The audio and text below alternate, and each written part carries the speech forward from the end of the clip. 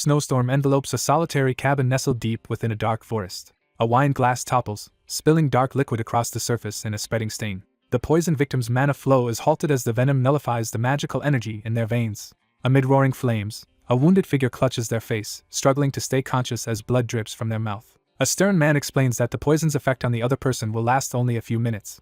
A man in an ornate uniform confesses to dosing the victim with multiple poisons as a woman collapses weakly near the fireplace. A military officer reacts with shock, struggling to process the alarming news he has just heard. A boot steps near the spilled wine glass while a threatening reminder is delivered. The injured figure solemnly asserts that the other's power holds no future for the Empire. A stern uniformed man declares that outside of war, the other person is merely a source of unrest.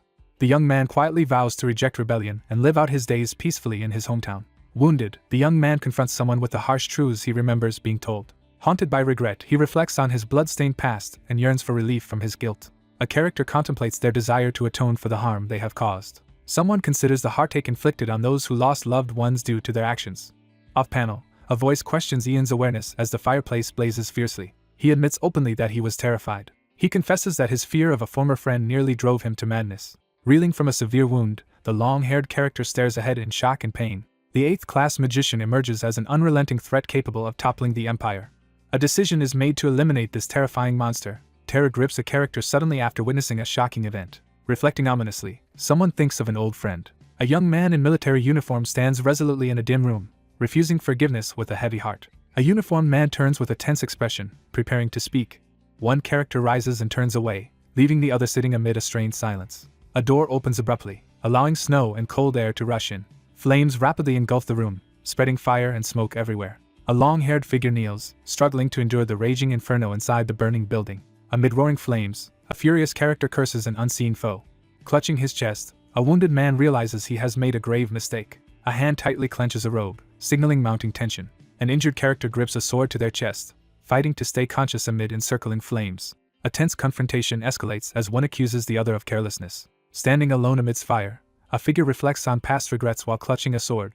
A hand reveals a dagger inscribed with runes and empowered by time magic amid the blaze. A wounded man prepares to stab himself with a glowing rune-engraved dagger to unleash a final spell before the poison claims him. A hand unveils a sword etched with runes as flames surge around it. Blood sprays through the air as a violent strike lands decisively. Collapsing to his knees, the long-haired figure coughs up blood amid raging flames. A determined figure seizes the glowing, rune-engraved sword as blue energy courses through their hands. Blood on his lips, an injured man chants a potent spell with fierce determination. A solitary figure kneels in the heart of a radiant magical circle, ready to activate a powerful spell. A hand reaches toward glowing runes as a mighty spell ignites. The wounded young man shouts his resolve to restore all that was lost. Gritting his teeth, the injured protagonist pushes through the searing pain. Silently, the protagonist stands before a gravestone, offering respect in the quiet cemetery. A gravestone partially veiled in shadow bears solemn inscriptions. A humbled figure kneels in submission before two imposing authorities in a cathedral-like hall. A decorated military man extends his hand, inviting a response.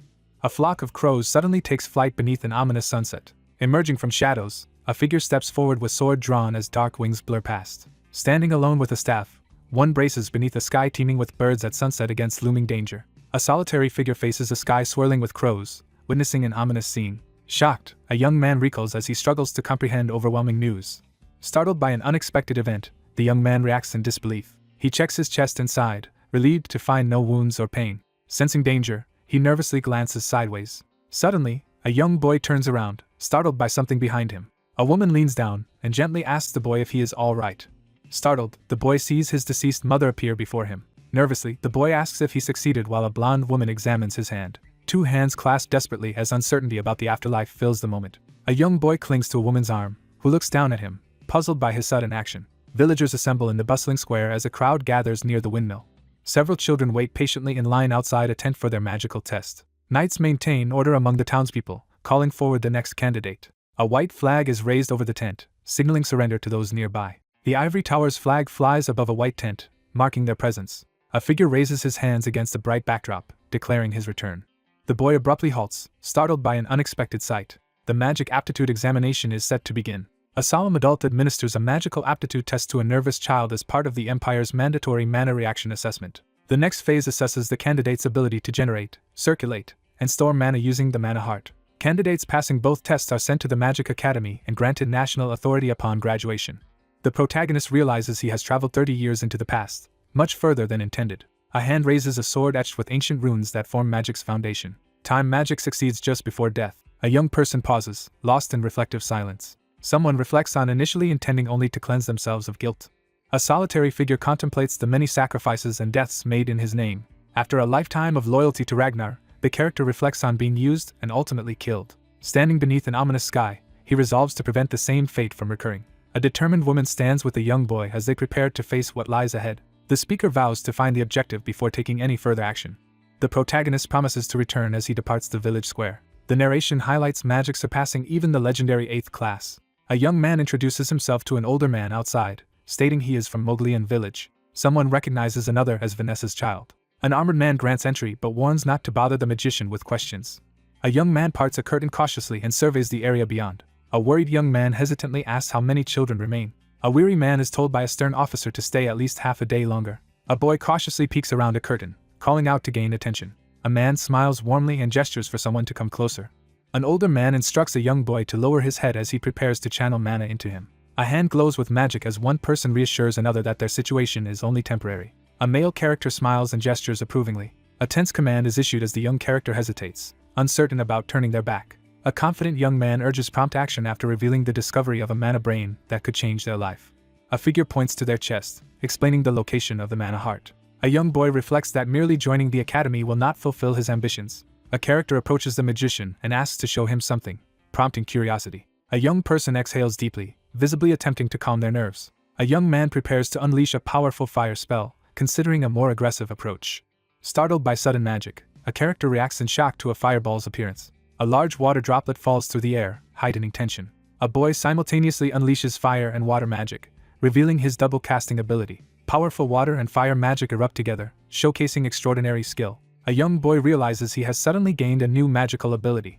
A mysterious figure appears suddenly, causing uniformed men to react in shock. Ian is left speechless, visibly shocked by an unexpected revelation. He calmly denies ever receiving that kind of training. A man demands to know if the information just heard is true. Detection magic is explained as a skill that reveals lies by monitoring physical reactions, while a tense character remains silent.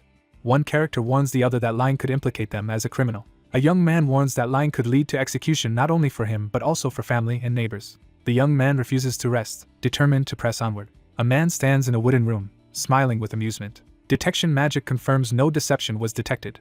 A character studies the young individual, puzzled by their presence. Two characters abruptly turn, alarmed by a piercing scream nearby. A young boy rushes into the room, urgently searching for his mother. A character freezes in shock, eyes wide from an unexpected sight. A frightened woman is forcefully restrained as she protests in fear. A man questions if the other is aware of important people inside. A man grabs the woman's wrist, mocking her as a widow, while she tries to pull away. A character coldly dismisses another's importance, asserting superiority. A startled woman turns in shock, reacting to an unexpected event. Three armored men enter, demanding to know what is happening. A man defensively explains his actions while a blonde woman pulls away during a tense confrontation. Clenching his fists in anger, the young man reacts furiously to the insult. A young boy is startled when a hand suddenly rests on his shoulder. A man formally announces that the child and his parents now hold equal authority to nobility due to the child's achievement. A character warns that disrespecting nobility and magicians equates to challenging the emperor's authority. A stern officer declares the crime punishable by death while detaining two subdued suspects. An armored man recoils in fear, startled by something unexpected. One character kneels, begging desperately for mercy while the other stands unmoved. A boy firmly states that the apology should be directed to someone else. A man gasps in shock, startled by something off to the side. An armored man kneels, begging a shocked woman for another chance. A blonde woman reacts anxiously to something off-panel, calling out a name in worry. A character exhales deeply in clear frustration. A boot steps decisively onto dusty ground, signaling action start. A weary young man kneels before an armored figure who observes him closely. A tense armored man angrily accuses someone of insulting his mother. A young man harshly orders his opponents to spread word of their witnessed actions. A determined boy glares forward, preparing for what lies ahead. A nervous man hastily agrees and thanks the magician. A young boy calmly thanks an older figure for their help outdoors. A young man confidently states that the ivory tower is responsible for magician protection. A robed figure instructs a knight to protect a child and mother, promising orders via crystal ball. A knight offers to escort the newcomer to the inn where they are staying. A woman expresses gratitude while holding a young boy's hand through the village streets. A young man announces his departure, preparing to leave. One character reacts in shock as another calmly confirms he is a magician. A man stands with folded arms, admiring someone's remarkable talent. Tension rises with impending chaos predicted for the palace and ivory tower. The town lies silent and deserted beneath the night sky. A man clutches his chest, staggering against a wall in pain. A furious man seethes in the hallway, angered by a subordinate's disrespect. A hooded figure watches a lone man walking at night, quietly plotting. Someone steps forward determinedly, moving along a dim street. A hooded figure coldly casts a paralyzing spell under night sky. A man recoils in shock, reacting to an unexpected threat beneath the ominous sky. One figure warns the other that movement will be restricted for a while. The effect of the magic is revealed. A hooded figure angrily confronts a shocked man about an insult to his mother. A young woman confronts someone under the night sky, reminding them of her promise to watch. A man clutches his side, recoiling as pain surges suddenly. Someone recalls humiliation inflicted by a kitchen maid's son. Haunted by past shame, a young man drunkenly wanders an empty street, stumbling near a stream. A lone figure stands on a bridge at night as the truth about a death comes to light. He hesitates beneath the night sky, questioning if his actions are right. Haunted by regret, the figure reflects on atoning for past mistakes and cleansing his stained hands. He acknowledges the enduring guilt from his past deeds. A determined figure vows to protect loved ones despite reluctance to shed blood again. A blue-eyed character declares lasting resentment and refuses forgiveness. A man anxiously examines a wall, searching for something unusual. Ragnar confesses he was poisoned, sparking questions about his motives.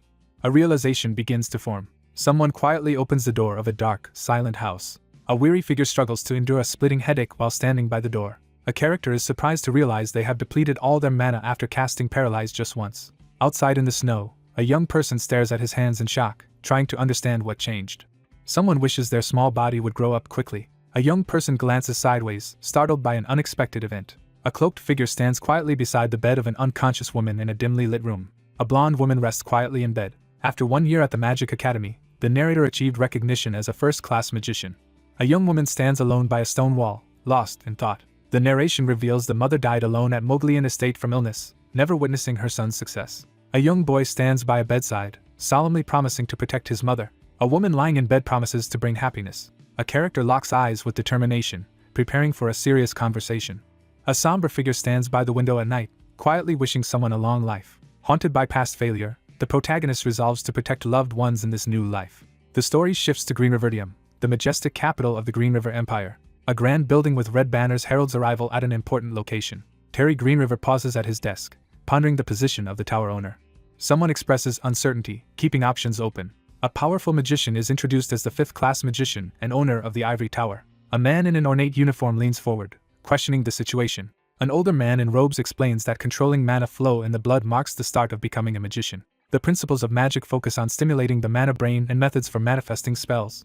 An older magician discusses the unusual case of someone claiming to have mastered magic without academy training. Narration explains certain individuals can wield first-class magic freely, like the first magician. The first magician independently discovered and manifested magic, becoming a legendary figure. A man wonders if the first magician is as legendary as mythical dragons. An older man clarifies that dragons are myths but confirms the first magician's essential history.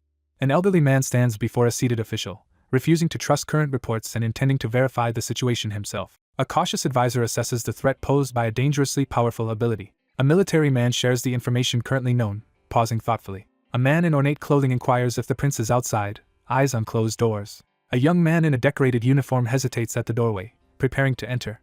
A door slowly opens, flooding the room with bright light.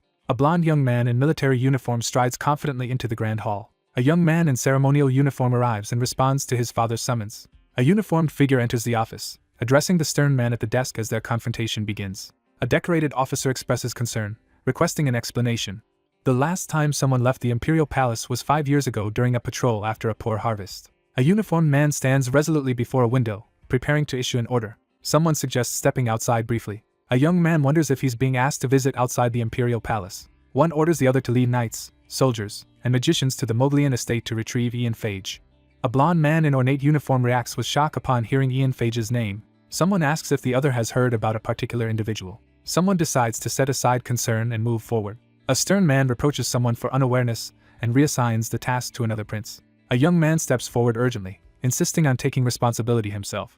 A stern man silently vows to complete the task flawlessly. An official instructs the uniformed man to prepare for a long journey north. A knock on the door breaks the silence. An older man declares he will leave to make preparations, prompting inquiries about what is needed. An older man in robes expresses frustration over difficulty convincing magicians to join the prince's mission. The military man dismisses the other person confidently and tells them to leave. A door creaks slowly open, breaking the silence. A young man bows deeply before an older man guarding ornate doors with a staff. The younger man asks if the tower owner will return to the ivory tower, but the older man refuses. An older man in a cloak announces a brief stop as he walks down an ornate hallway holding a staff. Morning arrives as peaceful silence settles over a rustic house surrounded by trees. The ivory tower and royal family prepare to make a decisive move. A boy sits quietly on a bed, deep in thoughtful reflection. He realizes his magician recognition has likely been reported to higher authorities. The plan begins to unfold as intended. The Empire urgently seeks allies to support Prince Hyde in Green River. Growing need for allies in the tower is expected to spark conflict between the royal family and the ivory tower. The protagonist resolves to seize control of his fate, refusing to be manipulated. Someone off-panel grants permission for the magician to proceed through the peaceful village. A robed figure clears his throat to speak, holding a glowing blue orb as soldiers stand nearby. The royal summons echoes through the room, causing the magician to freeze in surprise. The startled youth looks up, realizing they have been summoned unexpectedly. Someone remarks on how quickly the other has responded. A startled young man peeks cautiously through a doorway. It is revealed that another person was already awake. A man begins instructing on royal etiquette after delivering the king's command. A young person pauses briefly to reflect in silence. A commanding voice orders someone to kneel on their right knee. A voice instructs placing the left hand over the heart. The young man falls to his knees, clutching his injured arm in pain. A young man notices someone striking an unfamiliar pose and reacts with confusion. A powerful magician receives a magical summons via a glowing blue orb. A young man activates a glowing blue orb, summoning magical runes in the air. Respect is expressed for Ian Phage's formidable talent. A formal declaration is made to officially recognize a magician's place within the Empire. A mighty figure grants permission to record a name on the ivory tower's sacred list via a magic inscription tablet. An invitation to the Imperial Palace is delivered along with promised escort. The character silently sees through the other's intentions, remaining cautious despite a polite farewell. A young man reports finally completing the command paper and bows respectfully. A robed man receives guards' permission to escort a captive to the Lord's castle. A figure steps decisively onto stone floors, entering the scene. A knight formally announces that he and his company will escort the prince and companion to the Lord's castle. Preparations for departure are underway. The academy stands prominently beneath a bright sky, introducing the setting. A nobleman wearing a fur-trimmed cloak is introduced as the Great Lord of Moglian territory. A stern man warns a young pair to be cautious with their words before a watching crowd. One sternly instructs the group to treat the magician with utmost respect. Dramatic text reveals the name Ian Phage. Despite youth, he is recognized as the Empire's magician. A family approaches a carriage, drawing attention due to their remarkable magic. A man in a fur-collared cloak steps forward, warmly welcoming others and advising friendship. A powerful title is declared, marking the magician's identity. The young figure stands silently, lost in thought. Someone asks if anyone noticed the child at the training grounds. Two maids discuss the magical ability of someone who created fire with bare hands. An observer notes the child's 15 consecutive days of training, impressed by persistence. Haley stands in the courtyard, speculating that he remains inside the building. A young man exhales slowly to steady his nerves. He extends his hand calmly and deliberately. A powerful freezing spell is cast, signaling the start of a fierce attack. He channels swirling magical energy with intense focus, preparing a spell. Ice rapidly spreads across the ground beneath his boots. A wooden staff smashes through thick ice. Ice magic surges, spreading jagged frost across ground and walls. A young man stands resolutely among towering ice crystals after the snowy confrontation. Someone expresses frustration, feeling their efforts fall short. The young man pauses, looking up at the sky in thought. The narrator recalls having enough magic to freeze both training grounds and the entire castle in a past life. A character clenches his fist tightly, filled with anger. Someone reflects on physical and magical limits, seeking ways to compensate for insufficient mana. A startled boy is publicly identified as a magician in the town square. An older man rushes to the magician, begging desperately for his help. Someone urgently announces the Lord is missing. An elderly man reacts with alarm as he turns his head in surprise. A young boy reacts with alarm upon hearing about the missing person. An attendant reports anxiously that the hunting party has not returned since yesterday. A report states the search for the target failed, finding only minor battle traces. The young man sits in tense silence, deep in thought. A mysterious presence decides to spare certain individuals for now. A major assassination is foretold just before the First War of Unification. A grim prediction warns the Moglian heir will flee his territory when war begins. A death sentence is declared, to be executed after the war ends. A young boy questions if a more experienced magician would help more than he could. The narrator notes, regular hunting means recent events were unlikely triggered by their return. An older man explains someone is away on missions outside the territory. Someone is shocked to learn the dispatched magician has left the territory. Someone anxiously wonders if their return sparked recent events. The narrator reflects on unusual dispatched magician movements, suspecting a connection to himself. He silently gathers resolve, preparing for what lies ahead. Someone suspects secret reports to the Ivory Tower leader may lead to danger. A determined boy claims his greatest advantage is predicting the future while facing a mysterious figure with a glowing staff. Narration foreshadows that the Great Lord's death could alter the future's course. A determined young man admits the weapon will be lost and urgently asks for its location. A young boy steps forward, volunteering to help with the search. A firm resolve is made to thwart a looming threat at any cost. Someone calls out to Ian, catching him off guard in the hallway. A woman acknowledges the younger figure's awareness of a recent incident. A character is assigned to join a mountain search team. A character questions if the situation is too dangerous. A young woman warns someone they are too young for certain matters. A young boy confidently announces that he is now a magician. Two people hold hands in a sunlit hall, bidding farewell and promising reunion. A nervous girl interrupts the pair in the ornate hall. A desperate woman pleads urgently for help to find her missing father and brother. The woman offers money, land, and servants to persuade assistance in the grand hall. Two hands clasp tightly amid a radiant glow, sealing a resolute vow. He suddenly realizes something shocking. She promises to search, prompting surprise and hope in the other person. One asks to borrow a ring from the other. Someone detects magical energy emanating from the ring. One character hands a magical ring to another, hoping it aids their search. The ring slides onto another's finger. A young man clutches a glowing pendant, recoiling as rain pours around him. He examines his glowing hand, recalling that nothing has changed since his previous life. The Moblian ring, known for enhancing mana, is introduced. Someone notes the item was given to the daughter rather than the heir. A young woman stands nervously in a grand sunlit room, anxiously awaiting. Someone urgently pleads for help to locate missing individuals. A character reluctantly agrees to lend a treasured family ring. He devises a plan to overcome his mana deficiency. A cloaked figure confidently strides into a grand hall, startling guards. He steps forward resolutely through the spacious hall. The scene shifts to a vast, untouched forest beneath a rocky outcrop. Two figures spot something arriving at the forest clearing's edge. The group arrives at a blood-stained clearing where the trail abruptly ends. Someone asks if casualties have already been handled. A serious blonde reports no bodies found and suggests monsters may have devoured the missing people. Two monstrous hands reach toward one another in a tense moment. Only a few dozen goblin corpses remain after the battle. A cloaked figure stands silently in the forest, deep in thought. Hundreds of goblins likely launched an attack against them. A determined figure prepares to search for survivors before time runs out. A summoning spell is activated. A young mage summons the wolf spirit with a magical circle. A powerful spell radiates intense energy from the magical circle. A cloaked figure unleashes a surge of magic as armored onlookers watch astonished. Two startled soldiers react in confusion upon hearing mention of a wolf spirit. An animal lands firmly on the glowing ground, signaling a new beginning. A small white dog runs forward energetically, making its presence known. A startled pair discovers a baby wolf in the forest clearing. The protagonist recalls encountering a powerful opponent in a previous life. A young person quietly wonders if something in the forest could be mistaken for a puppy. The narrator admits limited mana prevents action. A young man in a cloak examines the ground, asking if the trail can be followed. A white animal discovers a fresh bloodstain on the ground. A large dog bursts through trees, startling the forest group. The group decides to follow the wolf spirit onward. A startled young man quickly turns after being called in the forest. A foggy cliff rises above a dense forest, setting the scene. A furious goblin charges, swinging a club wildly. A man in red fur-trimmed clothing attacks shadowy foes with a staff. A wounded man pants, clutching his sword as goblins surround him. A swarm of goblins rushes forward, overwhelming the defenders. A wounded man reels in shock upon learning of a massacre. Someone orders another to retreat while they stay to face the goblins. A shocked swordsman confronts a commander as armored soldiers watch. An urgent warning announces Mount Moglian is at risk from goblins. A goblin rushes from trees toward the startled group readying their swords. A young man shouts for his father, panic clear in his voice. A massive green-clawed foot crashes down onto the ground. A monstrous creature lunges at an unsuspecting wounded man from behind. A bearded man jerks his head around, visibly startled. A surge of ice magic blasts outward, freezing all in its path. The injured man endures pain, bracing for what is next. A character steps firmly onto icy ground, advancing with resolve. Ice spikes burst from the ground, sending armored soldiers flying as the wounded struggles to stand. A cloaked figure stands resolutely amid towering ice shards. A bloodied eye widens in shock as a crucial realization strikes. A young man controls powerful magic among jagged ice formations, exuding determination. Someone suddenly recognizes the true identity of the child before them. A wounded man stares ahead, struggling to endure his pain.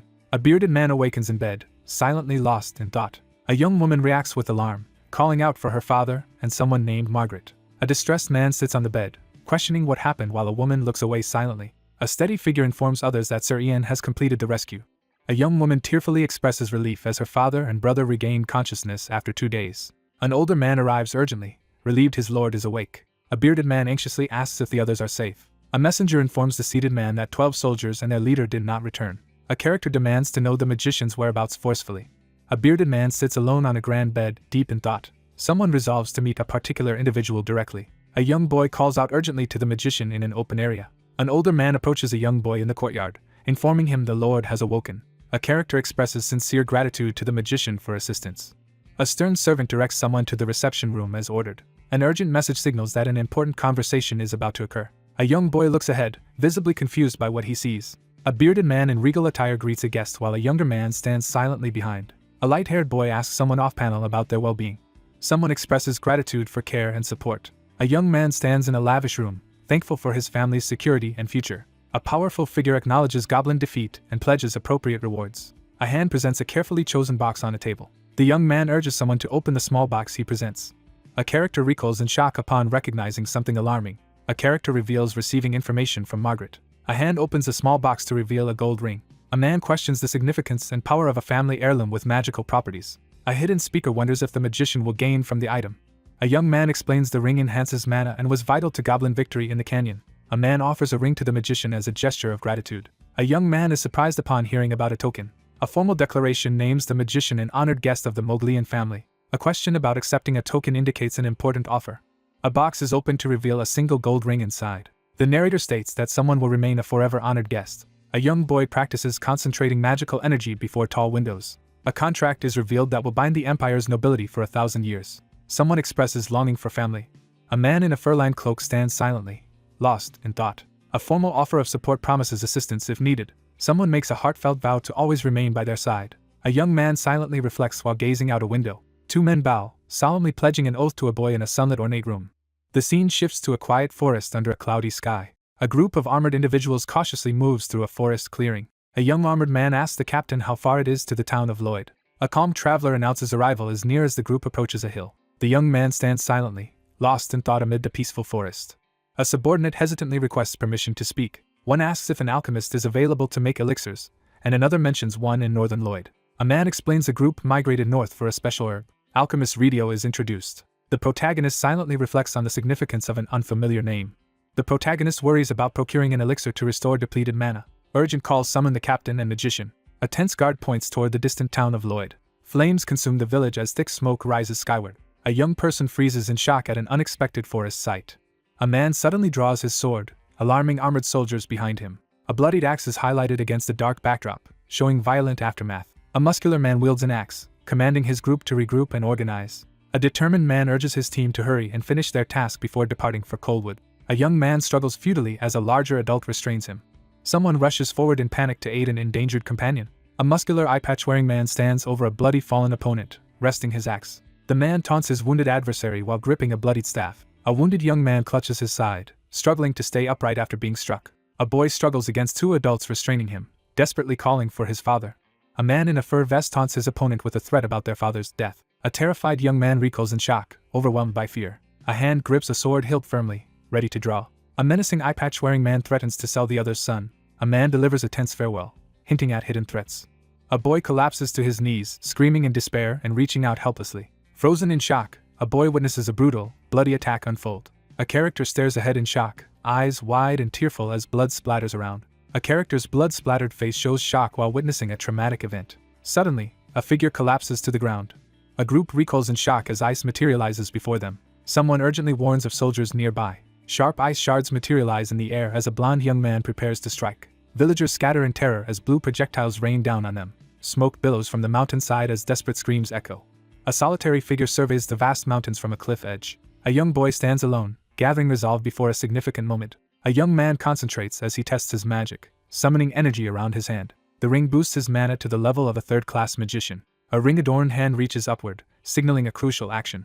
The scene shifts to a quiet graveyard beneath leafy trees, gravestones scattered in the foreground. Two grieving figures kneel beside a shrouded body, overcome by sorrow. A cloaked figure arrives alone at the ruins as others pass in the distance. One checks for injured soldiers. Another confirms everyone is safe thanks to their actions. A young person hesitantly responds to the news outdoors.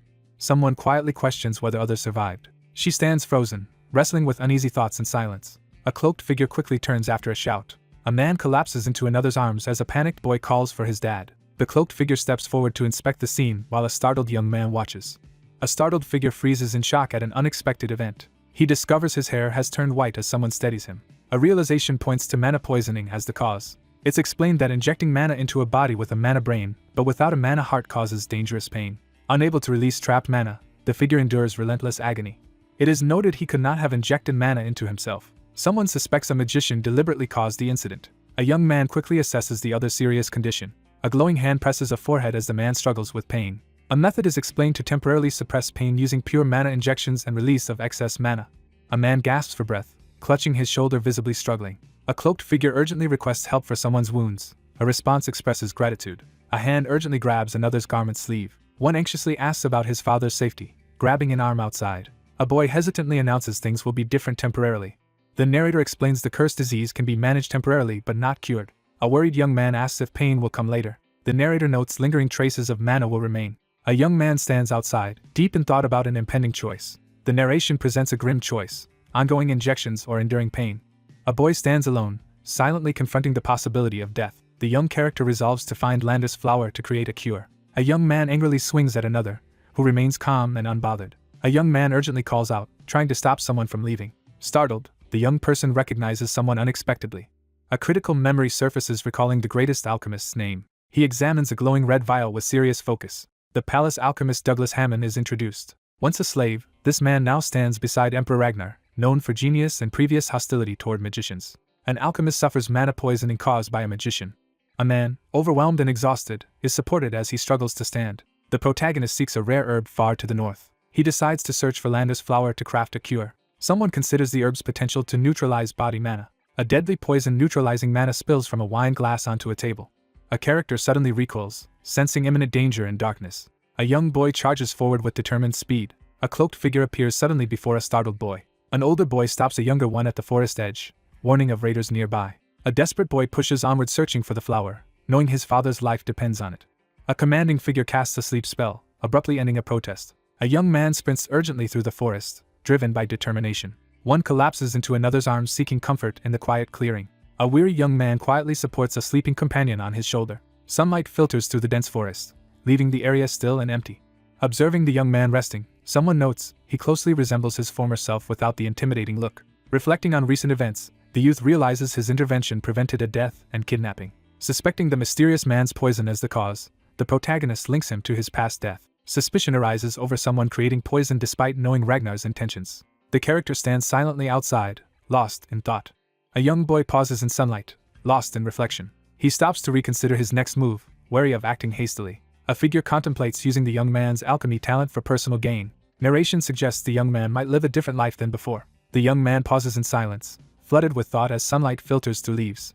Someone worries about potential betrayal. A figure raises a glowing hand, gathering magical energy for a spell. A boy reveals his magic in the forest. One young man follows another into a forest clearing, confronting him with concern. A man notices an unfamiliar child, reacting with surprise. A character explains they put someone to sleep to prevent reckless actions.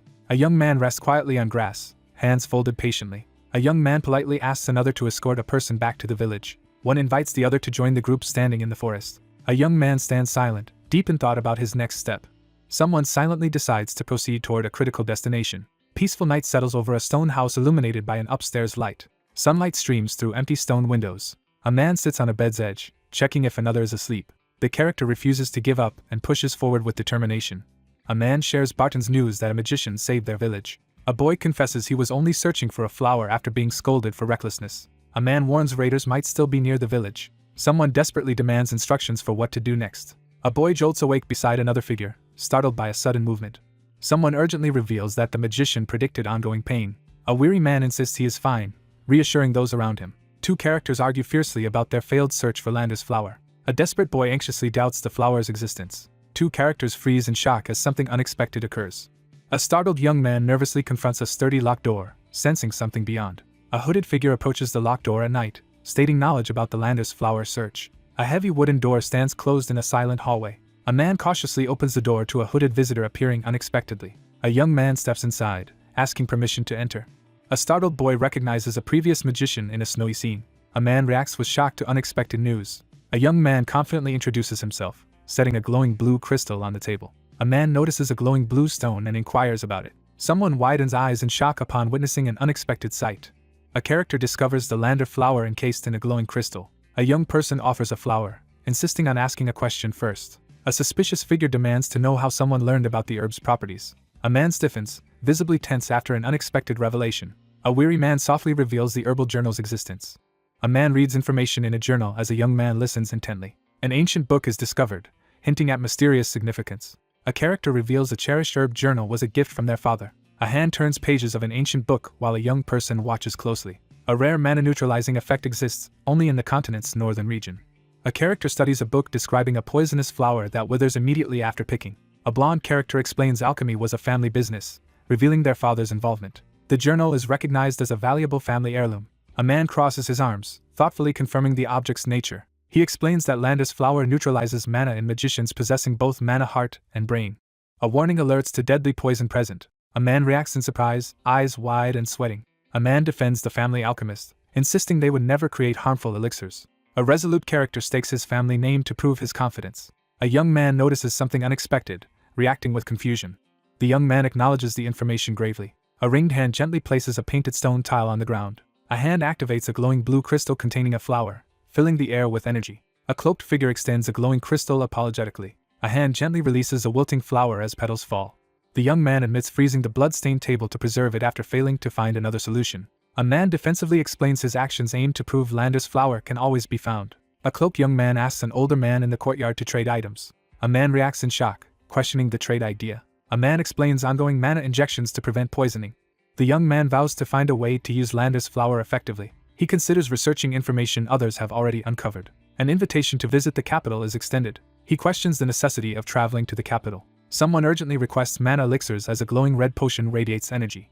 Someone resolves to study and find a cure for their sick mother. A nervous man wonders why the request wasn't made to a famous alchemist. A young man earnestly asks for steady companionship and consistent elixir supply. A young boy risks entering a raider-infested forest for a healing herb. Someone urges another to make crucial decisions for someone else's benefit. The young man stands stunned, reacting to unexpected news. The narrator reveals the child's unusual magical abilities. A young man hesitates, requesting time to consider his answer. She reassures the other person to proceed as much as they wish. A man promises the boy he will not lose his father or become a slave again. The young man studies the situation intensely. A firm decision is made to prevent Ragnar from claiming the talent. A boy receives a warm pat on the head, smiling broadly. A lone figure sits beneath a tree, silently watching the village below. Someone calls out, "Magician," prompting the young character to turn alertly. A knight announces readiness to return to the lord's castle. A young person pauses in thought as sunlight warms his face. A small stone house stands silently in a peaceful village. The boy reluctantly agrees to return. Someone wonders if a decision has been reached yet. A heavy wooden door swings open, revealing a stone corridor. A young boy and a man pause at the stone doorway, surprised by what lies ahead. A cloaked figure suddenly reacts to something unexpected outside. The cloaked young man hesitates, pondering if he truly has any choice. The two boys exit the building, each resolved to survive. A man firmly reminds someone to keep their promise. A young character responds calmly and confidently. A nervous young person hesitantly initiates conversation.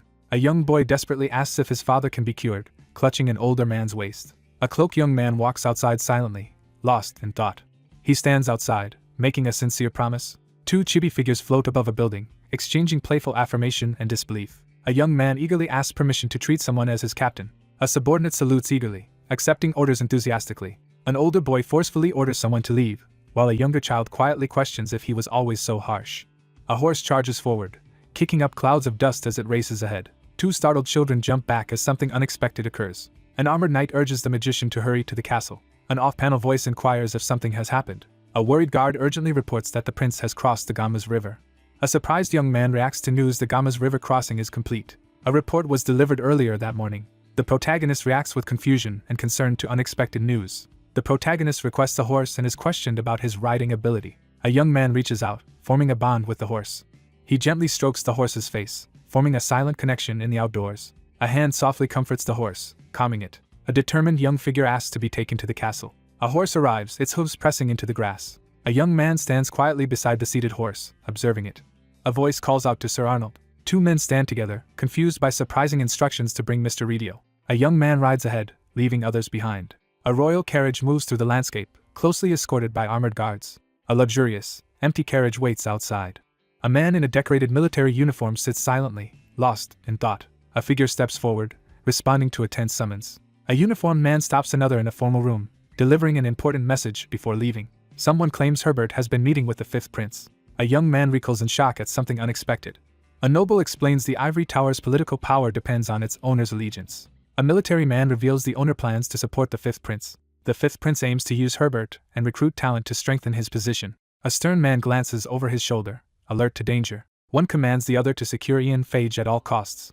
An urgent warning urges action before the ivory tower intervenes.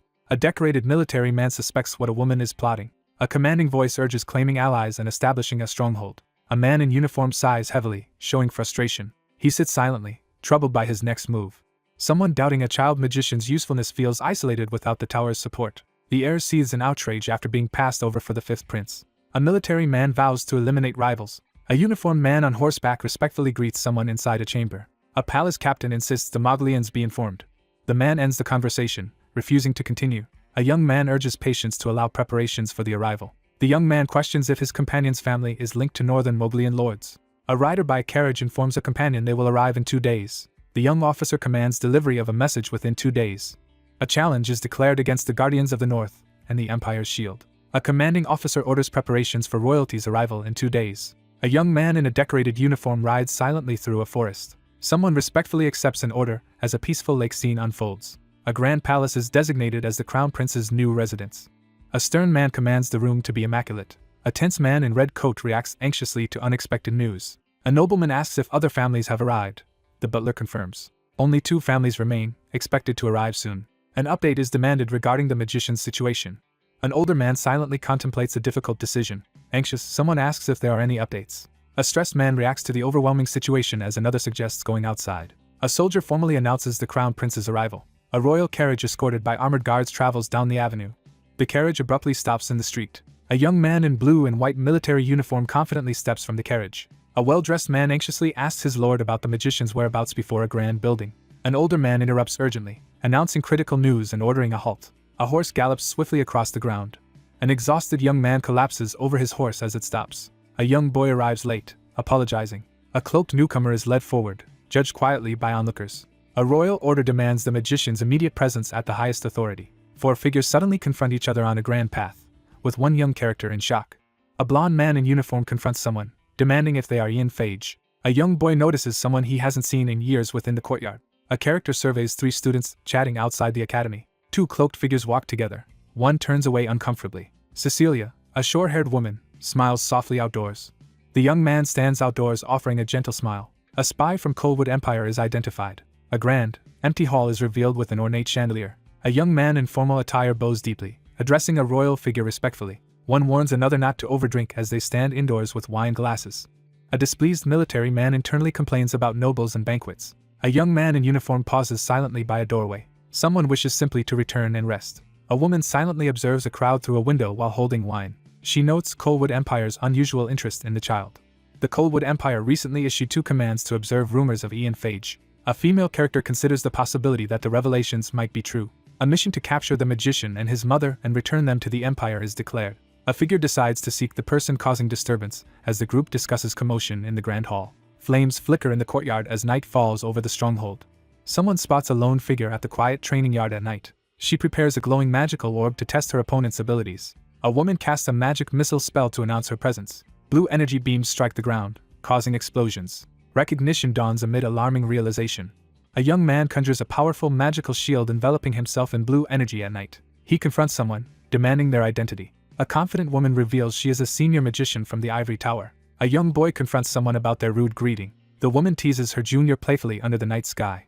A young person quietly admits feeling hurt while speaking under the stars. A woman outside at night reacts in shock to an unexpected event. A significant name is revealed, escalating tension. The woman recoils in shock, startled by something unseen. 2 figures confront each other on a rooftop at night as one reveals unexpected knowledge.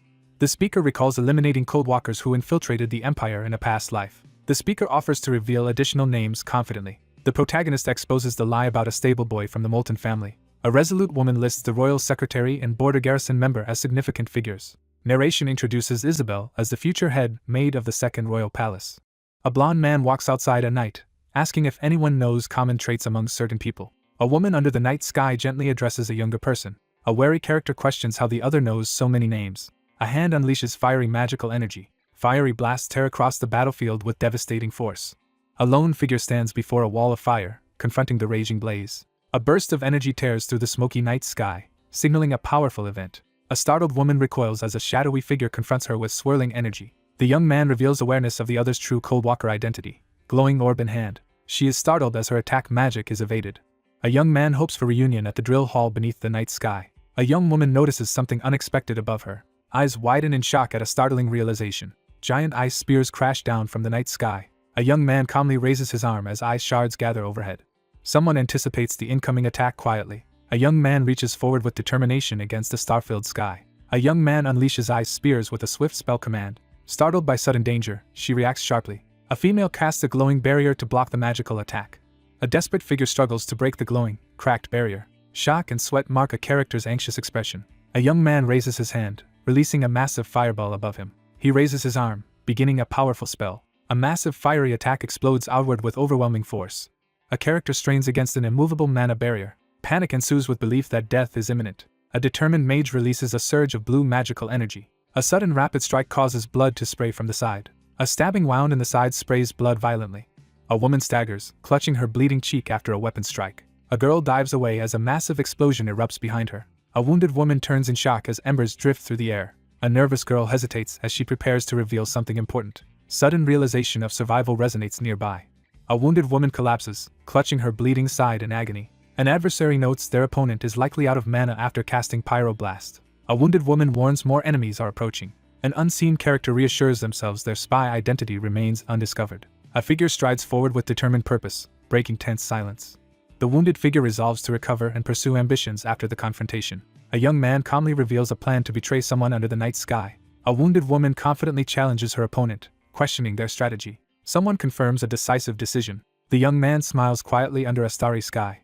A character reveals secret evidence unknown to others. A young woman reels in shock as uneasy murmurs spread through the crowd. Soldiers freeze in shock under an archway as something unexpected occurs. A young man urgently calls out under the night sky, alarmed by the situation. A wounded woman collapses, supported by one as another rushes in alarm. A declaration of success is made. Surrounded by knights, a man stands resolute under the starry sky amid mounting tension. A stern young man demands explanations from an unseen figure. A young man anxiously explains witnessing unusual actions involving a woman. A bloodied woman recoils in shock after hearing a masked person was involved. It's revealed she suddenly tried to kill him. One young man confronts another about harming someone to save himself. Demands for proof arise, suspecting a check was performed. Recognition dawns that a mark on their bodies is a crucial clue. The group orders a bloodied woman searched. She and her protector react defensively. Two magicians protest a harsh decision by their captain at a construction site. A character draws a sword determinedly beneath a dramatic sky. A projectile narrowly misses two startled young men at night. A stern man announces the prince's presence, standing sword ready. A young man insists on healing before continuing investigations. A firm gesture halts two knights bowing, awaiting further orders. A distressed blood-stained woman is questioned about suspicious circumstances. Uniformed figures report their search found no results. One urgently demands immediate healing for an injured person, rebuking suspicions. A young man stands under the night sky, questioning if he was lied to. The young man calmly denies accusations beneath starry night. Two figures face each other. One trembles, the other recoils in surprise. A blonde-haired boy approaches a wounded person, breaking tense silence. A woman recoils as a glowing hand touches her wounded shoulder. Two startled young men freeze as a menacing cloaked figure confronts them. A magical seal activates on a woman's neck, signaling a critical moment. Presence of a mana seal is realized. A bruised woman glares upward in anger, demanding explanations. A young man realizes others were checking for a specific mark. Cold walkers bear secret marks and attend special training known only to managers. Interrogation of a manager revealed this truth after a year of questioning. A character asks others if anyone knows the mark's meaning under the night sky. A nervous character admits first sight of the mark and anxiously queries another. Standing outside at night, he admits the mark's meaning is unknown. The object remains valid evidence, declares a voice.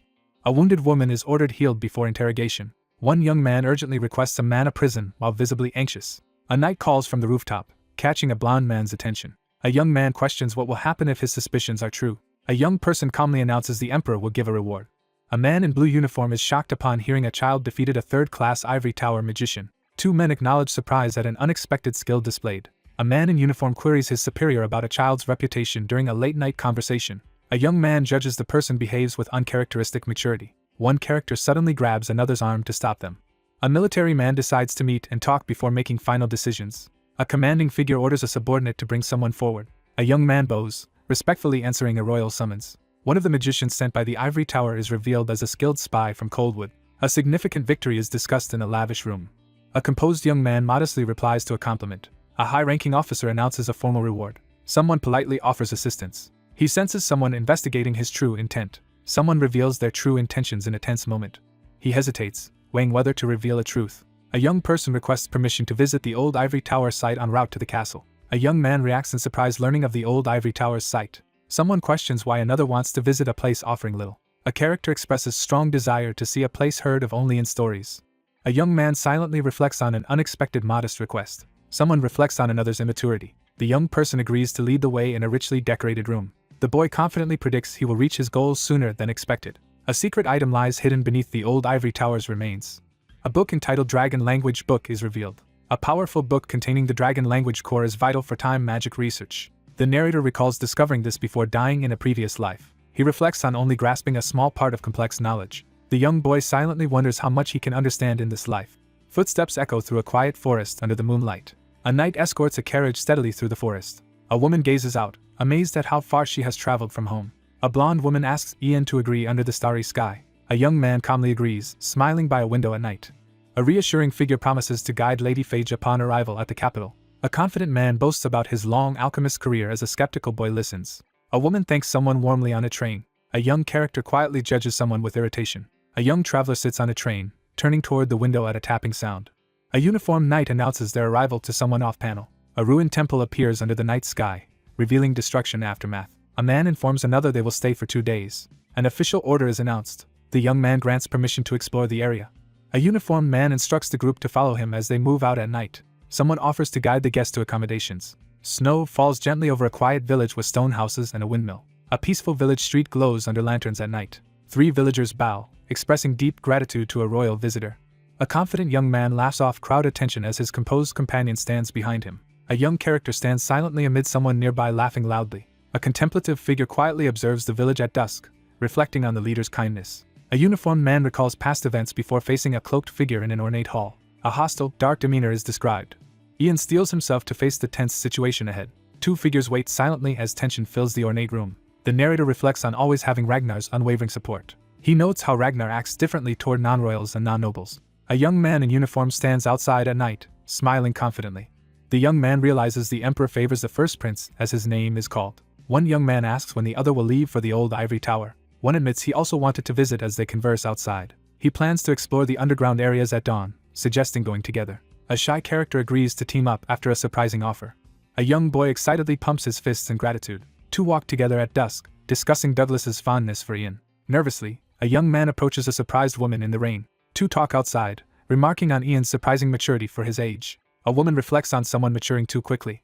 A young person struggles silently to fill the void left by a father. A man asks if someone's husband was also a magician based on a resemblance. She explains calmly that Fran was an ordinary person. A man disappeared before Ian was born after leaving for work. His belongings returned home 5 years later.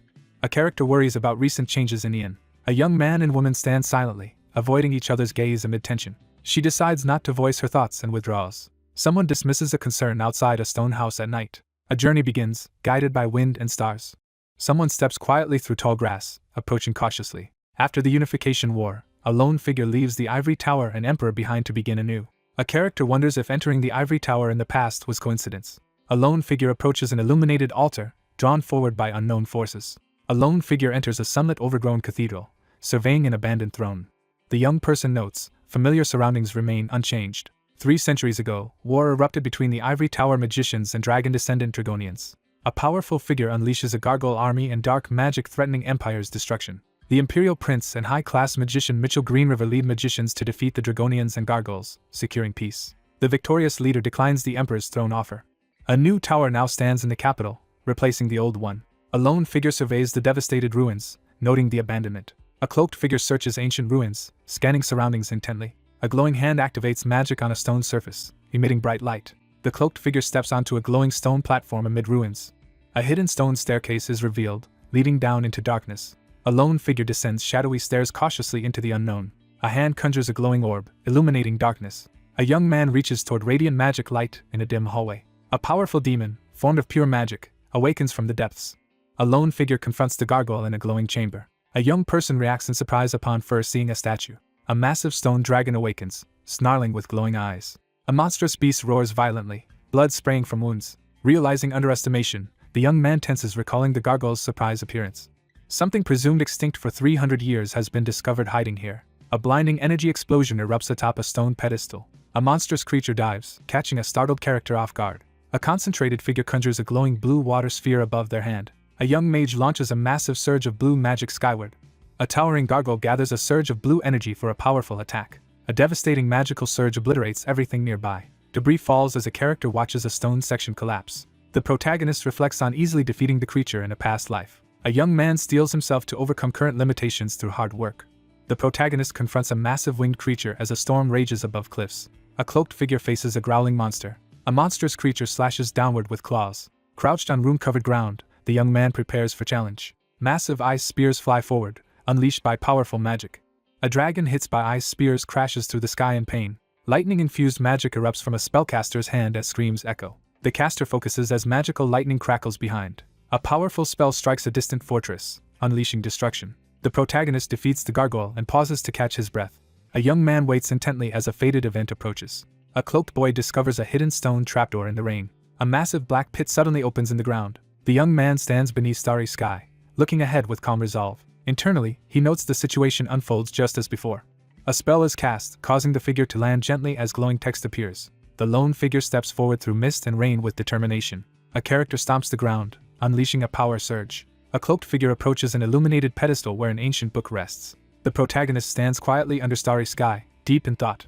An ancient scroll containing the dragon language is revealed. A cloaked figure discovers a closed book on a stone pedestal in a dim chamber. A young man startles as he realizes a dragon is present. A mysterious voice suggests the first magician's involvement.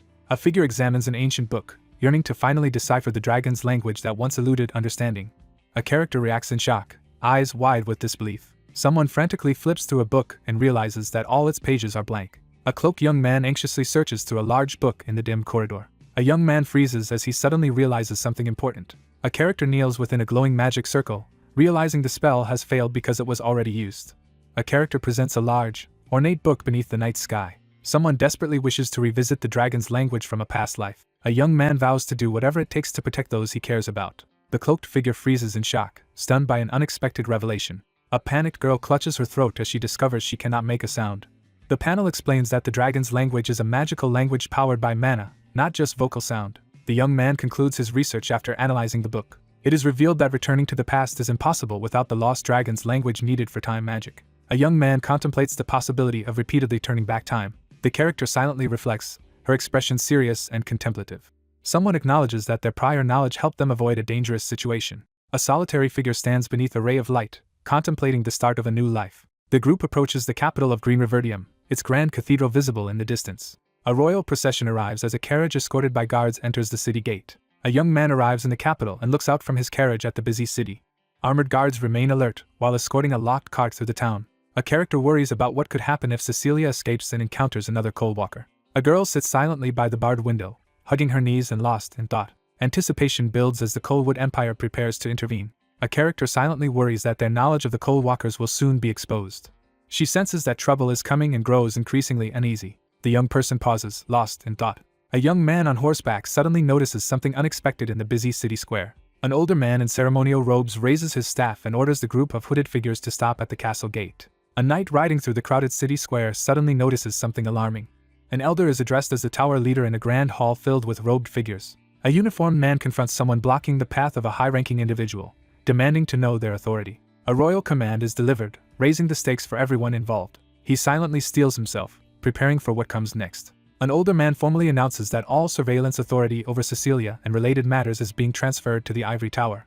A young man in uniform questions the suspiciously early receipt of the command paper before the spy's arrival. An older man questions why the situation has not been addressed more quickly. An elder man with a staff tells a uniformed man to rest as the Ivory Tower assumes responsibility inside a grand stone hall. He clenches his jaw in the rain, struggling to contain his emotions. Two officers argue in the plaza over whether to surrender the accused girl to the tower leader.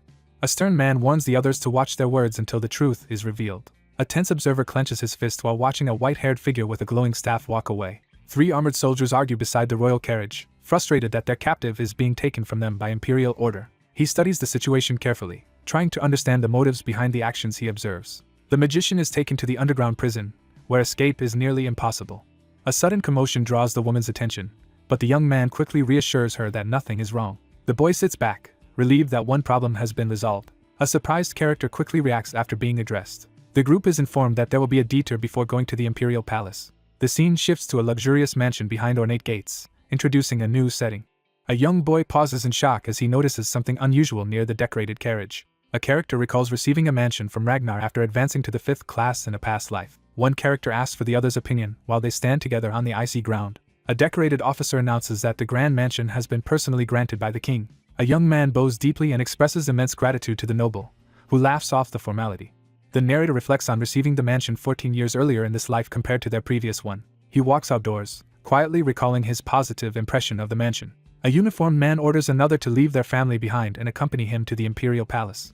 A character reminds another that they must now greet the king in the capital. She looks down in silence, visibly embarrassed. One character politely asks for permission to tour the mansion with their mother, and the other readily agrees. A young boy enthusiastically thanks someone outside. Sunlight illuminates the grand building's ornate exterior, introducing a new setting. A magnificent chandelier illuminates the grand staircase in the luxurious hall. A woman is astonished as a young boy eagerly awaits her reaction to the grand surprise.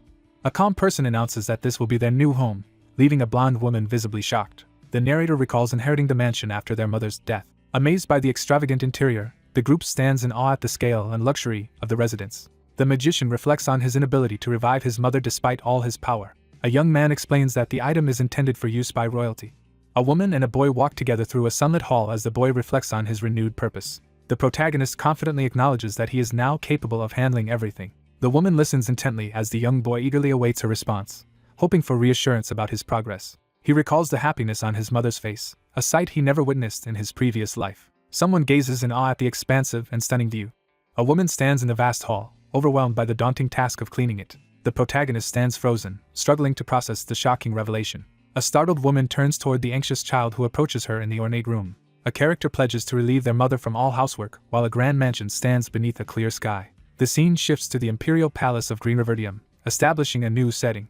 The character steadies themselves, feeling nervous about what is to come. He reflects on never having met the emperor, even in his previous life. After graduating from the academy, a new understanding of the world began to form. He was already on his deathbed. A formal portrait of a distinguished man is prominently displayed in an ornate golden frame.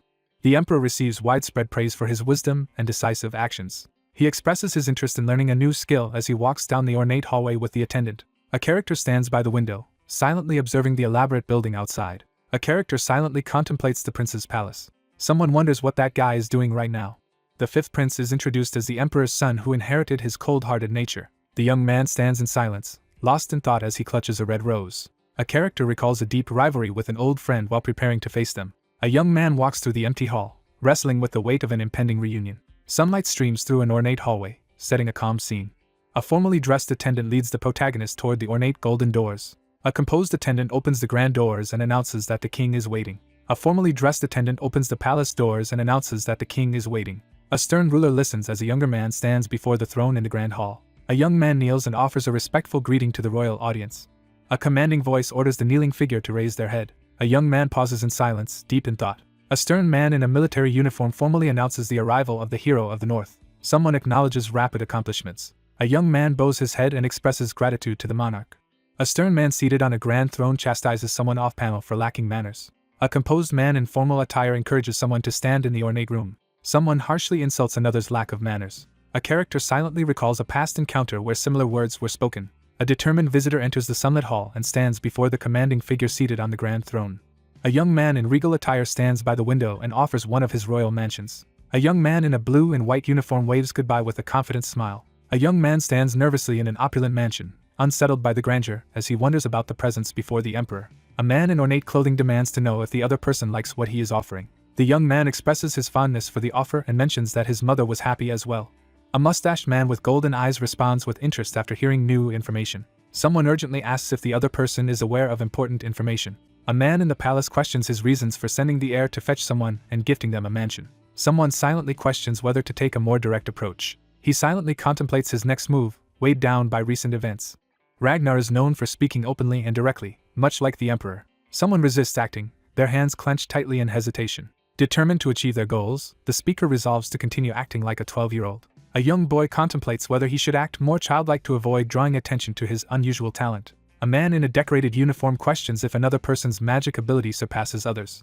A figure challenges the others in the throne room by questioning if the situation is truly resolved. A young man in ornate clothing stands silently in the shadows, withholding his thoughts. The young man silently struggles to process the situation, his anxiety evident. A young man stands before the throne, formally confronting his stern father. A man in a decorated uniform questions a child's understanding with a doubtful tone. A decorated officer quietly observes as someone unexpectedly steps in to protect another person. A stern man in a decorated military uniform agrees to support the heir. Someone is being praised for their exceptional talent and for helping to catch a spy. The ruler invites the person standing before the throne to state their desired reward. The man in military attire offers to fulfill any request. Seizing a rare opportunity, the young man reflects on the power now within his reach. A character asserts their identity as a child. A young boy requests permission to look around the ornate room. Alert and cautious, the character quickly scans the surroundings. A character expresses a desire to explore the palace and share their experiences with their mother. The young man looks around in awe, taking in the palace's splendor. One man explains that a young person's wish is to see the old ivory tower, noting his curiosity. Someone begins to make a suggestion. A young man smiles with hidden intent, his expression partially concealed by shadows. A man in a decorated uniform reluctantly agrees to hand over the seal. An attendant hands over a seal and explains that it grants access to most areas within the palace. Someone suggests asking another person for guidance. A pair of hands raises a glowing golden artifact, drawing attention to its significance. A young man calmly expresses that he is satisfied with what he has. A man in ornate military attire sits on the throne and declares he will give a personal reward. A young man commands the maids to bring something into the grand room. A mysterious voice promises a reward. A treasure chest overflowing with gold coins is discovered. A group of maids is formally assigned to ensure comfort at the mansion. A young boy breathes a sigh of relief, realizing his mother won't have to worry about cleaning. A man expresses gratitude to the monarch seated on the throne. A young man steps confidently through the ornate golden doors, making a formal entrance. The young man senses suspicion instead of the usual curiosity from the other person. A character grips an ornate golden card while reflecting on someone's behavior. While walking through the golden hallway, the character recalls Ragnar's belief that suspicion is essential for leadership. Pressed for time, the character decides to address only the most urgent matters. The scene shifts to a grand garden pathway lined with royal banners and a distant fountain, establishing a tranquil setting. A uniformed guard stands watch outside the gated entrance, scanning the area for any signs of trouble. A young man approaches the guarded entrance and asks for directions to the garden. A young man presents a glowing royal token to the guard and prepares to guide him as instructed. A character plans to discreetly visit a specific location under the guise of sightseeing. A lone figure arrives at the Empire's sanctuary, pausing in awe before the grand structure. The young man pauses in silent contemplation, his gaze fixed forward as tension builds. Someone expresses their comfort with the place. Access to the hall is strictly limited to members of the royal family. He promises to return when he has the power to do so. A man in an ornate military uniform pushes for confirmation with a pointed question. A brazier burns quietly against the stone wall, casting flickering light.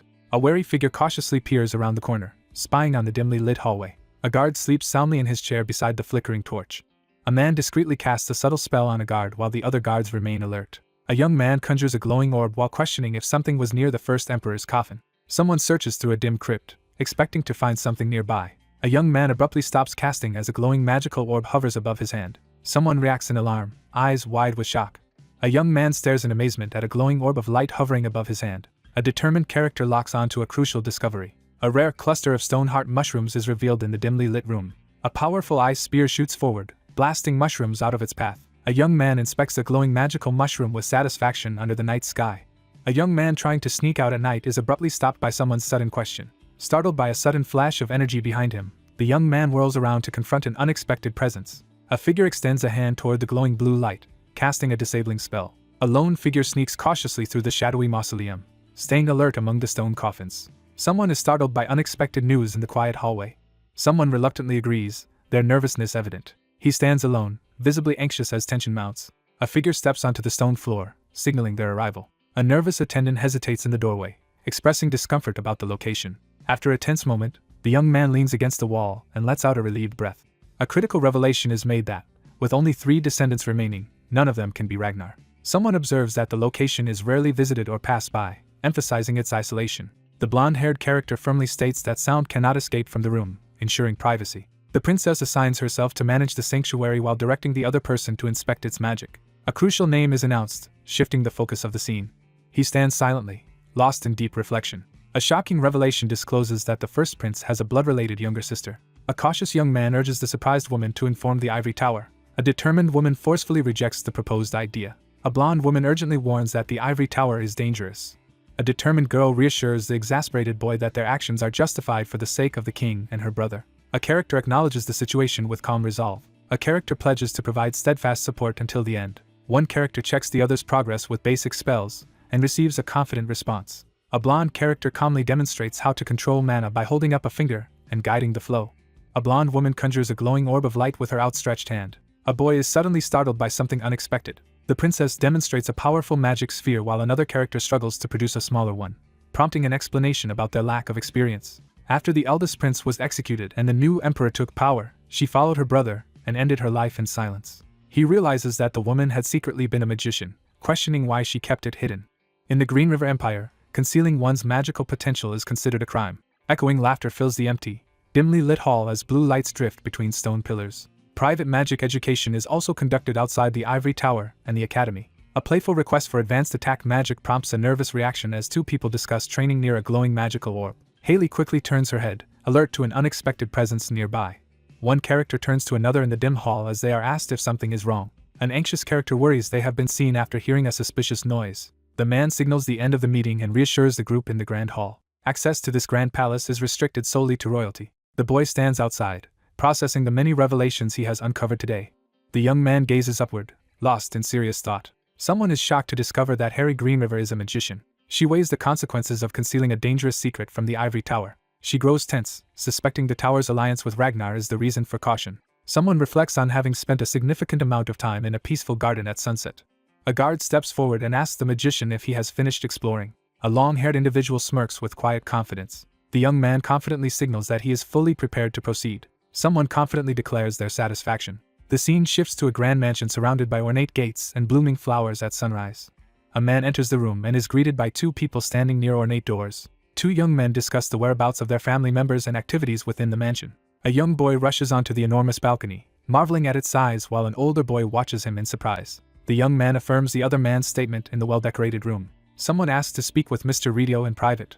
In the lavish hallway, one boy approaches while another stands guard at the ornate door, tension rising between them. A young man urgently asks someone to create a secret potion for him. A man nervously asks about the secret potion. A hand presents a crumpled bag containing several mysterious gray stones. A man warns about the deadly effects of the stone heart mushroom as another person displays it. A character questions the risky request to make a secret potion using a dangerous mushroom. A man questions whether creating a secret potion is truly possible. An adult man introduces the concept of interrogation magic to a surprised boy in the elegant room. A tense man reluctantly admits the truth. A determined boy requests a secret potion to avoid dangerous magic, startling his companion. A difficult request is being discussed as one person considers whether immediate action is needed. The young man insists they should act as soon as possible. One man carefully studies the other, silently weighing his next move. Someone announces that the Ivory Tower has sent an important message. A young boy approaches a maid to receive a sealed letter outside a decorated door. A young man silently reads a letter deep in thought. A hand holds a letter addressed to the magician, signaling the arrival of an important message. The Ivory Tower is eager to arrange a meeting, just like the royalty. The narrator explains that the meeting should properly occur on the day of official academy enrollment. A critical question is raised about the challenge of teaching a highly skilled magician with beginners. The young man silently studies the contents of the letter under the warm light. A meeting is proposed to take place in 1 week's time. A request from the Ivory Tower is presented, urging acceptance as a recognized magician. A stern young man hands over a document, declaring a strict 1-week deadline. A boy demands quick results from a nervous man, who hastily agrees to complete the task within a week. One character realizes they must sacrifice sleep, slumping in defeat as another silently watches. One character solemnly entrusts an important responsibility to another. A young man anxiously scans his surroundings, sweat forming as he reacts to something off-panel. A horse-drawn carriage moves steadily along the forest path. Someone sits in silence, deep in thought. A character examines a potion made from stone heart mushrooms that will regulate their heartbeat for 2 hours. 2 hours remain as the young man waits in quiet anticipation, lost in thought. The carriage moves steadily as the young man gazes out the window in silence. A towering, ornate structure comes into full view through the window, dominating the bright skyline. He quietly recalls the moment he abandoned everything and left this place. The carriage arrives at the entrance of the Ivory Tower. A young woman notices the arrival of an important guest and greets him. A woman warmly welcomes a newcomer as they arrive at the entrance of the Grand Ivory Tower. Someone directs another person to proceed. A friendly woman offers to lead the visitor to the owner. A grand, empty hall is revealed, illuminated by ornate chandeliers. The group enters the first floor of the tower, known as the entrance hall, as one character explains their location. A young boy pauses thoughtfully beside a girl, holding a blue garment as their conversation momentarily stops. A woman and a boy enter the grand hall as the boy notes that the place remains unchanged across time. A glowing golden plate draws everyone's attention in the center of the grand ceremonial hall. A girl explains that the device in the tower is a mana elevator, which allows people to travel between floors. A golden magic platform allows high-tier magicians to access the highest floor directly. A booted foot steps onto the glowing test plate as instructed. A robed figure informs the other person that the high-tier magicians await in the owner's room on the highest floor before taking their leave. A young boy stands resolutely within a glowing magic circle, tightening his grip on a cloak as he prepares for a ritual. A massive pillar of golden light crashes down inside the cathedral. Bathed in golden light, a young person examines a mysterious object in their hand. A person with light hair quietly drinks from a glass bottle. A young boy stands anxiously beneath a column of magical light as an extraordinary event unfolds. The young man silently contemplates a crucial decision, his gaze unwavering. A lone figure approaches the imposing door, footsteps echoing in the silence. A massive stone door slowly opens, flooding the area with blinding light. Footsteps echo as someone approaches across the tiled floor. A young man enters the room and receives a calm welcome. A distinguished man formally welcomes a guest to the tower. The older man gestures firmly from his throne, instructing the young man to sit across from him. One man addresses the tense group gathered in the library. A young man steps into the library, facing 4 adults who watch him intently. A requirement for all magicians joining the tower is being explained. A young boy inspects the ornate chair with focused attention in the sunlight. Sensing the tense atmosphere, the protagonist realizes others are trying to ensure compliance. A character gestures toward a glowing magical status screen, expressing admiration for another's impressive abilities. An older man seated on a throne studies a magical text, his suspicion growing. A voice declares that their bond through mana is stronger than blood. He insists they eliminate any doubts without delay. A young man anxiously confronts the threat of being tortured as he sits nervously on the grand chair. The man seated on the throne firmly rejects any suggestion of violence within the tower. The group prepares to begin their interrogation. A man commands someone to simply answer his questions, his intense blue eyes reflecting his determination. Someone prepares to begin the confrontation. The formal meeting begins as the group assembles around the table. A glowing magical text reveals the subject's birth year, zodiac, and family background in a grand, illuminated room. Someone demands to know if the information provided is accurate. The young man firmly admits that all the statements are true. An older man seated in a grand chair asks about the relationship with the alchemist Ridio. The young man explains that he sought an alchemist to provide medicine for his weak mother, following the Lord's recommendation. One character anxiously explains his fascination with the old ivory tower as another presses him for the real reason behind his visit. One man questions the other about a magician named Cecilia, and the other responds affirmatively. The man demands confirmation from the witness about seeing Cecilia conspiring with a masked individual and attempting murder, while noting her ongoing silence. A weary young man slumps in his chair, relieved to have survived a recent ordeal. An elder calmly denies ever being taught magic while under scrutiny. Several powerful spells are listed, including Fireball, Spirit Summoning, and Frost Nova. A young man unleashes a surge of swirling fire magic from his hand. A young mage questions how the other person knows so many skills. A cloaked young man demands a plausible answer while standing among towering ice crystals. Someone sarcastically questions another's intentions. He sits alone, quietly recalling memories of important people from his past. Someone describes imagining fire on their palm as an example of magical thinking. A hand unleashes a powerful fireball, crackling with intense magical energy. Someone confesses to having imagined something. A boy sits on a throne and conjures a small magical flame in his hand. 3 men sit on ornate chairs as 2 of them react with shock and disbelief to unexpected news. In a lavish office filled with glowing digital runes, 2 people engage in a tense discussion over critical information. The results from the Ivory Tower's strongest detection magic confirm that the boy is telling the truth. The legendary first magician is introduced, establishing a mythic presence. He wonders if the person before him is truly a reincarnate. He questions whether the man's magic is powerful enough to evade even advanced detection spells. Someone questions how a small child could possess such an immense amount of mana. A wary man sits on a grand throne, intently observing something suspicious. A woman abruptly stands up from her chair, fists clenched in frustration. Someone snaps in frustration, demanding an end to the pointless questions. Haley faces her opponent with unwavering determination, ready to confront them. A resolute woman interrupts the conversation to demand a direct answer. Someone off-screen urgently shouts for Helene to calm down. A concerned young man questions if everyone is here to see the tower's owner. A red-haired woman confronts the blonde-haired person and demands to know their true identity. A woman demands the nervous boy reveal his identity. A frustrated character challenges the credibility of someone's statements. A young man reflects on a woman's personality, appearing wary as he contemplates her nature. Someone invokes the name Helene. The narration reveals that someone held the title of youngest 4th-class magician before the speaker surpassed them. A stern woman with red hair stands her ground, ready to confront her opponent. A young boy confronts someone, questioning if they already know the answer. A red-haired woman reacts in shock to unexpected news. A character points out the glowing magical writing suspended in the air. A boy sits on an ornate chair and announces his name, birth year, and zodiac sign. A frustrated figure slams their fist onto the table, demanding to know if the message was read. A furious figure snaps in outrage, glaring intensely as they clench their teeth. A stern man seated at the ornate desk interrupts the confrontation, bringing the tense exchange to a halt. A stern man on the throne prepares to ask a final question. Someone brings up a rumored accident that occurred during the mana reaction test. A man forcefully seizes a woman's wrist as she pulls away in alarm in the middle of the village. A voice reminds someone about the soldier who insulted them and their mother, asking if they remember the one named Jonathan. A young man sits in silence on a grand chair, his posture heavy with unspoken tension. The following day, the soldier was discovered dead. When the body was found, faint traces of mana were detected on him. Someone brings up the topic of the soldier's death, signaling the start of a serious conversation. An intense man seated on a throne demands to know if someone is connected to the issue.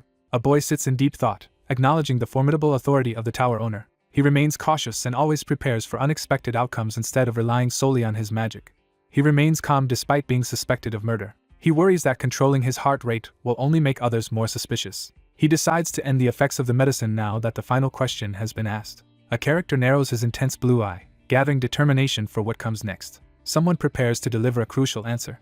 Someone denies any knowledge of the situation. A young boy sits upright on an ornate throne, placing his right hand over his chest in a resolute oath. 3 men stare in shock as blue magical energy bursts forth in front of them. Both characters tense up, reacting sharply to an unexpected event in the rain. Hidden behind the ornate throne, someone questions whether they have been deceived. An older man seated in a grand chair interrogates someone about their involvement. The boy firmly confirms his answer. The older man acknowledges the truth and thanks the other person for their honesty. The man calmly admits he fabricated the story about finding mana traces. Someone announces that a person died after tripping on a bridge. He sits in silence, deep in thought. The protagonist politely explains that he cannot leave yet because he still has important matters to handle. A unique and mysterious power is being described as something never before witnessed, even within the tower. An older man advises the group to act with greater consideration. The group discusses current limitations and the potential for future growth. A device called a mana battery is introduced. A character explains that the large orb is a crucial part that powers most of the tower. A character explains that the orb changes color as it accumulates more mana. A young man is told to pour all his mana into something, prompting his cautious curiosity. An older man explains that the purpose of the test is to determine someone's limit. The man steps closer to the ornate orb, ready to begin the test. The panel reveals that the store can contain mana up to the level of a third-class master. The boy decides to infuse the orb with power equivalent to a second-class master. A character carefully plans to reveal only a portion of their abilities to avoid suspicion and secure a favorable placement. He pauses in silence, lost in deep thought. The protagonist reflects on his past, acknowledging he was only an 8th-class magician and not someone destined for historical greatness. A young mage channels energy into a glowing orb as a mysterious figure with a staff watches closely from behind. A figure reflects on a life shaped by careful observation and calculated decisions, hands resting on a glowing blue orb. A solitary figure stands in the darkness, resolutely deciding to forsake power, authority, and glory. Someone expresses a willingness to sacrifice everything they possess. A silver-haired boy channels energy into a glowing blue magical sphere. Someone admits that magic is all they truly understand. A blue-eyed boy unleashes a powerful hidden energy, radiating an intense aura. An unseen force asserts absolute dominance over all others. A young man unleashes a surge of powerful magic into a glowing blue orb. A powerful force shatters the massive magical barrier, sending energy swirling through the air. A massive blue crystal explodes, scattering shards across the area. 3 men are suddenly blasted by a strong gust of wind and instinctively shield their faces. A surge of bright blue magical energy fills the cathedral-like room. Breathing heavily, the exhausted figure stands before the large, cracked stone pedestal. Struggling to catch his breath, the young man tries to recover after a surge of energy. An older man pauses in tense silence, observing the situation with a serious expression.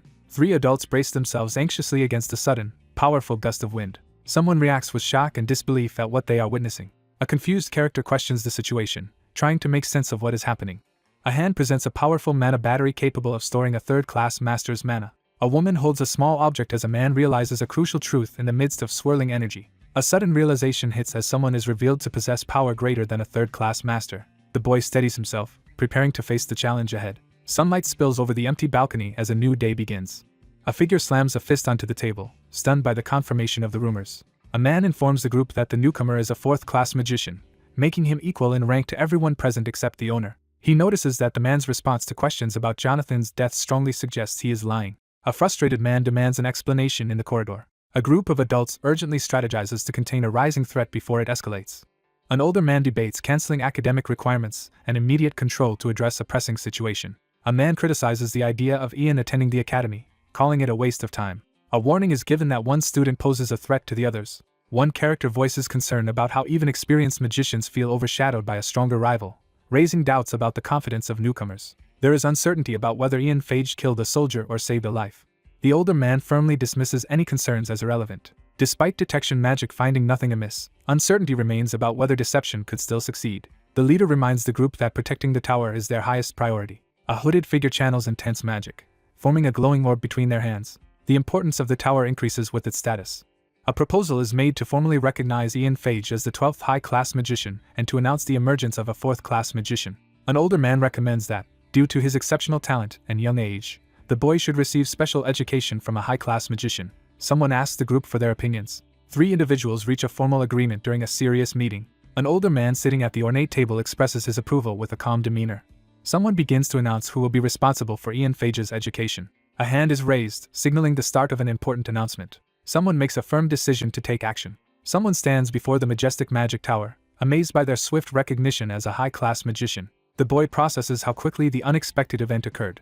A startled young man quickly turns as someone urgently calls out to him in the garden. 2 characters exchange a hesitant greeting after hearing recent news. One character awkwardly admits to being a 4th-class magician. A girl reacts with astonishment to the news of someone becoming a high-class magician at only 12 years old. Someone hears a shocking rumor and reacts with confusion. A cheerful girl announces that she has been appointed as the supporting magician for a year. A young man stands outside and respectfully tells his senior to speak more comfortably. A girl with glasses bursts onto the scene, energetically announcing her presence. A flustered student volunteers to take responsibility and guide the newcomer around the ivory tower. A grand building comes into view as the group arrives at the ivory tower's magic academy. A woman informs a boy that instead of enrolling today, he will undergo special training from high-class magicians. Frustrated, he realizes the so-called special training is just a ploy to force his loyalty. A young person looks ahead, reacting with surprise to something unexpected. A group of academy students gathers as one member addresses the others, recalling memories of their friendship. A young man pauses before the ancient ruins, silently recalling his own memories of standing in that very spot. A solitary figure mourns at the graves of those assassinated by a Colwood spy during the First Unification War. A young man decides he should introduce himself despite feeling uncertain about forming a close friendship. A cheerful girl introduces the personal laboratory. She proudly reveals the freshly cleaned room, surprising the person beside her. The ornate double doors swing open, flooding the space with bright light. An empty, sunlit study filled with alchemical equipment is discovered. He looks around the ornate room, recognizing it from his past life. A woman explains that the tower, originally built for 24 high-class magicians, now has many empty rooms due to their reduced numbers. A woman informs someone that the owner has arranged a private room for them. A polite attendant tells the reserved boy to wait, while she goes to fetch the magician in charge. The closed, ornate door stands before the boy as he waits in anticipation. A blonde-haired young man stands silently in his formal cloak, lost in thought. A hand rests on the old surface as the character returns to a familiar place after a long time. A boy stands in the sunlit room, silently recalling the last time he was here. The protagonist notes that he has acquired the room 7 years earlier than before. The young man steels himself, ready to carry out an important task. A new force is to be established within the ivory tower. A young boy silently vows to achieve his goal within 6 years. The protagonist decides to act quickly before Ragnar comes under the tower's protection. A robed figure envisions the rise of a new force capable of challenging Ragnar. A decision is made that someone will be under Herbert's protection. The narrator questions whether power in this place truly comes from loyalty to its owner. A powerful staff is presented, inspiring all with its overwhelming force and prestige. Someone considers the possibility of surpassing the owner's class and reaching even greater power. A determined figure declares the intention to one day seize complete control of the tower. The boy acknowledges his current limitations and decides to behave until he grows stronger. A young man jolts in shock, reacting to a sudden event above him. Someone steps onto the tiled floor and calls out to announce their presence. A young man turns around, visibly confused by something unexpected. A character forces a nervous smile, reacting tensely to the situation. Someone declares that she was sent. A red-haired character enters the brightly lit room, announcing their return after a long absence. A red-haired woman gives a confident, knowing smile. A furious figure hurls an insult at the protagonist. A confident woman confronts someone off-panel after a long absence. A young woman realizes that Helene has been sent, heightening her anxiety. A young woman cries out in shock. A red-haired person angrily accuses a brown-haired person of cleaning up the broken battery. A red-haired character acknowledges that their opponent possesses depth beyond arrogance. A red-haired woman confronts the boy, insisting that he must already know the truth. A woman explains that lessons usually taught at the academy will instead be taught inside the tower by its owner. A young man silently processes the harsh message that others might lose confidence if someone like him joins them. A hand snaps its fingers, signaling the start of a crucial action. A book suddenly floats in front of the bookshelf, surrounded by magical sparkles. A red-haired woman questions the usefulness of the floating books around her. Books crash to the floor as someone stands over them, startled by the sudden chaos. A red-haired woman tosses a book aside in the library, refusing to take responsibility for teaching the subject. A red-haired woman leans in and demands to know if the boy has defeated her. The speaker recalls having high expectations for Cecilia due to her strong reputation in magical combat. Someone realizes that a woman's actions revealed her as a spy instead of an ally.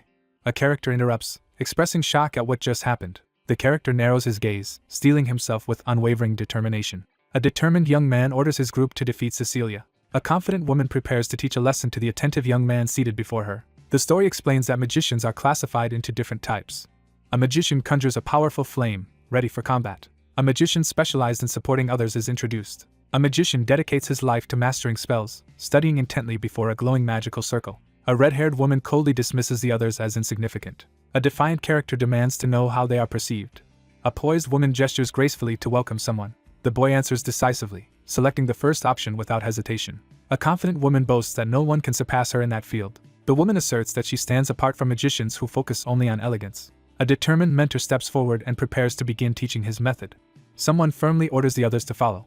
A red-haired woman smiles gently at a blonde-haired person as they stand quietly together. A young man delivers an ultimatum, making it clear that refusal is not an option. A marble archway stands empty beneath a clear blue sky, establishing a calm setting.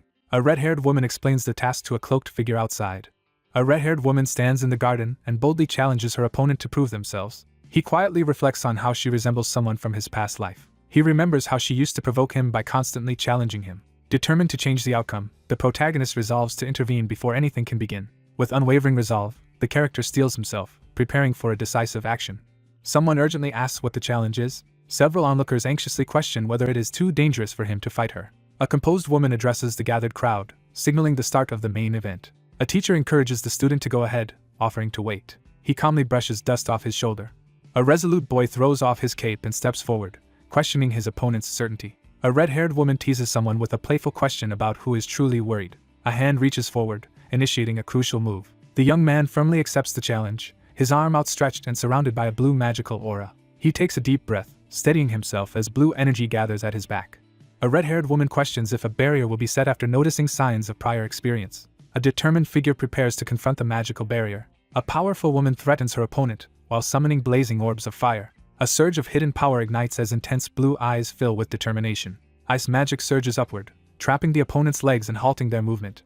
A character is suddenly trapped inside a glowing blue ice prison, unable to move. A red-haired character stares in shock at a young boy frozen inside a large crystal of ice. A red-haired woman confronts someone with irritation, her energy flaring as she challenges their remark. A red-haired woman mocks the boy trapped inside the giant ice block, questioning if he plans to stay there until his mana runs out. A powerful ice barrier activates, encasing the user in suspended animation and leaving them unable to cast any other magic. A frustrated woman vents her disappointment, while a shimmering magical barrier stands between her and the person she's addressing. A red-haired character quickly turns, reacting to an unseen disturbance. 3 startled characters react as a sudden, mysterious noise interrupts the scene. A woman recoils in shock as massive ice spikes erupt before her. A startled character stares in disbelief at the unexpected turn of events. A young man is suddenly trapped inside a massive block of ice. He makes a silent, resolute decision as determination hardens his expression. Someone is shocked to see movement inside the ice block. A figure steps forward with hesitation, their boots barely making a sound. A red-haired woman stands firm in the rain surrounded by towering, jagged plants. Startled by an unexpected threat, the red-haired character whirls around in shock. A massive impact violently shakes the ancient stone archway in the forest. A violent surge of energy rips open the ground, creating a jagged fissure. A woman with red hair braces herself as dark energy lashes toward her, engulfed in a burst of fire. Amid raging flames, the character struggles desperately to contain the chaos but realizes her efforts are futile. Gripped by desperation, someone realizes they are on the verge of defeat. Someone urgently prepares to retrieve the unconscious boy trapped inside the ice block. She promises to find a way to help him escape. Someone internally questions the situation, trying to understand what just happened. A character is stunned to realize their opponent could move and use magic while trapped inside the ice block. A red-haired woman recoils in shock as a dark, blade-like object suddenly lunges toward her. A character with fiery red hair jolts in alarm, reacting to sudden danger. A scream of terror erupts, shattering the tense silence. A red-haired character struggles as thick vines wrap tightly around them. The young man braces himself, ready to face the challenge ahead. A red-haired character acknowledges that the rumors about exceptional magical talent are true. A restrained figure sits on the ground and admits defeat. The restrained figure impatiently demands to be freed from the vines. The protagonist decides to prolong the confrontation, unwilling to let it end so soon. A red-haired woman is suddenly restrained by animated vines as a man approaches her. A red-haired character nervously admits defeat, clutching their hands as they look ahead. A young man raises his hand confidently toward the sky, ready to act. A hand surges with golden magical energy, unleashing a powerful spell. A powerful force descends rapidly from the sky. A red-haired character is suddenly restrained by thick, green vines and reacts in shock. A surge of magical energy erupts as one participant demands that the confrontation remain a proper duel. A red-haired woman urgently cries out in alarm. A character steps forward and forcefully orders everyone to stop. A surge of lightning is unleashed as a powerful attack begins. A resolute boy points forward under the glowing sky, issuing a silent command. A male character's eyes widen in shock as he suddenly realizes something crucial. A group of students stands together, visibly anxious as they react to a tense situation. A tree branch catches fire, sending sparks into the smoky air. Magical vines restrain one figure above as another stands below, having just struck the ground to break the hold. The red-haired character bursts into relieved laughter after realizing they survived. A red-haired character exhales sharply, bracing for confrontation. A frightened girl warns a calm boy to stay back as thick vines separate them. Someone off-panel calls out to Lady Helene, causing the red-haired person to look over in alarm. One character grabs the other's wrist and demands to know if there is anything else, increasing the tension between them. Someone asks if they can be taught. One person clasps hands with another, offering silent reassurance. A red-haired character collapses to the ground in despair. The character gives a subtle, confident smile, signaling self-assurance. The young man turns away and leaves after addressing the captive bound against the tree roots. A silver-haired figure walks away in silence while a red-haired person sits and watches.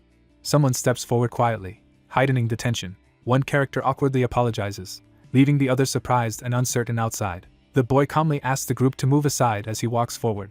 A majestic tower rises into view as the sun sets behind it. Someone in a white garment steps forward, entering the scene with purpose. An older man urgently asks a younger man for an update on Helene's condition in the stone hallway. Two men discuss the worsening condition of someone who has been refusing to eat. A man glares intensely from the shadows, his determination clear in his narrowed eye. Someone condemns the reckless actions involving a 12-year-old and disrespect toward a higher authority. The plan to humble Ian Phage backfires when Helene is unexpectedly defeated by him. Someone realizes that their attempt to control him was doomed from the start. A chained wolf snarls and struggles to break free. An older man tells his companion they will need more time to turn someone into a useful tool as they walk down a stone hallway. A large ornate door swings open, flooding the area with bright light from beyond. A uniformed character greets someone while reading an open book. An older man enters the room, apologizing for his late arrival. A young man in a military uniform pauses his reading as someone formally addresses him. A hand lifts a closed book, drawing attention to its significance. A cautious older man asks for more information before proceeding. A man in a decorated military uniform stands confidently, smiling in the warm light. Someone begins to bring up the topic of the magician. A blond man in a decorated military uniform stands with arms crossed, silently asserting his authority before an ornate desk and throne-like chair. A commanding voice announces a name, capturing everyone's attention. A grand building stands beneath a clear sky, introducing the setting. Someone steps forward with determination. A boy eagerly announces that he is ready to leave. The man signals to the child that it's time to leave. A man informs a boy that he is taking Douglas to the academy. A young man cheerfully announces his departure to his superior by the ornate door. Someone approaches the ornate double doors. A boy pauses mid-reading, lost in thought as he sits quietly in the decorated room. Today marks Douglas's first day at school, prompting a moment of reflection. He secured the highest rank among applicants, and was immediately admitted to the Royal Alchemist Academy. Two men arrive at the ornate carriage, one smiling brightly at the other. Someone acknowledges that his talent is extraordinary. He easily studies the advanced curriculum, already familiar with its contents. A hand raises a closed green book, drawing attention to it. The boy sinks into the armchair, realizing he has some time to himself. After turning back time, the protagonist has been relentlessly pushing forward without pause. The character steps forward, ready to take action despite the lack of movement from the other side. The boy realizes he must let his body mature to fully regain his power. A clenched fist on the bed signals an internal struggle over whether to rest or take action. A young man pauses as knocking sounds come from the decorated door. A maid enters with a tray and formally addresses the man off-panel. A sealed invitation from the palace is delivered. The boy receives an envelope and reacts with surprise upon realizing it is an invitation. He is startled as he reads the unexpected contents of the letter. He examines the sealed envelope and recognizes the distinctive crest. A young man is shocked as he reads a letter revealing unexpected news about the first prince. A carriage arrives at the castle under the moonlit sky. A young man arrives at an unfamiliar location and surveys his surroundings. Mages without noble birth are excluded from attending these parties. A young man stands indoors, questioning another character's decisions with a confused expression. A character expresses surprise that the prince is personally organizing a banquet. The solitary young man recalls how his withdrawn behavior and lack of social engagement led to his political isolation among the nobility. The fifth prince established strong alliances with influential nobles, making himself a central figure in the social scene. As a result, he seized most of the first prince's political power. The first prince often disregarded the emperor's advice due to his laziness and impulsiveness. A character considers how another's unexpected initiative might work in their favor. A withdrawn character reflects on past isolation and quietly sits alone in the corner.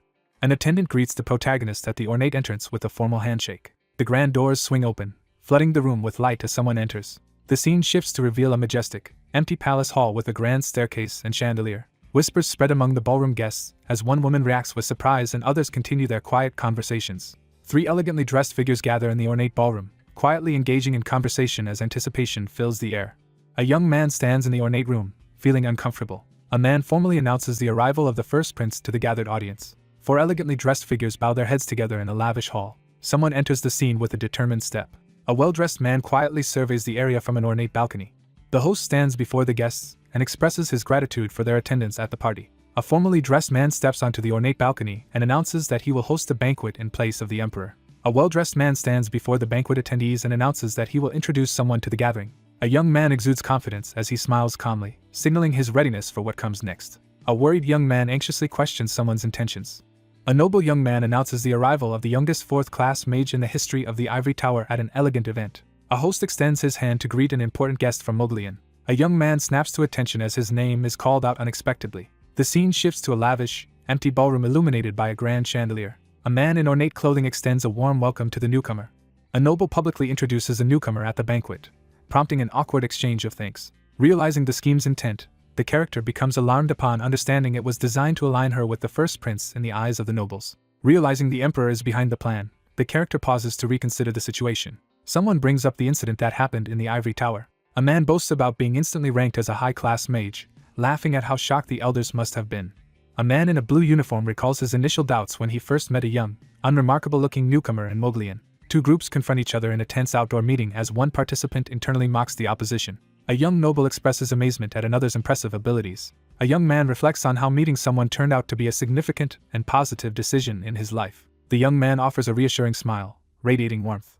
A confident man announces that he has someone to introduce. A nobleman leads another person forward through the grand hall. A young man is startled as he suddenly notices something unexpected in the ornate room. A regal man leads the way while another young man reacts with surprise. The young man recoils in shock as something unexpected happens in the ornate room. Haley introduces her younger sister to the group. Haley greets Ian and introduces herself. A young man receives formal recognition for his growing reputation within the palace. A woman warmly invites her guests to lunch so they can discuss achievements in Moglian. One character hesitantly offers to share stories about magic and monsters, while the other expresses keen interest in hearing more. Haley expresses her wish to have a meaningful conversation with Ian. A formally dressed group exchanges polite farewells in the ceremonial hall before the banquet begins. A young man stands apart, feeling isolated as a lively group enjoys conversation at the lavish party. A young man pauses in silence, lost in thought. 3 people gather near the staircase and engage in a quiet conversation. A blonde woman appears transformed and draws the attention of everyone in the formal setting. A finely dressed man welcomes guests at the banquet, while maintaining his composure despite visible nervousness. A young man quickly exits the crowded ballroom to avoid potential trouble. A young man hesitantly enters the room while another figure watches from the foreground. The protagonist freezes in shock, eyes wide as he reacts to an unexpected revelation. A young man steps onto the balcony at night and calls out for Sir Oliver. A young man in formal attire pauses among white flowers as someone calls his name. One young man compliments the other's formal attire in a sunlit hallway. A troubled young man explains that he is following an order from His Highness. 2 young men stand in tense silence on the balcony, locked in a wordless confrontation. 2 men confront each other in tense silence as snow falls around them. 2 young men stand on the terrace at night, one expressing regret about coming after hearing unsettling rumors. A young man in an ornate uniform questions the rumors he just heard. The High Magician of the Ivory Tower is introduced. A captor questions the restrained prisoner about defeating a woman. A character recalls the prince's earlier remarks and brings up news about actions taken at the Ivory Tower. A young man contemplates the surprising rumor about the Ivory Tower under the night sky. A man in military attire questions what knights could accomplish in such times without sufficient information. He pauses in silence, deep in thought as he considers his next move. A new theme about age is introduced. The Green River Empire is dominated by a handful of powerful magicians at the peak of magical strength. Knights are dismissed as mere ornaments, their discarded swords and shields symbolizing their lost value. Someone expresses surprise at the rapid magical accomplishments and recent victory over a renowned magician. A young boy casually deflects a compliment about his maturity with a modest response. A nobleman confronts the attentive listener in the hallway, emphasizing the unusual favor shown by the first prince and insisting on verifying his loyalty. One character demands to know which side the other will choose as they kneel on the balcony under the night sky. A resolute figure dismisses the young man's reputation and questions how he achieved such power. A serious man voices his concern about the Ivory Tower's public support for the 5th prince and directly seeks clarification. A conflicted young man questions his allegiance to the ivory tower, feeling the impossibility of giving a clear answer. A knight insists on receiving an important answer as he stands solemnly on the terrace at night. Someone questions whether the other person is a friend or an enemy. He steels his resolve, eyes sharp with unwavering focus as he prepares for the challenge ahead. Unsure of his future, the young man reflects on the legacy of a loyal knight. A character debates whether to give a hint to Sir Oliver while gazing at the night sky. A young man firmly declares that he will never side with the fifth prince. A young man freezes in shock as he reacts to an unexpected revelation. Using a discreet spell, the kneeling man assures the woman that their conversation cannot be overheard. Two young men calmly agree that the answer given is perfect for the moment. One character asks to make a request, while another questions what kind of request it will be. The young man insists on sparring until he receives a clear answer, seeking to become stronger. The young man questions whether he is being asked to teach how to fight against magicians. Someone worries that the sword might become a threat to them. The young man reluctantly admits he cannot fully disagree. A young man confidently teases another under the starry night sky. The young man firmly rejects the proposal, stating there is nothing to gain from it. The young man straightens his collar and prepares himself for what lies ahead. A pair of hands reveals a glimmering necklace with a teardrop-shaped pendant. A uniformed man explains that the queen gave him a royal token when he was appointed as the first prince's bodyguard. A young man explains that the enchanted necklace has the power to clear the mind. A long-lost royal treasure, once shrouded in secrecy, is finally revealed. It is revealed that the queen was the last person to possess the object. One character hands over a necklace, insisting it will serve the other better. A young man explains that the deceased queen gave him a gift to help him serve his master better. The man confidently explains that his offer aims to better fulfill the request. A young character silently weighs the gravity of a difficult decision under the night sky. One character firmly takes the necklace from another's outstretched hands. He smirks with quiet confidence, his determination clear in the sparkling light. Two young men face each other on a balcony as a massive magical explosion erupts behind them. Two figures stand side by side, visibly shocked by something unexpected happening off-panel. Two young men confront each other on a balcony as a massive explosion erupts behind them. Two figures stand side by side, both recoiling in shock at something unexpected off-panel. Two characters recoil as a massive fiery explosion erupts just outside the building. A character's eye widens in shock upon realizing something unexpected. A young man in a decorated military uniform urgently shouts a warning to his royal superior. Two men rush into the grand hallway, urgently searching for the missing royal. A character quickly turns their attention toward an urgent call. A man steps protectively in front of a startled woman as the crowd reacts in shock to an unexpected incident in the palace. Two uniformed men rush over to check on the prince and princess, who confirm they are unharmed. A young man in a decorated uniform rushes forward with two attendants, urgently checking on the prince's condition. Inside the ornate hall, one man quickly checks if his superior is hurt, while the other insists he is fine and demands an update on the situation outside. A young man urgently reports that multiple explosions have struck the palace and all available forces are being deployed to locate the source. He notices the emergency communication orb and reacts with concern. An emergency communication orb from the royal palace appears.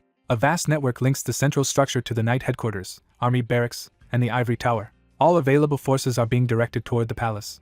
Realizing the emergency orb has been activated, someone understands that all soldiers and magicians will converge at the palace.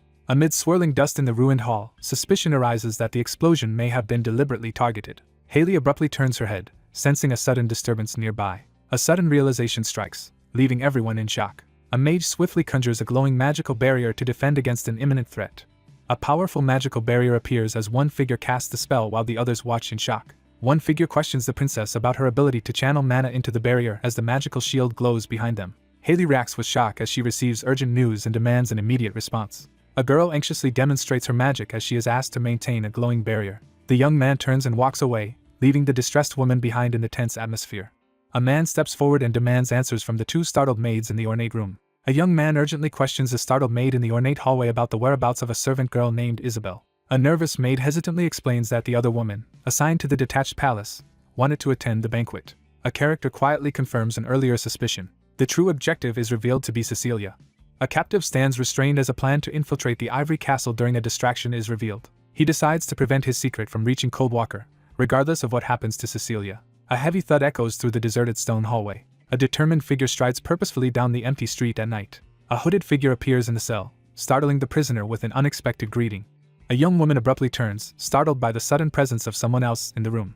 A hooded figure reveals his face, announcing his identity. A silver-haired figure in a cloak criticizes another person in the dim room for failing to meet expectations. A frightened woman pleads for someone to rescue her from behind the prison bars. A cloaked figure pauses in the corridor to announce they need to check something.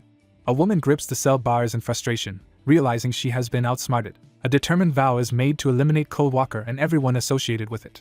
A silver-haired person urgently asks if the information is true. A character reveals that someone possessed knowledge of a mana seal unknown to both him and his listener. A secret about the Cold Walkers is revealed outside the prison cell. The two characters quickly prepare to leave the cell as their conversation ends. A silver-haired person responds thoughtfully to the conversation. A heavy prison gate slowly opens in the empty corridor. A woman suddenly turns, startled by something unexpected. A terrified woman recoils as a bloodied sword is thrust dangerously close to her face.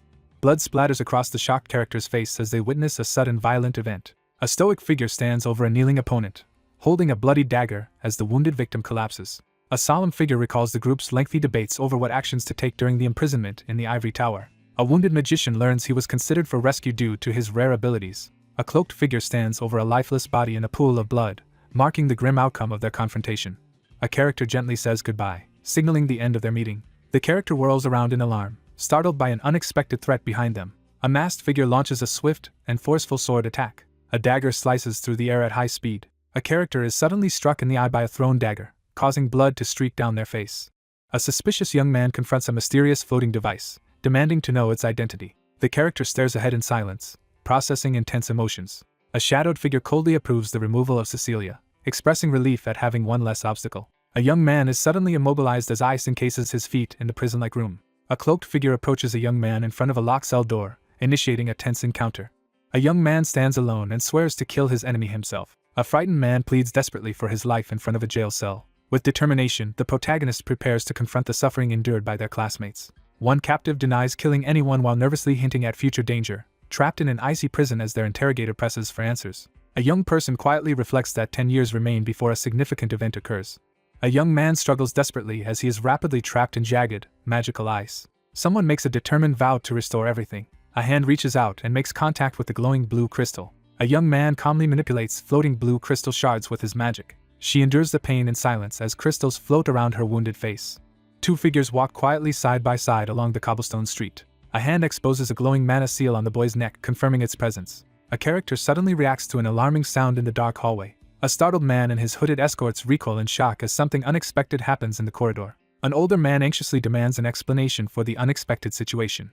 Amidst the scene of collapsed bodies, the protagonist recoils in shock upon noticing an eerie blue symbol glowing on one figure's neck. A glowing magical sigil appears on a character's forearm, casting blue light. A furious fist slams onto the table as someone urgently announces that 2 people have already gone missing within the palace. A man on the throne angrily demands an explanation from the robed figure about the palace's security failures. An official demands accountability for a promise to eliminate corruption in exchange for granting investigative authority.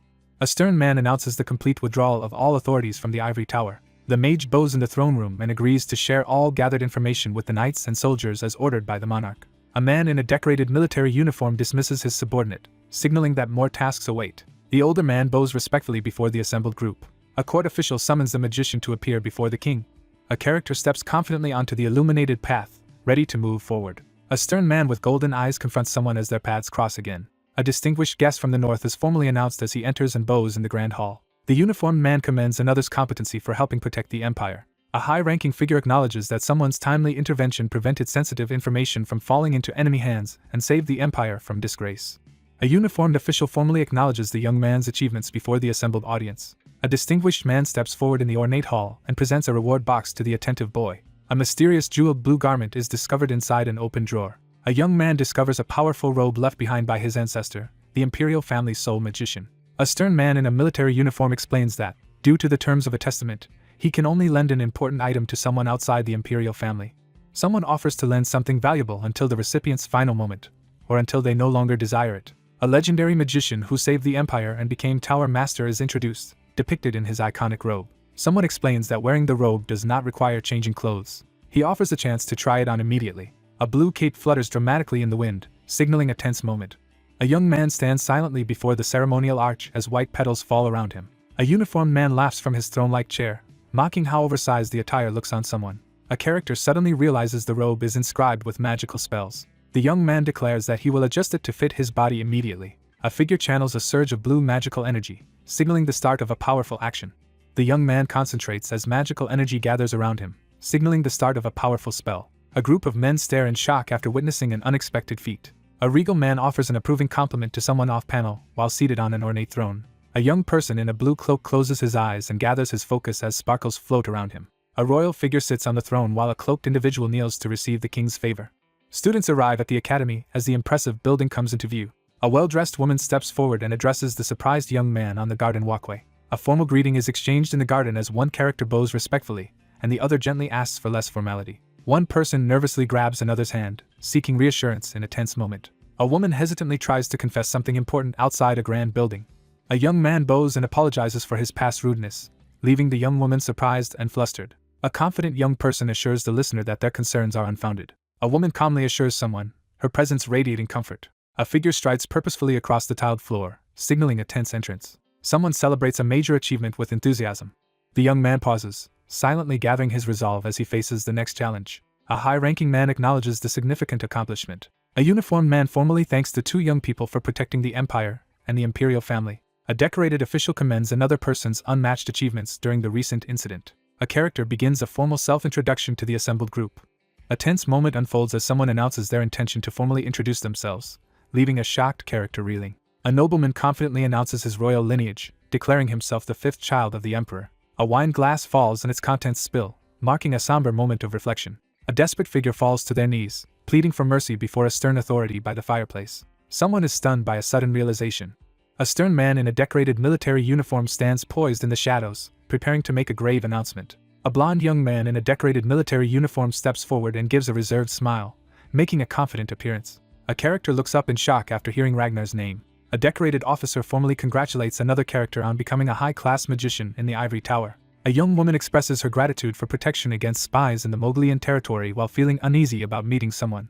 A uniformed man invites the woman and young boy to a luncheon in the mansion garden to express his gratitude. A man in a decorated military uniform extends an invitation with a hopeful smile. A character clenches their fist and pounds the ground in frustration. She steps in front of him, firmly blocking the request and insisting he already has plans with her. A well-dressed man suggests meeting tomorrow. A young man in a blue uniform respectfully declines a request from the royal figure. A blonde character silently surveys the surroundings with sharp focus. A woman stands in the garden, quietly processing troubling news. A uniformed man bows respectfully and bids farewell to the cloaked man outside a grand building. Frozen in shock, the protagonist stands silent and tense, struggling to process the unexpected event. A farewell is given as the speaker departs, leaving the scene empty. A group of soldiers marches past two women and a young boy standing together in a garden courtyard. The two characters silently survey the area in front of the grand building. A blonde woman hesitantly calls out to someone off-panel. The girl nervously apologizes for her rash words, and the boy accepts her apology as they both look embarrassed. Someone glances back at the grand building, lost in thought about Ragnar. The narrator recalls meeting someone 2 years earlier than planned, noting that he is currently just a prince concealing his true intentions. A blonde man stands silently among blooming red roses, lost in thought. The protagonist stands firm before a starry backdrop, declaring his determination to stop his adversary's rise to power. A stern man in a decorated uniform issues a menacing warning, ensuring his opponent cannot advance.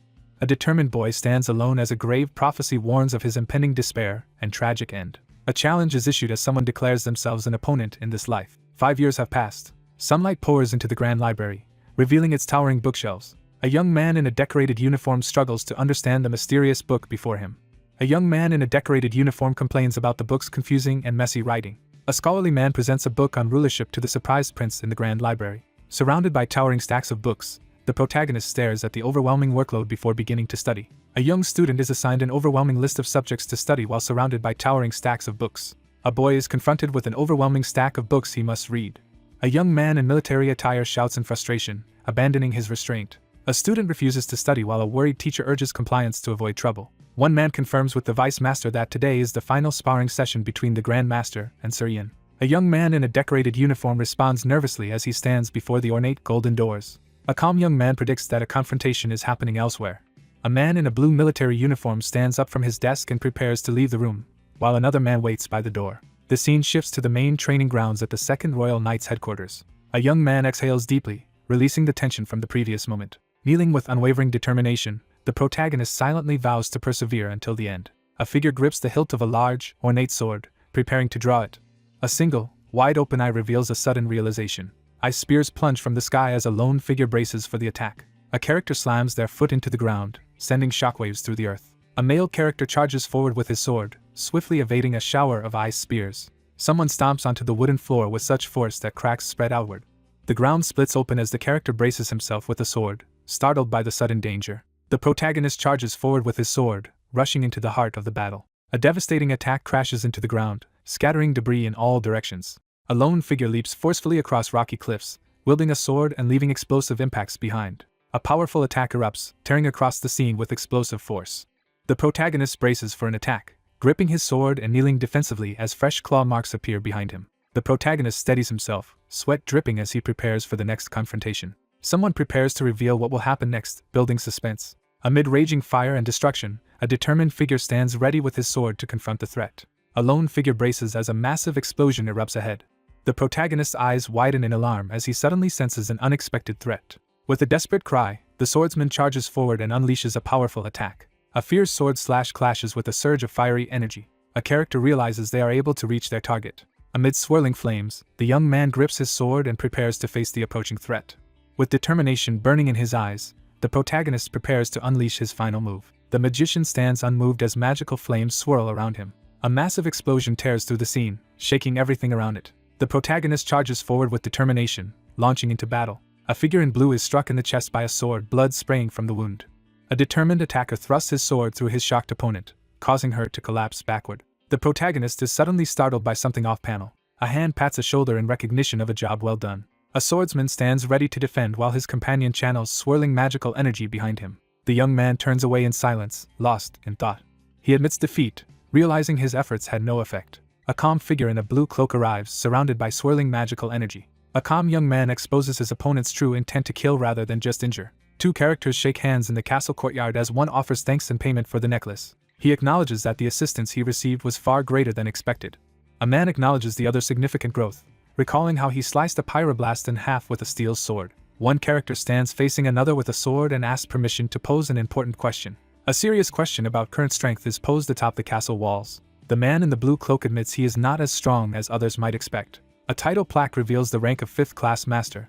A character reflects on reaching 5th class at age 26 and recalls aiming for 6th class mastery. The narrator reflects on the inability to speed up the development of the core body and mana heart. He realizes that reaching 5th class magic is currently his limit. Clenching their fists with determination, the character hopes their body will finish growing soon. Someone receives enthusiastic praise for being the greatest magician in the empire. Two young men suddenly notice something alarming near the castle wall. A formal announcement is made on the sparring ground that today marks the final match between the two opponents. A cheerful man in a royal uniform invites everyone to join him for breakfast, promising a great meal. A young man announces the completion of his education and prepares to meet the tower master to assume new responsibilities. He acknowledges that the outcome cannot be changed and prepares to accept it. A man in a blue cloak politely declines the group's invitation but promises to join them for a meal soon. A man with long hair and a blue cloak gathers magical energy as he prepares to act. A devastating attack slams into the ground, blasting out energy and leaving a deep crater. A determined figure strides toward the fortified castle as 3 others watch from below. The young man declares his intention to return, his expression unwavering as he faces the sky.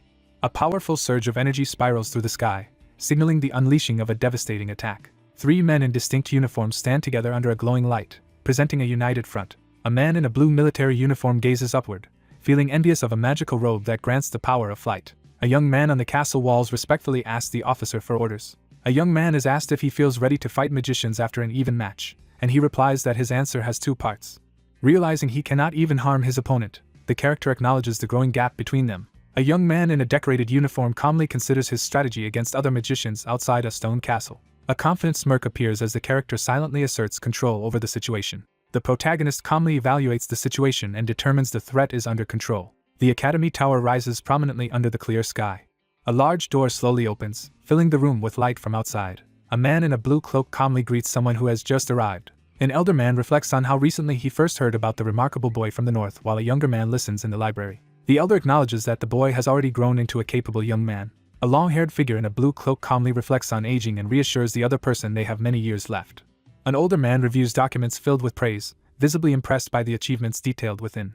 A letter arrives, overflowing with admiration for the recipient's value to the empire and the ivory tower. An older man behind a desk commends the magician standing before him, who responds with modesty. An older man with a serious expression hints that the outcome will be revealed soon. An authority figure explains that, unlike typical students, this individual's situation requires special handling on the last day. A composed young man respectfully acknowledges the honor of exchanging final words with the old man in the ornate hall. The older man stands by the grand desk, cautiously expressing his gratitude while holding a sealed box. Someone acknowledges the achievement of becoming a full-fledged magician. A hand reveals a decorated metallic artifact, heightening the sense of anticipation. A young man in a blue cloak receives an official emblem granting him authority over the Empire's soldiers and citizens. Two people discuss the demand and requirements for high-class magicians in various places. A grave older man urgently asks for help, explaining that the number of high-class magicians has sharply declined. He stands before the bookshelf, mentally preparing for the many tasks that await him. An older man informs the younger man in the blue cloak that, as the strongest force in the ivory tower, he will soon shoulder many new responsibilities. Someone emphasizes that this moment marks the beginning of a new situation.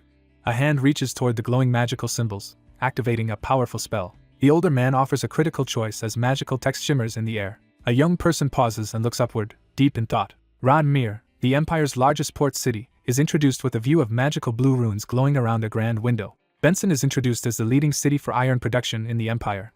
A young man stands surrounded by glowing blue runes as he contemplates a crucial revelation. A character recalls being sent to Fyric, the northeastern lands, in a previous life while observing a wall inscribed with glowing runes. A mage explains they were assigned to replace someone who died in an accident. He steals his resolve, magical energy shimmering in his focused gaze. The character expresses interest in Fyric while standing before a glowing magical display. An older man in the library announces that the location requesting aid is in the most urgent need. After sending magicians and soldiers, the threat from the Great Plains monsters remains unresolved. An older man hands a document across the desk, asking if a decision can be made today. The long-haired figure agrees to go, accepting the task without hesitation. The scene shifts to reveal a grand stone tower beneath a bright sky, marking the arrival at Fyric. A grand building stands tall against the sunset, introducing a new location. A young man is surprised to hear that someone is being sent to Fyric for their first assignment. One young man urgently warns about a dangerous place, startling the other at the dining table. A tense hand reaches for the sheathed dagger as someone urgently calls out. A woman voices her concern about the potential danger of a particular place. One character reassures the other that the upcoming departure is only temporary and not dangerous. A woman learns that someone will be leaving next week and reflects on how empty the mansion will feel. A young man assures his mother that he will finish his work quickly and return home. A young man eagerly asks the captain to inspect a newly made elixir in the laboratory before departure, hoping it will assist with the upcoming mission. A man is put on the spot as someone questions whether he should address Ian differently now that he is older. A young man, looking concerned, asks what is wrong with the captain. A young man pauses, considering his next idea. A long-haired young man stops drinking, startled by something unexpected. One character jumps up in shock as another calls out across the dining table, drawing everyone's attention. A young man abruptly stops eating, stunned by something unexpected. Two young women stand side by side, sharing an uncomfortable silence. The young man smirks with confidence, signaling his self-assurance. A joyful boy rushes forward, calling out enthusiastically. A bewildered woman demands to know if Douglas is truly the same person she knew in her previous life. A woman excitedly announces the addition of a new son to the family. A man reacts in embarrassment, clutching his chest and blushing after an unexpected comment. As the group dines together, a debate breaks out over whether to address their host with formal respect or treat him as family. A character defends their importance to the household with confident pride. The protagonist dismisses being called a genius with clear indifference. A woman in a green dress laughs boldly as she boasts about her intelligence. A woman gives a sly smile, while a man silently observes her reaction. A long-haired man stands alone, smiling softly in a tranquil setting. A moment of reflection fills the glowing, spark-filled space. Three people enjoy a peaceful dinner together, exchanging light conversation. One character firmly refuses to be called brother, while the other looks disappointed. A young man in a blue cloak asks if preparations are complete, signaling the start of an important task. Two people discuss the plan to visit Fyric after saying goodbye to the Tower Master. A young man casually mentions the mana trap he set up in the mansion while speaking outside. A young man anxiously promises to protect Mrs. Phage with his life. One character hastily corrects himself while the group stands in tense silence. A pair of hands presents a glowing potion vial to someone. A young character admits to making their own version of the half-elixir. He stands outside, expressing uncertainty about the situation. One character whispers to another, who looks confused by the unexpected comment. The protagonist assures everyone that the situation is likely much better than expected. Ian stands outside and quietly expresses his gratitude. Despite still having 3 years left at the academy, Douglas has already secured the future position of Royal Alchemist thanks to his remarkable abilities, and playfully knocks the younger student on the head. The young man tests the mysterious device, confident it will function as intended. Two people discuss travel plans, with one choosing a carriage to avoid drawing attention. A woman urgently calls out while holding a gift-wrapped box in front of the mansion. A woman hands a wrapped package to a young man as he prepares to depart beside the carriage. A young character explains the contents of the food package, detailing what to eat today and what to save for later. A gentlewoman offers a freshly baked red bean pie to show her affection. A young man thanks his mother for the meal and thoughtfully touches his neck. A woman embraces a man tightly, urging him to stay safe and take care of himself as they part ways. A woman with blonde hair suddenly embraces a surprised young man. The two share a quiet, heartfelt embrace. A man embraces a woman from behind as she quietly affirms his reassurance. A man promises to return soon as he reassures a concerned woman beside an ornate carriage. A cloaked figure announces departure and steps toward the waiting carriage as others watch. A golden carriage approaches, its wheels spinning rapidly. A group of well-dressed individuals waits as a carriage arrives at the mansion. The protagonist sits alone on a throne, lost in deep thought. The character sits in deep thought, urging others to trust in their decision. She tries to reassure herself that her mother will remain safe in her absence. A mansion under palace protection appears. The city's crime rate has decreased. A glowing magical circle activates, unveiling the secret mana trap. Determined to secure the mansion, the character prepares to eliminate most dangers. A character sits in a carriage, silently reflecting while watching the scenery outside the window. A carriage moves steadily along the road as 25 years are marked since a significant event. Enemy forces surge down the mountain pass as the guards prepare for the assault. A horde of monsters charges the fortified settlement as guards scramble to defend the walls. An armored man furiously commands his forces to decapitate the enemies and bring him their heads. Armored soldiers surge into battle under a hail of arrows. An armored rider speeds towards the Great Lord to deliver urgent news. An armored soldier rushes in and urgently reports that something has happened to the supply forces at the rear. A distressed soldier rushes in to report that orcs have attacked the supply forces behind the lines. A red-haired man in armor recoils in shock upon hearing unexpected news. A swarm of goblins and orcs breaks through the defensive line, catching the defenders off guard. A commanding knight orders 2 units to defend the gate with the magicians while leading the first unit forward. A determined armored man leads his group to confront the orcs attacking from behind. A horse charges forward at full speed. A group of armored soldiers charges forward on horseback, ready to confront the advancing threat. He realizes that the attackers are strong enough to wipe out the defenseless supply unit. A determined rider leads a group through the forest at full speed, desperate to arrive before it's too late. Snow drifts down over the silent, misty forest as an eerie wind rises. A man in armor pauses as snow unexpectedly begins to fall in the forest. It never snows in the east. He processes a shocking revelation as his eyes widen in disbelief. Someone moves quietly through the misty forest as sunlight streams between the trees. A group of people confronts towering, glowing ice spikes that have erupted from the snowy ground. A group of armored figures advances through the snowy forest and confronts a massive magical ice barrier. A massive orc-like creature is trapped motionless inside a block of ice. 2 orc warriors stand ready in the snow, anticipating an imminent confrontation. A knight rides through the snowy landscape, troubled by a looming threat. A solitary figure stands atop a frozen peak, surveying the snowy landscape below. A lone figure dashes rapidly over the snowy mountain peaks. Goblins are slaughtered by powerful ice spikes that pierce their bodies. 2 monstrous creatures tense up as they sense an approaching threat in the swirling snow. A giant ice crystal suddenly appears in the snowy mountains, dominating the watchful landscape. A figure steps onto the dusty ground, entering the scene with determination. A cloaked figure faces a group of attackers as spears are thrust toward them, demanding they reveal themselves. A hooded woman arrives in the snowy landscape and offers her assistance. A red-haired knight at the front of the group is suddenly startled.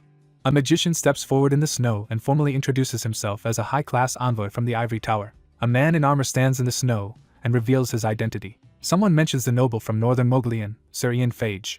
A seasoned knight welcomes a young hero, expressing admiration for his recent victory over the goblin army. A character extends a hand in a respectful greeting. 2 figures exchange a respectful handshake in the snow, formally greeting each other. 2 characters greet each other with a handshake after a long journey. A red-haired character earnestly asks for a moment of someone's time. Amidst the falling snow in the mountains, a crucial discussion is about to begin. A grand castle stands beneath the setting sun, marking the stronghold's introduction. Realizing the enemy forces are much larger than expected, the man grows anxious. The 2 assess the unexpectedly intense determination of their opposition while reviewing documents and scrolls. A young man quietly processes troubling news about unrest in the Great Plains. A red-haired man updates another person about submitting 2 official requests to the palace and the Ivory Tower. 2 critical requests are made, one for provisions and troops to sustain the fight, and another for the deployment of a high-class magician. A young man in a blue cloak considers how to use his magic to resolve the current crisis. A towering ice wall now seals the canyon, buying the defenders some time against the monster army. A red-haired man briefs a blonde woman on their army's exhaustion and dwindling supplies as they prepare for war against the monsters in the Great Plains. A red-haired man laments that without the arrival of reinforcements and supplies, they could not continue fighting the monsters. The protagonist learns that the Empire has delayed the request.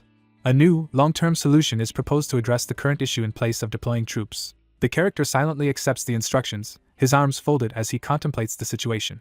2 people discuss how the ice wall will temporarily protect them as they monitor monster movements from the mountain range. A man asks if the journey to the Great Plains will be made alone. A determined character insists they must investigate the cause and find a solution to the situation. A long-haired figure in a blue cloak surveys the staircase, pausing thoughtfully near a large axe. Amusement fills the room as someone reacts to another's confidence in the quiet library. A weary leader admits that repeated military deployments to the Great Plains have failed to achieve any results. Monsters of different breeds charge forward together, no longer fighting each other. A monstrous creature singles out humans as its targets and attacks ferociously. A character urgently explains that monsters are attacking multiple borders and nations at the same time. A man points out that some nations are less affected by monsters because they have fewer accessible paths. A map reveals the Great Serpent's Gorge as the source of concentrated monster attacks near the Pyrrhic estate. A red-haired man voices his suspicion as he notices something unusual. A hand points to a spot on the map, revealing that the Aboriginal clan at the southern border of the Great Plains is not under monster attack. A long-haired man considers the possibility of an unknown force blocking entry to the area. A plan to investigate the south is stalled because monster attacks in the gorge prevent troops from reaching the South Aboriginal clan. The protagonist realizes that unexpected trouble has arisen in the Great Plains, something not predicted from past experience. A character reflects on how this is the first large-scale attack from the Great Plains despite many previous assaults. The young man decides to travel to the southern border to consult the king of the shamans for information. A red-haired man seriously asks if meeting and speaking with another person is possible. The young man confidently agrees without hesitation. A grand fortress towers over the landscape beneath a clear, starlit sky. A lone figure stands on a rooftop, surveying the vast plains under the night sky. A young man stands beneath the night sky, lost in thought. Someone suddenly remembers that a significant object might still be where it was left. A legendary artifact, passed down to the king of the shamans, is introduced. A legendary staff is revealed, radiating mystical energy. A character sits alone, lamenting the loss of a rare birch staff. 3 nations will unite in 3 years to launch a decisive battle against the monsters of the Great Plains. An ancient map is revealed, displaying hidden locations and cryptic symbols. Most of the monsters will be destroyed in the Great Plains. The 3 nations plan to divide the resource-rich Great Plains among themselves. A clenched fist strikes the floor in frustration as the harsh truth of the Aboriginals' enslavement is revealed. He realizes that something new has happened in this life that never occurred before. He considers that his return may have caused the recent changes. Someone senses impending trouble in the Great Plains. One character promises to find the cause and solution to the ice crisis within 10 days. A man in armor reassures his companion that he will return within 10 days before departing. Someone wishes Ian good luck as he prepares to face a challenge. A desolate, rocky valley stretches under a foggy sky, setting a grim scene. A solitary figure surveys the desolate landscape from the edge of a windswept cliff. The protagonist surveys the edge of the territory where the Aboriginals' land begins. He notices an unusual silence as he carefully scans the area. Noticing the barren landscape, the character observes that no monsters have appeared in the south, unlike the north, and wonders if this area is the source of the change. A lone figure strides purposefully across the rocky ground. One of the warriors suddenly reacts to an unexpected disturbance while the others remain alert. 2 startled men confront the calm outsider who approaches them. A long-haired magician raises both hands and declares allegiance to the Green River Empire, insisting she is not an enemy. A muscular, tattooed man confronts an outsider, demanding to know how he understands their language. The protagonist urgently demands a meeting with the Shaman King, insisting there is no time to explain. One man reacts in shock as he and his tense companions prepare for confrontation in the barren landscape. The Shaman King, leader of the Aboriginals who wield mana as shamans, is introduced. The Shaman King holds the highest rank among their group. A young man urgently announces that he has come to discuss the growing monster threat in the south. A character in blue swiftly catches a spear aimed at their face, halting the attack. A hostile man grips his spear and angrily confronts the outsider, challenging their right to meet the Shaman King. 3 armed warriors threaten to sacrifice the defiant figure if he causes any more trouble. The defiant figure confronts the group, challenging their assumptions about him. The young man defiantly challenges the command, refusing to back down.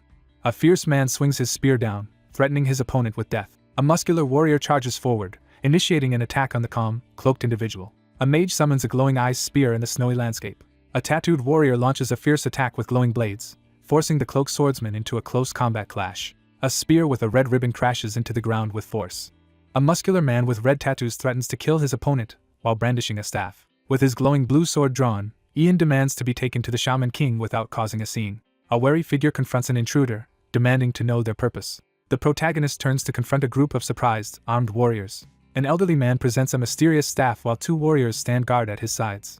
A tense confrontation unfolds as one character demands to know if the other is the Shaman King. The elderly man calmly confirms his identity. An elderly man, flanked by 2 armored guards, expresses surprise as an unexpected visitor approaches in the barren landscape.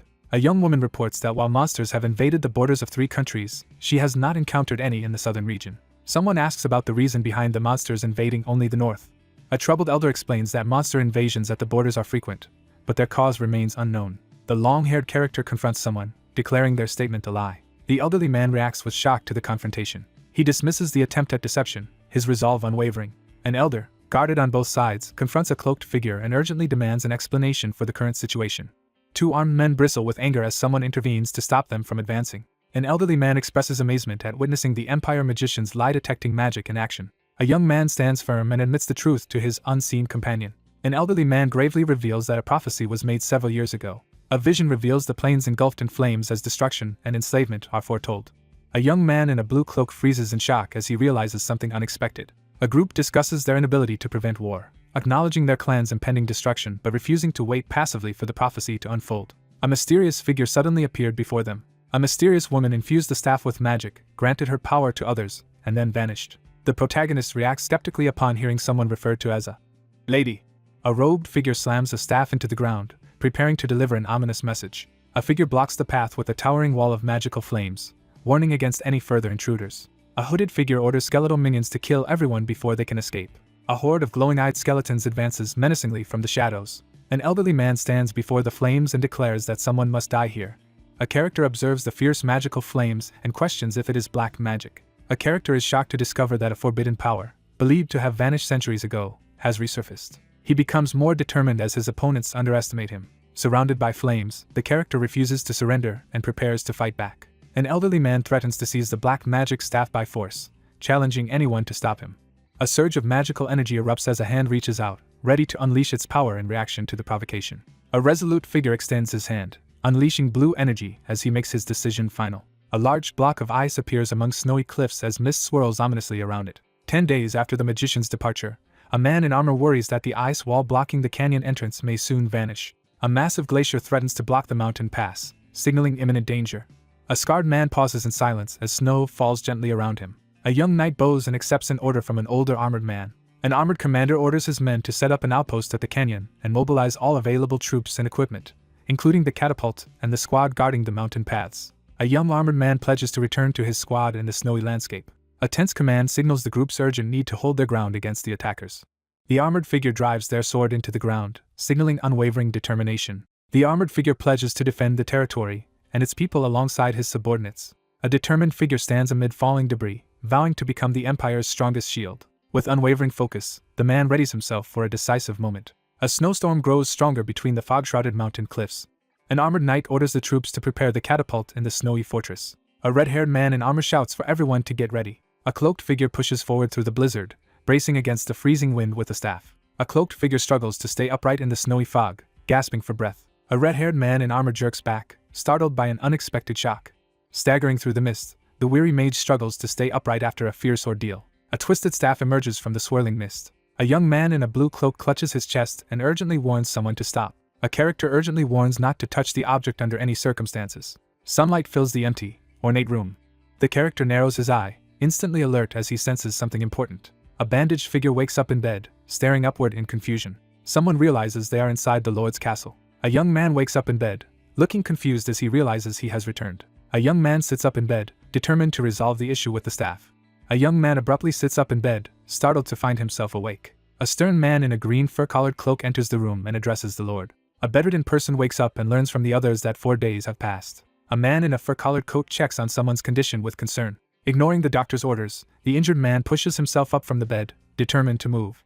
A worried individual realizes the staff they brought back is missing. The staff is secured inside a magically protected box, guarded by other magicians. A serious young man stands shirtless beside a glowing chest, calmly acknowledging someone's success. A red-haired man in a green cloak enters and stands silently as a blonde woman turns away. A red-haired man delivers urgent news to someone off-panel with a serious expression.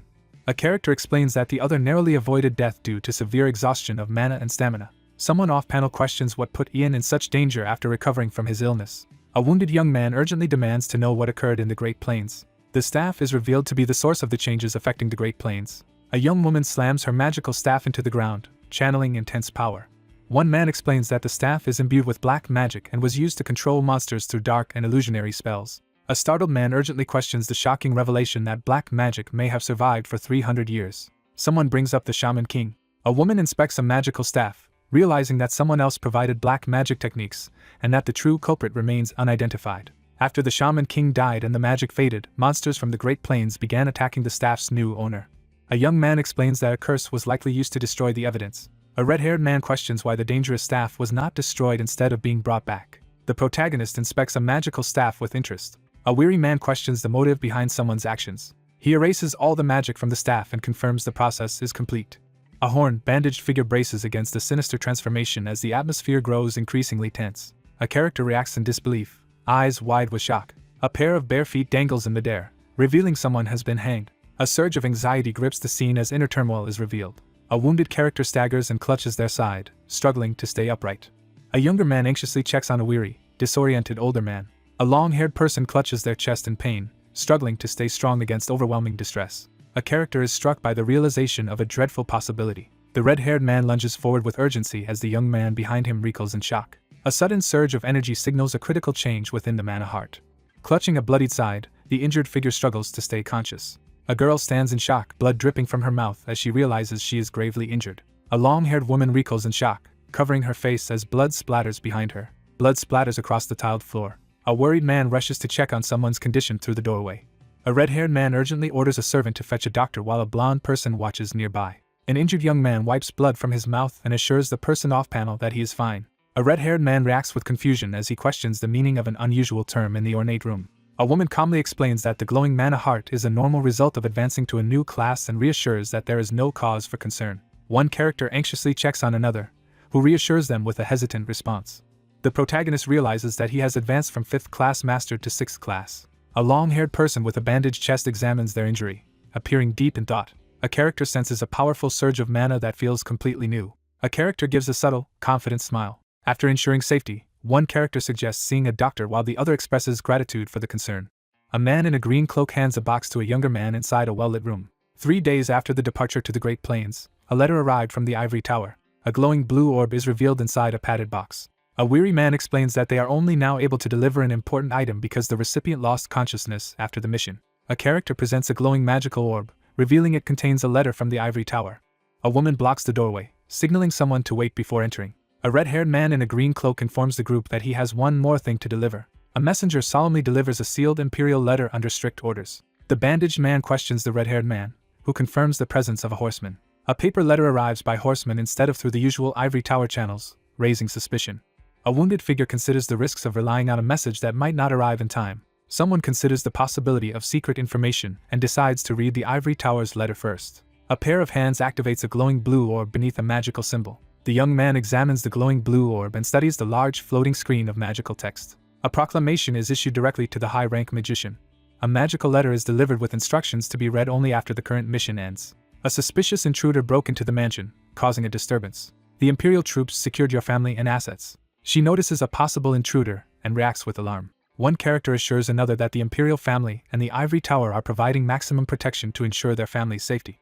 A clenched fist trembles in response to the letter's attempt to reassure. Someone reacts with concern after reading a troubling letter and questions Tower Master Herbert's intentions. A young man stands in the rain, bracing himself for the challenge ahead. A young woman exhales in relief, a nervous sweat still lingering on her face. A hand prepares to open the Emperor's sealed letter, setting the stage for the group's next decision. A bandaged man reads a letter addressed to him with a serious expression. A heartfelt letter is sent, expressing gratitude for good fortune and making an earnest request. Someone silently examines a crucial letter, absorbing its contents with intense focus. A high-rank magician receives foreboding news while on a mission. A key figure learns that the 3 nations will sign a treaty in Demitera to address the monster threat in the eastern Great Plains. A shocked young man realizes the subjugation treaty is starting 3 years earlier than expected.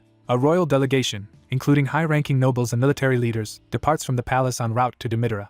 The delegation is composed entirely of people who do not support the crown prince. A young man silently reflects on recent events as the train carries him forward. A hand urgently writes a formal request addressed to a trusted ally of the crown prince. A decorated officer writes an order instructing support for the crown prince at Demitera. An official decree is sealed, granting the highest protection to a family invited into the imperial palace. A young man with a bandaged torso silently studies an important document in a dimly lit room. She withdraws into silence, lost in troubled reflection. The Demitera Treaty marks the beginning of a fierce struggle for the throne. The beginning of the crown prince's downfall is set in motion. A regal man confidently secures an advantageous position for the Green River Empire during the treaty negotiations. Nobles and commoners begin to acknowledge Ragnar's abilities. The crown prince's lack of political knowledge and competence is publicly exposed for the first time. A young man with a bandaged chest quietly reviews a document, while reflecting on his past memories and recent events. Someone wonders if everything happening is part of the Tower Master's plans. With unwavering focus, he prepares to act. There is uncertainty about which individuals are involved in his plans. A horde of monsters surges across the eastern plains, signaling the start of an invasion. A sorcerer king empowered by black magic from an unknown woman leads an army of undead through a burning wasteland. A major treaty between 3 countries is being formed earlier than it was in the past. A suspicion arises that the Tower Master is somehow connected to these events. The intruders at the mansion are likely trying to delay the protagonist. A character silently contemplates a possible theory, still uncertain of the truth. Realizing their secret is exposed, the character reacts with anxiety as dark energy bursts around them. The troubled character considers ignoring the Emperor's request and leaving immediately. A surge of unprecedented magic materializes in the air, astonishing everyone present. A powerful secret about the exclusive 6th class magic is revealed. A tense conversation is initiated as one character formally addresses the other in a private room. A red-haired man in a fur-trimmed cloak invites someone to speak. A long-haired person calmly asks for a favor. A significant place is introduced, known for its freedom, neutrality, commerce, and port.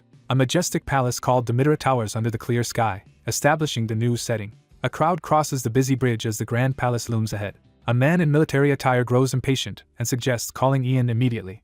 A nobleman delivers a stern ultimatum to the prince on the palace balcony. A young man in a formal uniform is reminded that, as the crown prince representing the empire at this meeting, he is fully protected. A young man in military attire admits his unease despite understanding the situation. A regal figure informs the group that most of the empire's delegation, including the Tower Master, supports Ragnar. He frowns, uneasy about the situation unfolding. The young man admits he wants Ian by his side during this moment. An older man raises his staff and declares that the pivotal moment has arrived. An older man stands in the hallway, confident that their long-term plans are unfolding as someone rushes back to the capital. A figure explains that Ian Phage would betray others to protect his family, as they are his highest priority. As the negotiation nears its conclusion, attention shifts to the uncertain future of the crown prince. Someone notices something unexpected. A tense confrontation begins as one man faces another, who reacts with surprise. A group of men notice something unusual flying toward them and react with confusion. A man stands on the palace balcony, suddenly noticing something unexpected. A young man in ornate attire stares ahead, stunned by unexpected news. A figure in a blue cloak urgently calls out from above, searching the crowded palace courtyard. A blue cloak unfurls dramatically, radiating magical energy. A cloaked figure strides into the room, capturing everyone's attention with a bold entrance. A long-haired character in a blue cloak greets the royal figure with respect. A man in formal attire freezes in shock as alarming news causes a tense reaction among those around him. An older man reels in shock as he processes the unexpected news inside the grand building. Someone questions the shocking decision to support the crown prince instead of family. At the same time, events shift to the Green Riverdium's imperial palace. Sitting on the couch, the protagonist grows impatient while waiting for the captain to arrive. A boy complains about being stuck in the imperial palace due to a suspicious intruder, while an older man urges him to be patient and grateful for their safety. A concerned man explains that the imperial knights captured the intruder before the mana trap was triggered. A man explains that any intruder would be instantly destroyed by the powerful magic protecting the area. Someone offers reassurance to Madame Phage. A blonde woman sits alone on a luxurious sofa, deep in thought. A man reassures a worried woman that they are in the safest place because it is where the emperor resides. A woman sits silently on the sofa, lost in her thoughts. A young woman sits in silence on the sofa as a concerned young man approaches her cautiously. A man anxiously wonders if the ivory tower's letter has reached its recipient, and expects the door to open soon. A man pauses and touches his face as he reacts to something unexpected. A long-haired figure bursts into the room, announcing their late arrival. Startled, the young man abruptly sits upright, reacting to an unexpected shock. A woman jolts in shock as a man bursts unexpectedly into the room. A young man in a blue cloak smiles gently as someone calls out to him. A long-haired figure in a blue cloak reassures the 3 people gathered in the ornate room after a period of worry. A calm woman assures the group that they can relax. The confident character promises to protect everyone. Night falls over Lord Pyrex Castle, setting the stage for what is to come. A cloaked figure steps forward in the ornate hall and formally requests something from the stern man in the fur-trimmed coat. A grateful leader promises to grant any request as a reward for saving him and his territory. With a resolute look, the character prepares to respond decisively.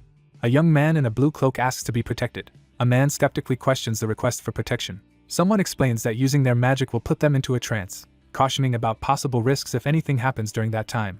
A young man urgently explains that magicians must inject mana into his brain so he can wake up. The narrator explains that the 6th class is so rare that almost no records exist about it.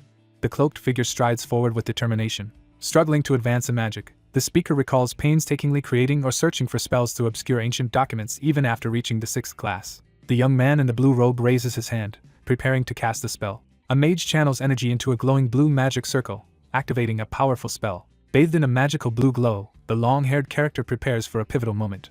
2 silver-haired figures stand together as blue magical energy swirls around them, preparing for a ritual. A long-haired figure in a blue cloak turns abruptly, reacting to something unexpected. A red-haired man catches a blonde woman as she suddenly collapses. A red-haired man recoils in shock, struggling to comprehend what just happened. Someone is shocked after witnessing unexpected magic.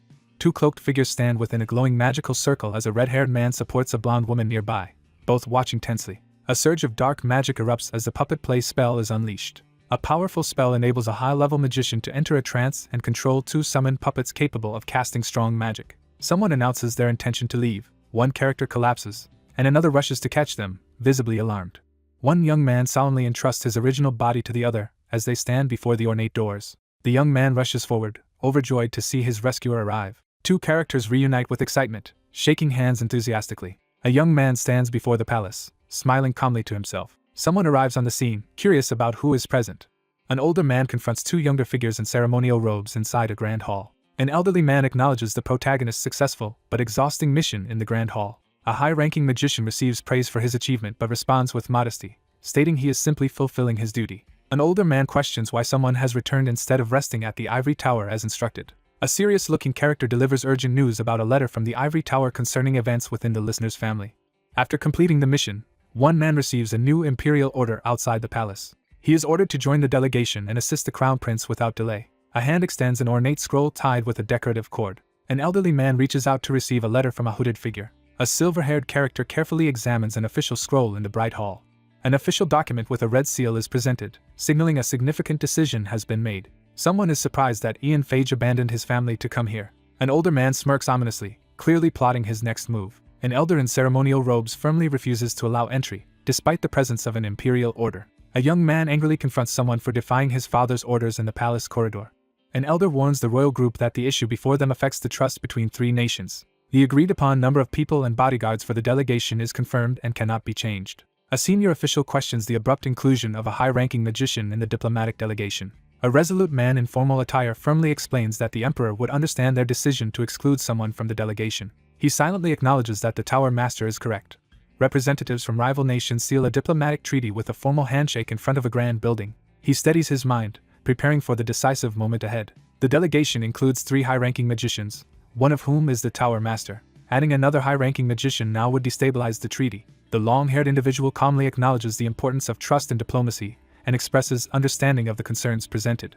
An older man warns the other person to leave the city immediately to avoid causing diplomatic problems. A regretful figure delivers disappointing news in front of a majestic palace under a bright sky. Someone insists on explaining the situation to the emperor separately but raises a concern about what might happen next. A long-haired magician suggests that a high-ranking member could give up their spot in the delegation. A long-haired man earnestly asks to take someone else's place in the ornate hall.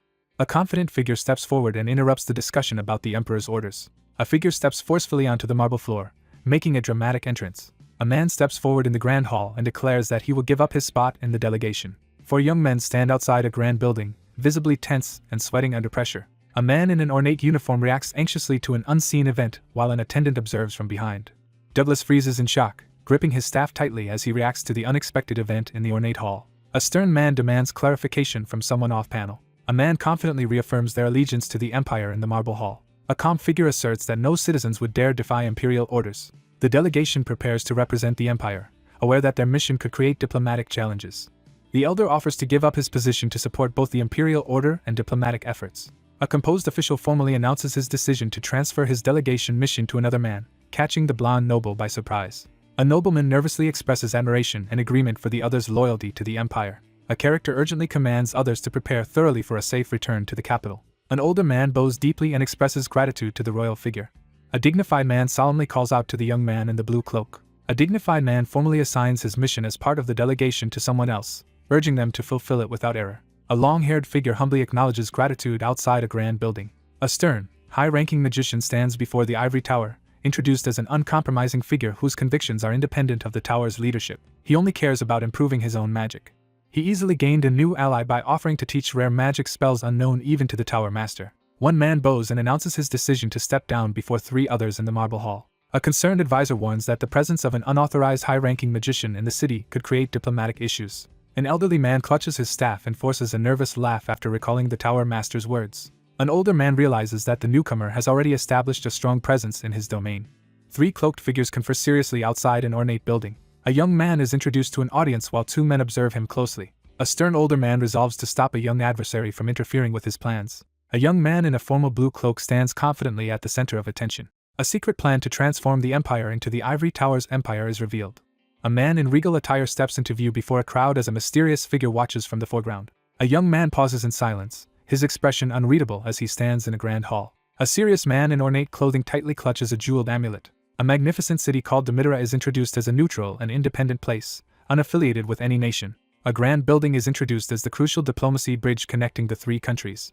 The narration emphasizes that this institution has represented freedom and neutrality for over a century. The mayor welcomes the guests and invites them to follow him. One delegate asks about the whereabouts of the others, and another explains that all the delegates are in their individual VIP mansions. A figure gestures toward a grand mansion, announcing it as the accommodations for the Green River delegates. A grand mansion is introduced as the private residence prepared for the crown prince. A man in formal attire surveys the candidates, clearly impressed by their abilities. A noble impatiently asks the tower master if there are any other matters scheduled. A composed man announces that nothing is planned until the treaty discussion. The man processes the information with a calm, thoughtful demeanor. A young man in military attire dismisses the assembled group, allowing them to rest. A formal man in a blue cloak orders another person to follow him through the grand hall. A formally dressed group enters the ornate palace hall, their tense focus fixed ahead as they arrive for the ceremony. A royal figure formally addresses the tower master, who responds with respectful acknowledgement. Someone demands a serious conversation, raising the tension. An ornate door slowly opens, revealing a brightly lit room beyond. An official-looking young man and an elderly wizard meet in a grand palace hall, each waiting for the other to speak. An elderly man in an ornate room calmly tells someone they are not to blame for the recent incident. A young man voices his suspicion about the magician who stays close to his brother. A solemn young man stands in the ornate room, visibly irritated by someone's presence. Someone voices their unease about the situation. An older man acknowledges the other person's perspective with calm understanding. An elderly mage advises a stern nobleman that, despite Ian's magical abilities, the meeting ahead will demand diplomatic skills. The narrative reveals that someone will be unable to speak or participate effectively in the meeting due to magical constraints. A skeptical man in formal robes questions the usefulness of a magician at an important diplomatic meeting. A stern advisor dismisses the high-ranking magicians as irrelevant to the treaty discussion. A voice foreshadows that their highness will proceed as planned. The main figure stands confidently, preparing to lead the treaty discussion. The young man sighs and reluctantly accepts that he can't do anything about the situation. One man admits to another that all his attempts to recruit an ally have failed. Someone warns that ignoring this person now will cause serious problems later. Someone urgently requests immediate action to deal with a certain individual. A pair of golden eyes narrows with unwavering determination as resolve hardens. An older man stands in the ornate room and calmly assures someone that there is no need for concern. A voice assures that events will soon align with the ruler's wishes as sunlight fills the empty room. A young man marvels at the luxurious room as he excitedly sits on a lavish sofa. Two men in ornate uniforms stand inside the palace as one enthusiastically talks about the city's lively night performances. A confident figure proposes buying new clothes as part of a secretive escape plan. A commanding figure instructs the captain to send the servants on several errands. A young man sitting on the sofa is surprised as he notices something unusual. A blond young man in ornate military attire anxiously asks what is wrong. The long-haired character glares forward with a stern, intimidating presence, escalating the tension in the room. A frustrated advisor scolds the seated royal about the seriousness of the situation. A negotiation representative's responsibilities and royal status are formally introduced in the palace hall. A young man stands amid swirling flames and delivers a stern warning. A man inside is warned not to go outside, but he questions the urgency since there is still plenty of time. A stern figure commands the anxious individual to begin preparing immediately. A tense confrontation begins as a blond man in formal attire sits tensely while a uniformed man approaches, surprised. Two figures react sharply to an unexpected event, with one turning in surprise and the other exclaiming loudly. A man outlines the speaking order for the delegation, stating that the first speaker is the seated nobleman, and if he cannot speak, the turn will go to the fifth prince. A young man recalls what his father told him as he stands in a lavish room. A political shift is being discussed, with the possibility of the fifth prince taking the lead in the treaty negotiations.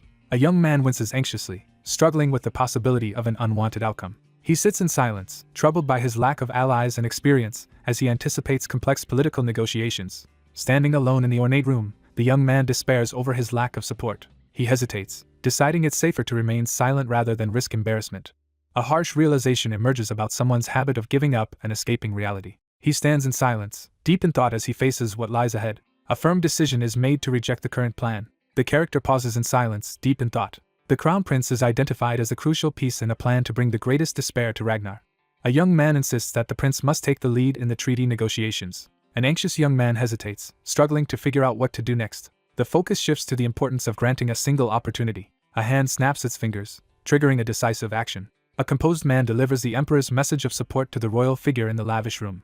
This moment highlights the rare opportunity for the crown prince to prove himself independently. A secret message is written with a feather quill, revealing instructions to prevent the fifth prince from gaining the upper hand. Someone explains how to take control of the treaty discussions by preparing effective responses. A cloaked figure begins to urgently explain something important to the royal figure, but is suddenly interrupted. The ornate doors close, sealing the chamber in preparation for the upcoming treaty discussions. A nervous young man braces himself on the couch as he receives a forceful command. A stern figure orders the memorization of all the swirling documents. 1 week later, the day of the Demeter three-country treaty discussion arrives. A group strides confidently across the patterned floor, their footsteps echoing through the hall. A nobleman recounts that his older brother vanished inside the mansion for an entire week. A young man in ornate military attire looks worried as he wonders if something has happened to someone. A robed man reports that he kept the crown prince's mansion under surveillance but observed nothing unusual. A man receives news that someone rarely appears in the garden and always looks exhausted. A blonde man in regal attire strides purposefully toward another blonde man in uniform, setting the stage for a confrontation in the grand hall. A young man in royal attire greets his elder brother respectfully in the grand hall. An elegantly dressed man greets the opposing group in the grand hall, initiating a formal conversation. The young man firmly confirms his responsibility in the grand hall. The noble-looking man offers a reassuring smile in the ornate hall. A man in formal military attire announces that he will escort the delegation to the conference room. One man respectfully bids farewell to the elder as they stand together in the grand hall. 2 men stand back to back in the ornate hall, each preparing for an imminent confrontation. 3 men in elaborate uniforms enter the grand hall with determined expressions, ready for what awaits. 3 men stride purposefully into the grand hall, their footsteps echoing in the silence. A clenched fist trembles with barely contained frustration. 2 young men stand in tense silence in the grand hall, each avoiding the other's gaze. A young man in formal attire is startled when someone addresses him as royalty in the ornate hall. One young man reassures the other that he has already done everything possible during the past week to prepare. A serious figure assigns responsibility for leading the three-country treaty discussion. The character pauses with a tense expression, preparing to respond. A young man raises his fist in victory, radiating confidence. A dignified man steps forward in the ornate hall and formally announces his role as the arbitrator for the treaty discussion. A man stands before the assembled delegates, declaring that the treaty discussions will be officially recorded under his supervision. 2 uniformed individuals prepare to commence the ceremony. The discussion about the treaty officially begins. A young man asserts his authority from a throne-like chair while an elderly advisor stands attentively behind him. A man in a blue cloak confronts an anxious, regally dressed blonde man seated before him. A gloved figure raises a hand to address the group. A nobleman explains that the narrow and dangerous road to the principality makes it difficult to obtain troops and supplies. The group discusses securing magicians, elite knights, and funds through an agreement with the Coldwood Empire. A young man in a formal uniform calmly tries to clear up a misunderstanding. One of the officials firmly states their readiness to restart negotiations if the Green River Empire objects. The discussion begins with the topic of the subjugation force as the character listens intently. Someone urges another person to speak as they practiced. 2 men lock eyes in a tense silence, each waiting for the other to speak. A composed man in ornate attire announces that he will speak on behalf of the Crown Prince regarding military matters. A high-ranking officer formally appoints a new general to lead the Empire's forces. A man questions whether the 5th Prince is the one in charge and suggests consulting an expert. A young man hesitates, silently questioning whether he should speak. One man formally addresses the other in front of the grand circular structure. The older man calmly agrees to carry out the order. A young man calmly evaluates the principality of Rose's request, feeling optimistic about the promising start. Someone urges the group to persist with their current approach. He remains silent, lost in deep thought. 5 individuals gather around an ornate table in a grand hall to review a thorough report and discuss the need for more details before moving forward. A composed noble in diplomatic attire makes a pivotal announcement in the formal hall. 2 men sit in an ornate room as one delivers a respectful address. The standing man assertively presents his case while the man at the desk listens with a guarded expression. Sunlight filters through the tall blue stained glass window, quietly illuminating the room. A tall, ornate door stands illuminated as the story reaches its conclusion. The 2 men stand in the ornate room, silently acknowledging that events are reaching their conclusion. A gloved figure claps their hands together, signaling the start of a direct conversation. A young man in a decorated military uniform criticizes the plan to divide the lands into 3 parts without proper preparation. Someone explains that the value of land depends on its natural resources, and warns that land without anything beneath it would be worthless. 2 men discuss the possibility that political losses could escalate into war during a tense meeting. A young man introduces the most crucial topic of the treaty discussion. Negotiations begin over how the lands and natural resources will be divided after the subjugation. A young man in a military uniform firmly states the Empire's intent to avoid conflict. A group of uniformed men discuss proposals to maintain long-term peace during a formal meeting. A white-haired figure formally addresses the man seated confidently at the table. An anxious young man stiffens as a stern older man stands assertively behind him. A figure raises a gloved hand and offers to share a potential solution. A character forcefully slams both hands onto the table, creating a tense atmosphere. Both individuals in formal uniforms are startled by unexpected news. Two young men in formal uniforms react with shock to sudden news, one turning sharply as tension fills the air. Someone makes a bold declaration, insisting that nothing can go wrong. A man in formal attire stands facing forward, greeting someone with a warm smile. A young man pauses with a red gem in his hand while an older man silently observes him. A figure slams their gloved hands onto the table, asserting control over the situation. The young man confidently declares he has a foolproof solution. A composed figure formally asks the Crown Prince of the Green River Empire to present his proposed solution to the gathered audience. A man in ornate clothing announces that the Empire's magic tower has developed a spell to detect and measure underground minerals. One man reacts in shock while another stands behind him, observing the tense situation in the ornate hall. A startled older man sweats nervously, shaken by someone revealing unexpected knowledge. A young man in a military uniform demands confirmation from the person seated across the table. A confident man confirms that everyone has already heard rumors about the magician. A man formally introduces the youngest high-ranking magician of the Empire as the creator of a powerful magic. Several people react in astonishment to the display of extraordinary magic in the ornate hall. A man realizes that using magic to detect minerals could become essential in the treaty negotiations. A calculating rival is shocked to realize that the young man has uncovered the true nature of the treaty discussion. A composed man outlines a plan to use magic for mapping resources and assessing the land. A completed map of the Great Plains is presented to outline how the land will be divided among the countries. Several men debate the future use and boundaries of a valuable piece of land around a table covered with official documents. A figure in ornate clothing slams both fists onto the desk in anger. The tense man sits at the table, sweating as he tries to steady himself. One man firmly asserts that no better solutions exist as the other listens in the grand hall. A long-haired character smirks with clear confidence. The young man stands before the ornate doors and declares that he has finished speaking. A magnificent palace emerges under the tranquil sky, signaling a shift to a royal setting. The protagonist stands alone, silently contemplating recent events. Someone urgently calls out to the captain, drawing his attention in the grand hall.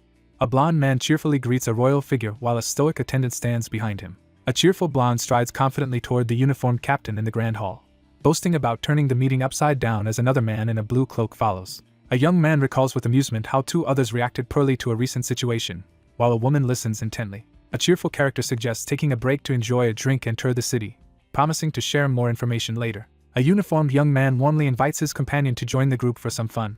A young man in a blue cloak nods silently in the sunlit hall. A young man is suddenly overtaken by surprise and delight as he witnesses something extraordinary. A cheerful figure encourages the younger character to accept a celebratory drink as a sign of growing up.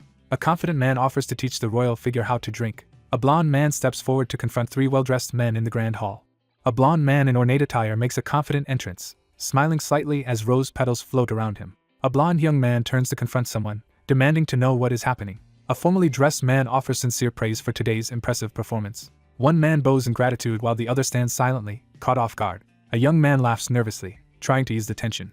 A blonde man stands confidently, expressing pride in his brother's progress. A man in formal attire bows his head as he is told that much can be learned from the treaty discussion. A confident man encourages someone to keep improving and developing themselves. The young man offers support and receives gratitude in return. A figure steps forward with determination on the ornate floor.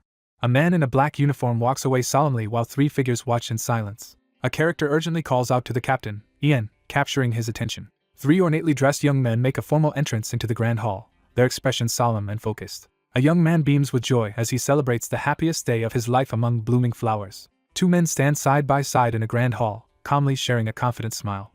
One character enthusiastically rallies the group to give their all after a week of restraint. A young man in a military uniform listens as someone encourages him to relax and be less strict. An older man reminds the young man that he will soon be an adult and should start accepting drinks from him. The young man suddenly notices something unexpected. Ian stares at his hands as they suddenly glow with blue magic, leaving him startled and confused. The older man recoils in shock as the young man turns to face him, drawing the attention of everyone present. A blonde man in ornate clothing freezes in surprise as a man in uniform stands behind him. A hand reaches out, examining the swirling blue magic energy. The young man acknowledges that he can push his magic no further. A young man in ornate clothing demands a clear explanation about someone's limits.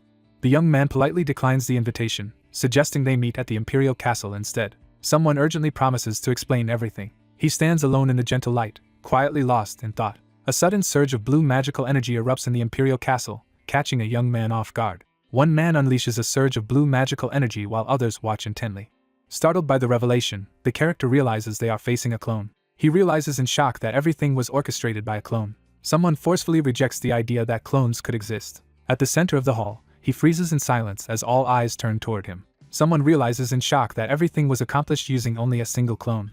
A powerful wind surges through the marble courtyard. A stunned man realizes they may have fallen into a trap. An older man smirks with malicious intent, his laughter echoing ominously. A grand palace stands beneath a golden sky as birds fly overhead, establishing the scene. The sun sets over the castle as banners and flags mark its grandeur.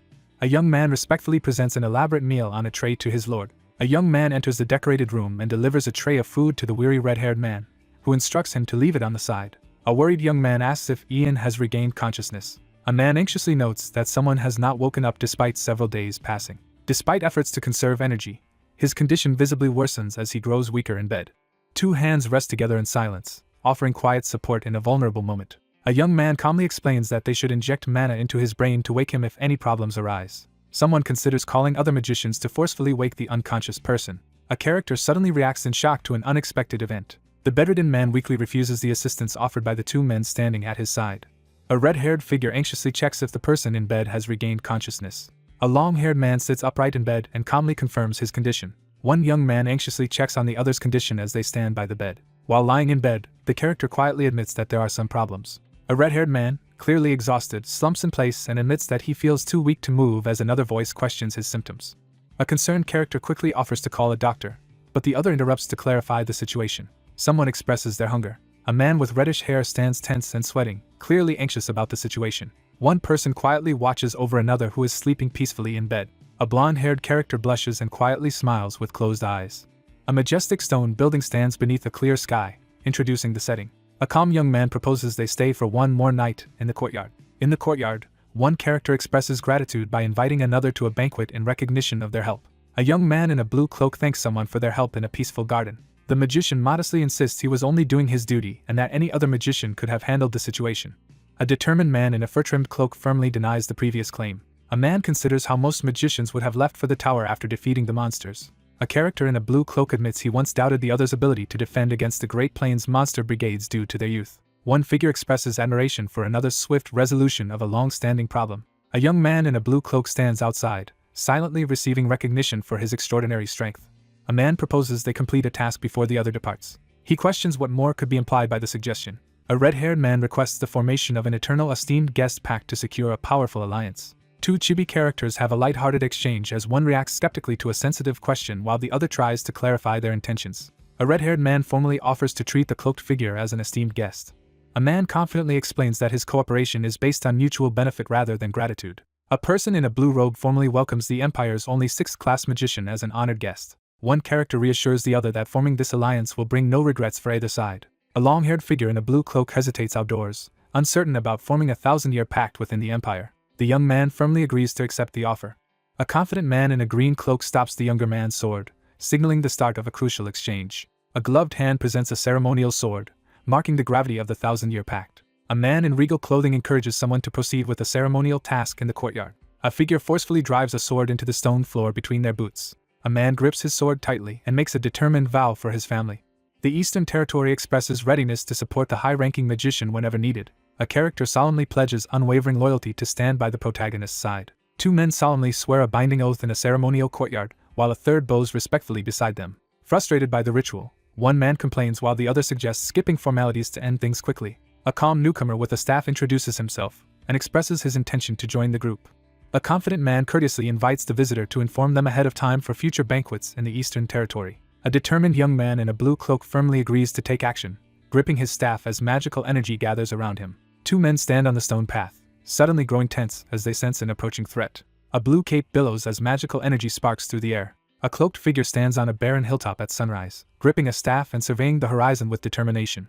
The protagonist stands alone under the sky, quietly reflecting on the recent series of events. A young man in a blue cloak acquires a valuable magical staff. A mysterious figure once infused magic into the staff linked to the Sorcerer King, signaling the return of black magic after 3 centuries. The young man steels himself and looks ahead with determination. Someone prepares to conduct a thorough investigation upon returning to the capital. A girl in a dress rushes forward across the red carpet. A blonde woman in a pink dress urgently calls out from the top of the staircase as a tense confrontation unfolds below. The long-haired figure in the blue cloak pauses, surprised, while holding a sealed letter and staff. A young man in a blue cloak calmly calls out to his mother. A worried figure rushes down the staircase and confronts the cloaked person at the bottom about their sudden disappearance. A woman reacts with alarm after noticing how thin someone has become. A woman anxiously examines the young man's gaunt appearance and questions if he was mistreated while working. A distraught woman vents her frustration indoors. After something happened nearby, one person reassures themselves about recovering while being gently comforted by another. A young man offers a staff to his mother in an ornate room. A hand offers a mana communicator, explaining it can be used for future contact with the capital. One woman explains that she infused her power into the glowing staff as the other listens attentively. Someone apologizes for causing concern. A worried woman urgently calls out while holding a glowing orb. The young man assures his mother he will remain by her side from now on. A young man urgently calls out to his superior as she stands with a staff-wielding figure in a lavish hall. One of the young men urgently questions the other about a mysterious type of magic he has never encountered before. A young man demands to know how the girl appeared in two distant places at once, speculating about possible magic or tricks. The man in the blue cloak asks for questions to be asked one at a time. A calm young man pauses in the ornate hall, preparing to explain the situation. A caped figure declares their advancement to 6th class, leaving the three onlookers visibly stunned. Two young men react in shock as one reveals he now holds the highest magical rank in the Empire. The long-haired character reassures everyone to treat him the same as before and prepares to continue the conversation. A cheerful young man invites someone to join him in testing new potions at the research lab later in the evening. One person apologizes and explains that they will have to postpone their plans to do something together, prompting a surprised question from the other. A character with long light hair reacts silently, looking uneasy. The offer is declined due to a prior commitment. A young man hesitates in front of the large wooden door, visibly anxious. A cautious figure enters the tavern and surveys the bustling scene. A cheerful man greets the newcomer with open arms in a warm, welcoming atmosphere. A blond young man announces that the banquet is being held in honor of the confused newcomer, who experiences a sense of déjà vu. He wonders about the unusual nature of the banquet after being asked to wear casual clothes. Two young men behind the bar warmly welcome the newcomer as he arrives. A light-haired man is welcomed and guided to a seat as attendants prepare more snacks for the table. A startled person recoils as a glowing box is suddenly thrust toward them. A cheerful young man enthusiastically offers a drink to celebrate the advancement to 6th class. A man proudly announces that he brought rare alcohol into the Imperial Palace for the banquet. Someone eagerly urges another to drink. A young man quietly reflects on how little alcohol he drank in his previous life. Someone explains that Ragnar avoids alcohol to keep his mind sharp and stay alert. A character swallows nervously, tension evident as a bead of sweat rolls down their neck. One character drinks energetically from a barrel mug while the other two watch in astonishment. One character looks up from the table and asks for Ian's opinion. A bucket is slammed down onto the wooden floor. A young man takes a sip from his mug and remarks that the drink is quite tasty. The young man smiles warmly, expressing his happiness that the other person enjoys the drink. Three young men eagerly ask the prince to share what happened in Demitera as they sit together in the tavern. A cheerful blond man enthusiastically interrupts, startling the long-haired man seated at the table. The blond man stands at the center of the bustling tavern, gesturing animatedly as he socializes with the crowd. The young man sits silently at the table, hesitating before responding. A surprised attendant offers to refill the cup. A man calls out to the blonde-haired individual seated at the table as another stands nearby, holding a bottle and smiling. A drink is poured into a wooden mug as someone cautions against overindulging for a first-time drinker. A young man warns that getting drunk could lead to accidentally attacking the Night Order with magic. A blonde-haired character laughs and reassures his worried companion while holding a wooden mug. A character quietly wonders if it is appropriate for the prince to spend so much time with the knights. A young man assures that the knights can be trusted as he calmly pours a drink. He sits alone at the tavern table, silently reflecting on loyalty and trust. A young man sits in silence, deep in thought as he holds a mug. One character teases the other about not having any friends, prompting a shocked reaction. A young man openly admits he recognized the truth from their first meeting. A man listens as someone reminds him of their first meeting 5 years ago, when a spy named Cecilia was captured. A calm young person stands unfazed after capturing a spy, displaying remarkable control over their emotions. A hand lifts a frothy mug in the warmly lit tavern. A young man sits in silence as someone remarks on his ability to conceal his emotions. He reflects on how he couldn't act his age back then. A sudden, pivotal sensation interrupts his thoughts. A concerned figure observes the young man's isolation and worries about his inability to form close friendships. A young man confidently claims he is skilled at noticing details. A long-haired character quietly admits the truth and sits in contemplation, uncertain how to react.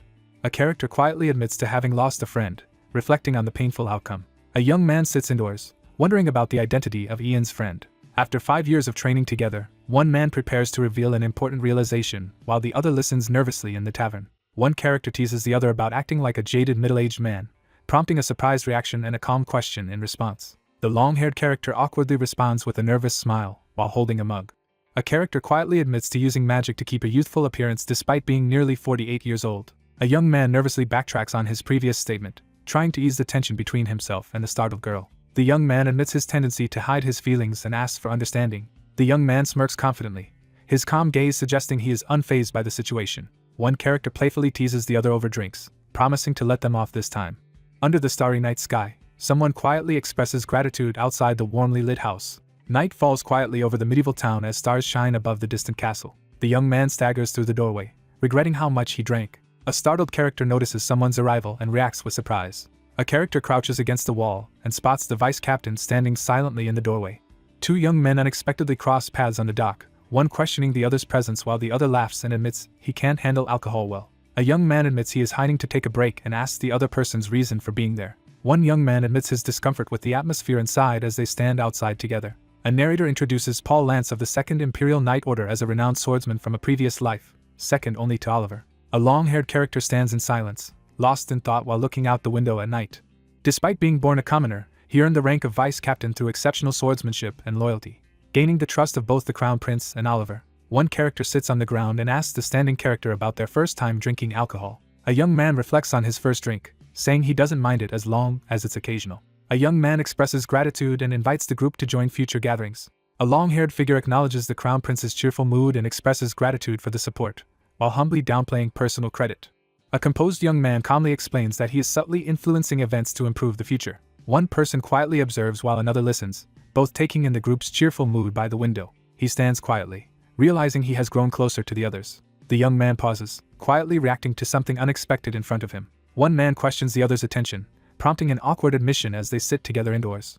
A character stands below the balcony, puzzled by the unexpected expression of someone above. A man bursts in and startles two others, urgently announcing he has found the vice captain. A young man learns he must accept His Highness's drink or risk losing his position as vice captain. One man bows respectfully and heads inside while the other remains outside observing. A young man calmly comments on his lack of drinking experience as the topic is discussed. Someone moves cautiously through the quiet, moonlit forest. Standing alone on the balcony, the figure quietly reflects on memories from a previous life. The figure turns away, leaving the staff behind in the desolate landscape. Significant changes are being foreshadowed against a backdrop of glowing hexagonal shapes. A group of young men celebrate together, one raising a mug and putting his arm around a friend. A blond young man smiles warmly, radiating gentle reassurance. Someone reflects on the impact of their decisions. A solitary figure stands by the frosted window, deep in thought. Someone reflects on how their choices could have changed the course of their life. A man stands alone before the tall windows, silently contemplating his next move. Someone silently wonders about the changes that have occurred. A man in a decorated military uniform sits at his desk, intently reviewing a critical letter. A stern man in a decorated military uniform carefully reviews an official document at his desk. Someone admits they cannot determine the answer right now. A hand reaches out purposefully toward the glowing feather suspended in the night sky.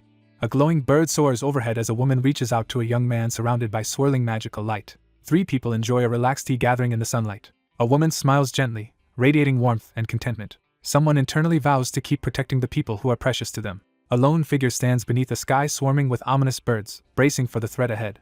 A solitary figure stands beneath the night sky, deep in thought. A young man silently contemplates his resolve to build a better future as he looks out over the starry night. The game officially begins, marking a new stage in the conflict. A king chess piece tumbles downward, swallowed by swirling shadows. The academy stands quietly under the star-filled night sky. A tense question breaks the silence of the empty hallway. Tension rises as one man asks if the other plans to move forward. One character harshly reminds the other that obstacles must be eliminated before they become a problem. An elderly man solemnly acknowledges someone's accomplishment in the dimly lit room. A young man confronts someone about repeatedly asking him to wait, while promising the development of useful weapons. Two men discuss the relentless interference of a persistent adversary in their plans. An older man admits he failed to act quickly enough, acknowledging a crucial mistake. A stern man reflects on how no one anticipated the brat's bold first move. Someone stands resolutely in the empty ballroom, making a final promise to wait no longer. A young man stands by the window and questions if this is the last time. The older man firmly announces that today is the last time he will ask the younger man to wait. The older man declares that all preparations are complete. An older man orders the hooded figure to greet the royal presence in the hall. A blond man questions a cloaked figure about the disappearance of a high-ranking magician. A blond man stands frozen in shock, visibly startled by an unexpected revelation. A hooded figure lowers their head, concealing their face in shadow as they speak humbly. A red-haired woman nervously introduces herself to the royal figure. A startled man clutches an ornate medallion as he confronts a looming, dark-cloaked figure. A robed man calmly explains that the distressed woman is his loyal subordinate who only acts on his orders. A calculating man predicts that another person will soon become a pawn in his plans. A worried young man questions the tower master about a possible discovery. The mustached man gives a firm, cold affirmation. A stern older man reveals the existence of forbidden magic in the dimly lit room. A dark force is introduced as black magic is declared. A robed figure confidently predicts that even their troublesome enemy will soon become a loyal servant. The young man firmly tells the other person not to worry as he stands by the window. An older man urgently tries to deliver a message to a royal figure but is interrupted. A determined voice declares the intention to become the emperor as planned. As the sun sets, a grand domed building comes into view, setting the stage for what lies ahead. A white-haired person reviews important documents at a grand desk, quietly noting the mention of 6th class. A character slams their fists on the desk in frustration upon hearing the words 6th class. An elderly man channels a surge of powerful purple energy while gripping a surface with fierce concentration. The stone statue head is destroyed, sending debris flying. A surge of anger erupts as someone reacts furiously to recent events. An elderly man suddenly realizes something crucial, his eyes wide with intense focus. A stern older man strides purposefully into the ornate, golden-lit room. A young man enters the room and hesitantly addresses the tower master. The young man freezes in shock, visibly alarmed by what he sees. An older man stands tensely behind his desk as another figure approaches, setting the stage for a confrontation. An elderly man calmly greets the arriving visitor. One person anxiously asks if something happened, while the other quickly denies it, concealing the truth. An older man stands by the desk, reflecting on meeting someone 20 years ago. A young man recalls a vivid memory from the past while speaking indoors. An older man reveals that he found an abandoned baby wrapped in cloth, smiling at him. Someone fondly recalls moments of watching another person move with enjoyment, sometimes becoming so absorbed that they neglect their responsibilities. Two figures discuss how a once ordinary child has unexpectedly become an official magician. A young man expresses heartfelt gratitude and pride towards someone who has shown him kindness. An older man pledges to do everything he can to repay a kindness, expressing that the other person is like a son to him. An older man prepares to ask the younger man an important favor in the grand library. A man respectfully accepts an invitation to visit the mansion that evening. An older man smirks knowingly, his expression hinting at a hidden plan. A farewell is exchanged as someone promises to meet again. The deserted town square sits silent under the night sky. A heavy door slowly opens, revealing a brightly lit space. A surprised attendant behind the counter is interrupted while greeting a new arrival. The young man freezes in shock as he processes the unexpected revelation. A young man in a hooded cloak arrives at the large wooden door and is immediately recognized as the youngest high-rank magician from the ivory tower. A cloaked figure learns from the shopkeeper that everyone in the area knows about him. A shopkeeper greets a cloaked visitor with evident respect at the counter. The young man hesitates, his anxiety clear as he prepares to respond. A composed figure gently reassures the other person, asking about their purpose here and urging them not to be wary. A hand sets a heavy bag of gold coins on the table, signaling the start of a transaction for information. A young man slides a bag of money across the counter, confirming rumors about generous research funding for high-ranking magicians. The young man agrees to share the requested information, though he appears slightly uneasy. The young man firmly requests to purchase all available information about dark magic. A young man questions someone else about their knowledge of black magic. The character calmly dismisses the theoretical explanation and states that he is seeking different information. A serious character warns that the information might be insignificant or unfounded. A character demands access to hidden, confidential information. A young man offers reassurance as he acknowledges the other person's point. A character reveals they have been closely monitoring a related situation. The young man closes his eyes and quietly reflects, a calm smile on his face. Someone welcomes an arrival, emphasizing that their timing is perfect. A cloaked figure asks the young man if he knows about Dragon's Order. He stares ahead, trying to grasp the meaning behind the mysterious order. The Dragon's Order, a secretive cult that worships dragons as gods, is introduced as the Empire's oldest surviving religious group. The Dragon's Order began as a small cult in a remote countryside village. A man dismissively repeats rumors about a supposed descendant of dragons who is said to possess the cult leader's transcendence. Despite initial disbelief, more people began joining the Dragon's Order, causing it to grow rapidly. No information about the cult leader, their followers, or their goals is publicly available, leaving the organization completely shrouded in secrecy. There is widespread speculation and uncertainty. Dangerous rumors spread, claiming some possess the power to revive the dead or control minds. A young man questions whether the descendant of the dragon truly exists. Piecing together rumors and recent events, the protagonist considers a new possibility. The shopkeeper informs the cloaked figure that the Dragon's Order is connected to black magic. Different factions in the Empire have recently obtained information about the Dragon's Order. A serious young man explains that black magic requires inhumane materials in addition to mana, implying the existence of buyers for such power. A young man speculates that the cult could be using brainwashing and enchantments to manipulate people in powerful positions within the Empire. A hooded figure receives an update about an ongoing investigation from someone behind the counter in a storage room. The hooded figure orders the others to continue their investigation. A hooded figure exits the shop as the shopkeeper expresses gratitude for his patronage. A grand mansion stands quietly under the moonlit sky, setting the stage for what is to come. Sitting alone at his desk, the young man silently contemplates the meaning of Dragon's Order. Sitting by the window, the protagonist reflects on the mysterious cult he never encountered in his previous life. A character quietly recalls encountering the Sorcerer King in the Great Plains. A staff inscribed with black magic techniques is used to cast a spell. A robed figure leads a procession of undead creatures through roaring flames, preparing for a dark ritual. She sits in tense silence, lost in thought. A mage suspects that the Tower Master is linked to the Great Plains changes and possibly involved with black magic and the Dragon's Order. The protagonist sits wearily in a grand chair, reflecting on how much has changed. The protagonist considers that the timeline may have begun to shift even before the return to the past. He quietly reflects on how the distance between his past and present selves continues to grow. He questions whether using the dragon's language caused the current problem. A character wonders if the strange phenomenon is a side effect of turning back time as a mysterious chest emits swirling energy. A sense of dread settles in as the realization hits that opening the box may have been a serious mistake. Sitting at the desk, the man reflects on how relying on memories from his previous life has made him complacent. A hand opens an ornate box beneath the starlit sky, signaling the start of an uncertain future. A young man sits quietly at the table, staring at the closed box in his hands. A hand opens a box, revealing a glowing pendant necklace as preparations begin for unexpected challenges. Someone apologizes for making a visitor come to the building late at night. One character reassures the other as they sit together in a calm, warmly lit room. One character politely asks how he can assist the person in front of him. An older man calmly deflects a question while sitting in his study. A startled young man quickly turns as the door opens unexpectedly. A solemn figure prepares to reveal a secret that must remain hidden from everyone else. An older man with a staff asks the younger man in the library to follow him. A nervous man sits on the couch and anxiously asks where they are going. A hand reaches toward a book on the shelf, signaling the discovery of something important. An older man lifts a glowing book, revealing it as their magical guide. A hand activates the magical book as a blue aura flares around it. An older mage activates a glowing portal using his spellbook. A nervous subordinate hesitantly reports alarming news to his superior in the study. Someone off-panel calls out to Mark, asking what is wrong. An older man urgently opens a glowing portal and orders everyone to enter. A character tenses up and sweats nervously, reacting to something unseen.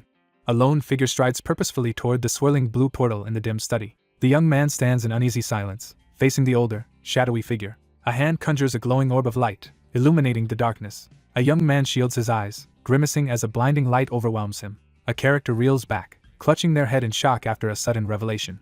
A robed man begins a magical ritual as energy crackles between him and his opponent in the prison chamber. Two exhausted prisoners sit in silence, separated by iron bars as despair fills the cell. Two weary prisoners endure their confinement in silence behind iron bars. In a dim, stone-walled room, one robed figure coldly explains to his uneasy companion that the people present are merely materials. A shocked young man demands clarification about whether the materials mentioned are actually humans.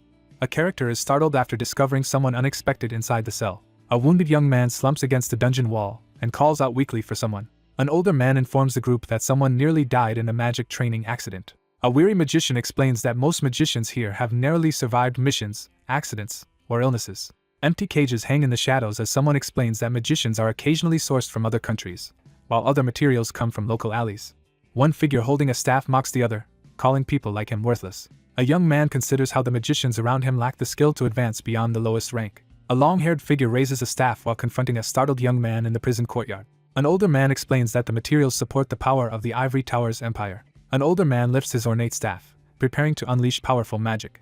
Chains and cages pulse with sinister red energy in the dark chamber. A worried character receives reassurance while ominous energy swirls in the barred, red-tinged room. A figure makes a firm promise while a twisted object crackles with red energy nearby. An older man makes an unsettling claim, comparing someone to his own son with a sinister smile. Dark energy swirls around the figure's legs as red sparks crackle ominously. A young man recoils as he is suddenly overwhelmed by swirling dark energy. A bloodied character winces in agony, reacting to a sudden, painful blow. A girl writhes in agony as dark energy tendrils tighten around her. Dark energy erupts around the figure as they struggle to contain its overwhelming force. One character kneels in submission before another who stands over him in a dark, oppressive chamber. An older man sternly orders someone to get up.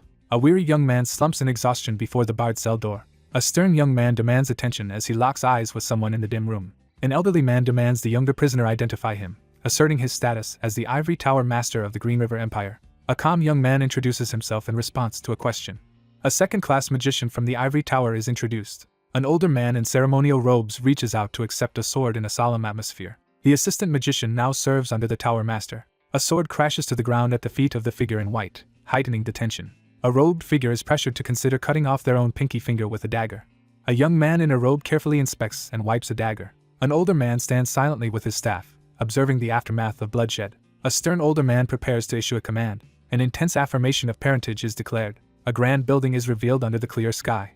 News of the Tower Master's indefinite leave spreads through the empty, ornate hall. One character comments on the recent difficulties and age of another, while the others listen attentively. A young man reflects on the pressure caused by Ian's rapid rise to 6th class and his status as the youngest high-rank magician. The group questions what will happen next as uncertainty about their future grows. 3 robed figures debate which royal faction they should support as tensions rise between the Tower Master and Ianim. A character carrying 3 red books walks past while expressing uncertainty about what orders will come from the higher-ups. The robed figure steps forward and reaches for the ornate double door, preparing to enter. A composed man sitting on a throne-like chair invites someone to enter. A man sits at his desk and acknowledges the arrival of a visitor standing at the entrance. A young man enters the grand hallway and delivers 2 large red books.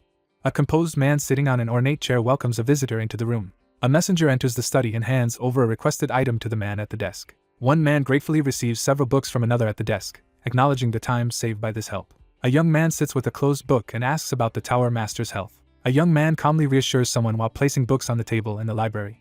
A young man suddenly realizes something, his eye wide with surprise. Someone notices the bandaged hand and asks how the injury happened. A calm figure reassures the other character that a minor magical accident is nothing to worry about. A long-haired character sits at a desk and expresses hope for someone's quick recovery. Sensing a growing distance, the character grows uneasy about the sudden change in their relationship. Someone reflects on how Marco now feels distant, despite having the same voice and face as before. A long-haired character suddenly reacts to something alarming off-panel. One character begins to share a memory from the past while the other listens attentively in the ornate study. An older man recalls their first encounter 6 years ago when the boy was sent to Mogrian. A man thanks his rescuer for saving the territory lord during a dangerous goblin subjugation. The character calmly acknowledges that the past event occurred. The character grips a large book tightly on their lap, visibly nervous. The young man signals his intent to leave after the conversation ends. The young man rises from his desk and pauses the conversation to step away. A young man reminds someone they were absent during the goblin subjugation. A young man recalls receiving help during his mana reaction test. A character walks across the wooden floor and apologizes for any possible mistake. A long-haired man in black abruptly confronts a startled younger man with a staff in the grand hall. The long-haired character swiftly draws his sword, preparing for a decisive move. A magical staff is activated, unleashing a surge of blue energy. A young man unleashes a powerful spell, causing light to surge around him. A powerful spell is being cast as 2 men confront each other across a glowing magic circle. A young man clutches his injured arm and winces in pain. A character suddenly realizes imminent danger and reacts in shock. A figure crashes down with tremendous force, sending a shockwave of dust across the ground. A young man clutches his mouth and coughs violently as dark energy engulfs him. A character clutches their face and cries out in sudden agony as their eye glows red. One man collapses to the ground in exhaustion while another stands over him, observing with a staff in hand. A calm man questions the return of a visibly exhausted, breathless person. A disoriented young man leans forward, trembling as he questions why he is here. A young man reveals that he has cancelled all magic on someone who was under black magic control. A worried character urgently insists they must stop him. A panicked man urgently warns that they must stop the Tower Master. A troubled figure urgently asks for an explanation about recent events. A serious character firmly declares their intent to take action.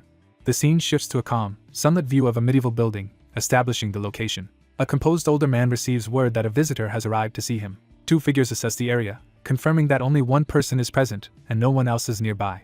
An older man calmly issues an order to bring someone inside. An unseen antagonist taunts their target, questioning if the bait was taken.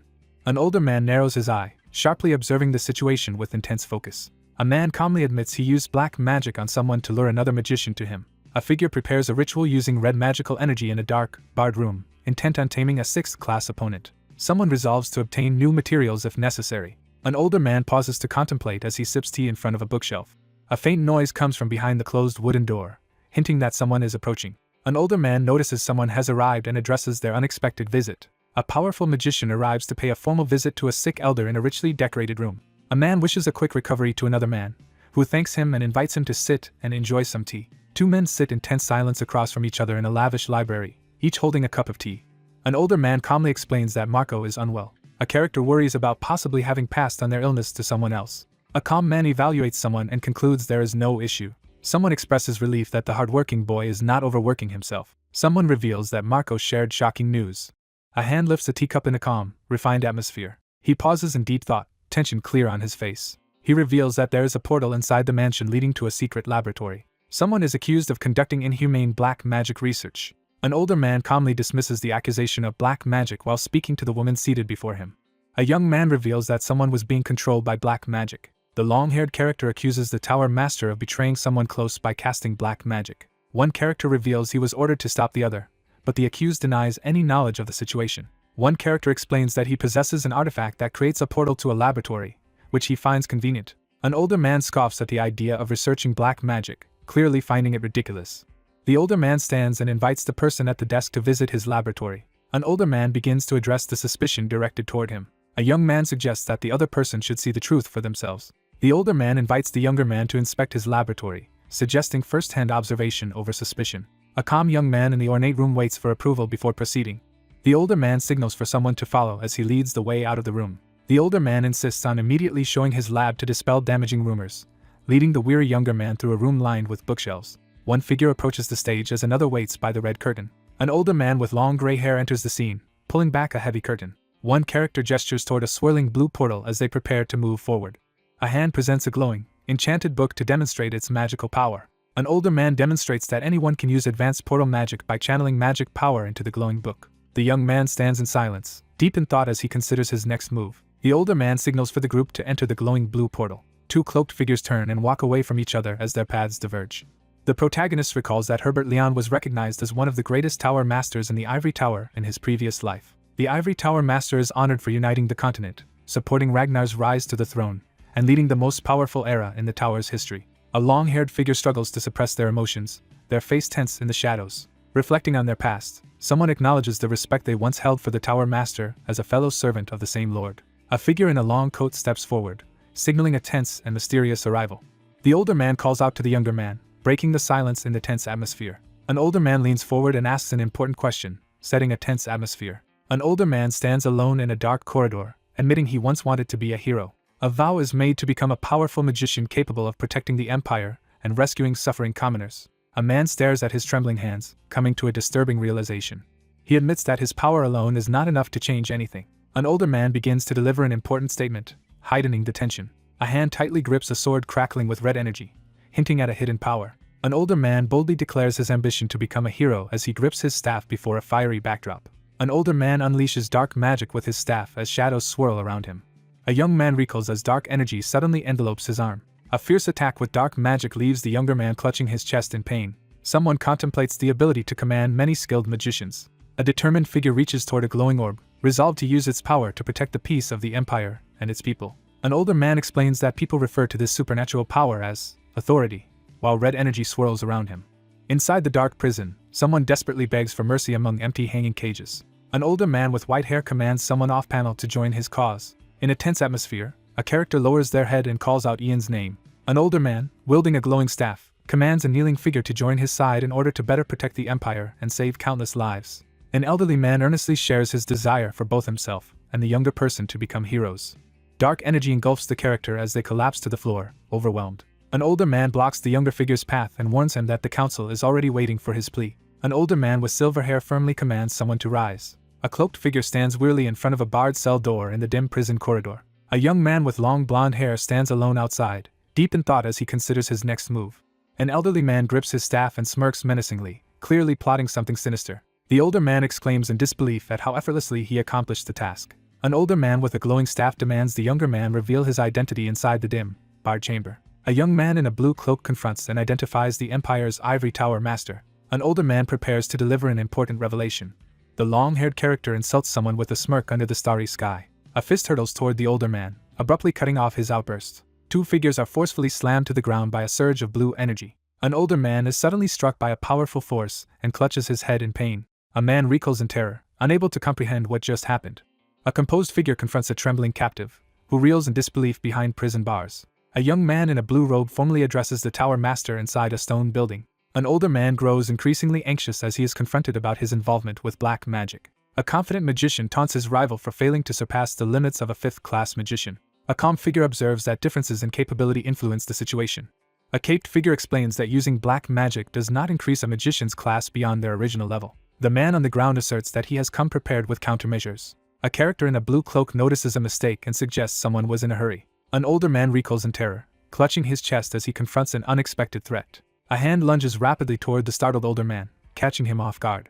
A young man unleashes a mana drain spell through a glowing magical circle aimed at his opponent. A male character recoils in shock and pain, his eye wide as he cries out. A character collapses to the ground, desperately clutching the floor. A hand enveloped in blue magic reaches toward the bowed figure. A blond young man urges the exhausted silver-haired person to rest after their mana has been drained. A calm young man points out that his opponent's mana will take a long time to recover due to their age. The older man collapses to the ground in fear as the young man stands over him, intimidating his defeated opponent. A figure extends their hand and summons a brilliant orb of light in the darkness. The figure steps into the vault, taking in the sight of glittering treasure piled high around them. A treasure chest filled with gold coins is discovered. The room glitters as even more jewels and gold spill from the overflowing chest. The man in the blue cloak scoffs at the revered reputation of the Ivory Tower Master while examining a glowing orb. A man in a blue cape confronts someone about secretly hiding wealth instead of returning it to the Empire. A defeated man recoils in fear as someone taunts him about taking others to the afterlife. A young man exhales deeply, showing clear signs of exhaustion. A cloaked figure strides toward the dungeon cell where prisoners wait in silence. A young man sits in silence behind iron bars, deep in thought. The extent of the damage is being evaluated. Someone observes that a few survivors remain after the devastation. Two young men endure their captivity in silence, exhausted and defeated on the cold cell floor. A resolute figure promises to free the group and ensure they receive proper treatment. A stern older man sits in contemplation, quietly calling out to Marco. A defeated man slumps against the wall as his adversary steps closer, pressing him for answers. A defeated prisoner slumps on the cell floor and laughs weakly as a cloaked figure stands before him. The cloaked man confidently declares that his remaining minions are far more valuable than the absent Marco. The young man in the blue cloak waits for an answer in the courtyard. The older man warns that his subordinates have already begun their plan and will only stop if he orders them to. One man reveals that he programmed them to target only two specific things from the beginning. He anxiously wonders about the safety of his family and the crown prince. An older man with a serious expression proposes making a deal. The man on the ground proposes a deal to erase any memory of today's events, hoping to defuse the tense standoff. A hidden portal remains concealed in the dim prison, leaving no evidence for anyone to expose its existence. An older man grips the cell bars and threatens dire consequences if anyone dares to cross him. A long-haired individual in a blue cloak calmly rejects an offer. An older man recoils in shock as he realizes something alarming. A desperate prisoner threatens to kill the mother and the crown prince, daring his adversary to stop him. An older man stands frozen in shock as he reacts to unexpected news in the dimly lit stone room. A calm, confident figure with long blonde hair and a blue cloak urges someone off-panel to give it a try. A grand mansion stands beneath the full moon, setting a mysterious tone for the night. A woman sits quietly on the terrace at night as someone calls out to her. A man approaches a woman on a moonlit balcony and comments on the strong winds. A man with light brown hair and violet eyes invites the group to return indoors. A woman anxiously notes that Ian has not returned and she cannot reach him with the crystal ball. A woman sits anxiously, worried because someone who is usually punctual has not arrived. A man explains that Ian is the only 6th-class magician in the Empire, commanding respect even from bandits. She reassures the listener that, despite everything, her son is still just a young boy to her. A startled woman sits upright as a young man suddenly approaches her in the grand hall. An anxious man hesitates as he struggles to express his feelings. A man bows and apologizes to a blonde woman on the balcony. A remorseful man admits he was inconsiderate of the other's feelings. A woman calmly grants forgiveness to someone who seeks it. A woman reflects on how someone she knows has always carried too much burden. A cloaked figure stands alone before a magical gate, burdened by the pain of always facing challenges without help. A young woman struggles with frustration as she feels powerless to help her family member, and can only wait anxiously. A man gently reassures the woman on the balcony as she sits in silence, weighed down by guilt. A man explains that Ian's strength comes from having family waiting for him. Reflecting on a past struggle with mana poisoning, the speaker reveals that support from family gave them the will to survive. A woman sits in quiet contemplation, hoping her presence brings stability to her family. A man reassures a worried woman on the balcony that waiting for someone's return is meaningful. A man asks for permission to stay by someone's side. One character suggests waiting together until another returns, while the other stands nearby in quiet support. A young woman stands on the balcony at night, sharing a gentle smile. A calm night settles in as the clear sky reveals a bright full moon above the treetops. Two people quietly discuss the unusual absence of security patrols in the area. A man stares in shock as he reacts to a sudden revelation. A man urgently tells a woman to go inside because he senses something is wrong. A man quickly turns toward the source of a sudden crash, his body tense with surprise. A man and a woman spot someone unexpected on the balcony and react with alarm. Three figures move quietly through the grass at night. Two cloaked figures abruptly tense as they sense imminent danger in the dark forest. One character commands the hooded intruders to stop as tension escalates on the balcony. He realizes his urgent warnings are being ignored. A tense moment unfolds as a figure warns of dire consequences if anyone crosses the glowing magical boundary. A man is stunned as he suddenly realizes something shocking. Someone cries out desperately while reaching across the wooden surface as sparks fly. A man urgently shields a startled woman and orders her to lie on the ground. A massive bolt of lightning crashes into the building, unleashing a surge of destructive energy. A massive lightning bolt crashes down onto the city, causing a powerful explosion. Two young men on the street look up in shock after being startled by something unexpected. two young men are startled outside as lightning and thunder crash unexpectedly. A young man hesitates on the street and urges a return to the imperial palace, sensing something is wrong. A frustrated young man protests that the event is ending before anything has happened. Determined to continue the secret journey, the young man refuses to return after courageously securing permission from his father. On a quiet medieval street, one man respectfully asks the captain for permission to pose a question. A nervous young man hesitantly begins to speak, touching his cheek as he tries to start a conversation. A character asks if they can learn sword techniques. A young man silently places his hand over his heart, making a solemn vow. A young man smirks and reacts playfully to the mention of sword techniques. One boy anxiously asks if self-defense training will be very difficult, while the other listens in silence. A determined young man suggests that simply copying the postures could be effective. A character boasts about unsheathing their sword impressively. A young man draws his sword, ready to take action. A nervous young man hesitantly clarifies his request to the royal figure. One character steps forward with a drawn sword, preparing to shield the surprised companion behind him. A figure raises an ornate sword and declares allegiance to the Second Imperial Knight Order. Several figures rush across the stone floor to defend the royal target. Four young men tense up as one quickly draws his weapon, sensing sudden danger in the evening. A swordsman stands ready and commands the hidden presence to reveal itself. A cloak shifts, revealing something hidden beneath. A swordsman stands alert in a deserted street, preparing to confront a mysterious hooded figure approaching him. Ian turns sharply, recognizing someone important with suspicion. A lone figure with long red hair and a staff enters the town, moving with quiet determination. A high-ranking magician from the ivory tower, Helene, is introduced. A sword-wielding man confronts a cloaked woman on the street, demanding to know why she reappeared after years of absence. A tense standoff unfolds in the village square as one figure raises a sword, preparing to confront the cloaked opponent. A young man urgently demands to know the other person's objective. A young man with a sword confronts a red-haired figure holding a staff in the village square at dusk. A red-haired figure stands silently under the dusky sky, mourning a loss. A young man braces himself for battle, gripping his sword with visible anxiety. A red-haired woman, tense and determined, vows to kill someone. An unspecified obstacle is being identified as a threat. The young man recoils in shock as something unexpected happens. A devastating blast erupts, scattering debris and energy through the area. Ian locks swords with his red-haired opponent in a fierce duel. A red-haired character calmly blocks an incoming attack with a wooden sword. A shadowy figure darts toward Ian, forcing him to react defensively with his sword. A red-haired mage blocks a fierce magical attack with her staff, sending energy and debris flying. An intense gaze signals the start of a powerful spell as the character begins the incantation. A red-haired mage releases a massive burst of fiery energy, overwhelming the area with destructive force. Ian stands firm with his sword as a massive fiery explosion threatens to engulf him. A young man raises his sword, surrounded by a golden glow, as he prepares to fight. A man braces himself with his sword as flames surge behind him. A figure brandishes his sword, unleashing streams of fire across the stone floor. A red-haired character freezes in shock, reacting intensely to an unexpected event. A violent explosion blasts through the wall, sending debris flying in all directions. A figure descends in a blaze of fire with a sword, while another braces below with a staff to defend against the attack. A fierce sword strike collides with a wooden staff as the two opponents battle intensely. A red-haired woman swiftly evades a sword attack. A man raises his sword overhead, preparing to strike down at the red-haired person in front of him. A male attacker slashes at a glowing barrier, while a red-haired woman defends herself with magic.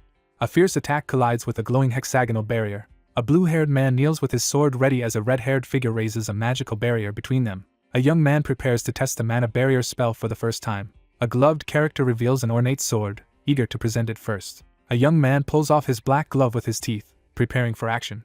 The protagonist decides to test the sword after a careful inspection. He admits he cannot release mana because he possesses only half a mana heart, gripping his blood-stained sword as energy swirls around it. A red-haired figure raises their hand, activating glowing hexagonal patterns as they demonstrate control over the mana in their blood.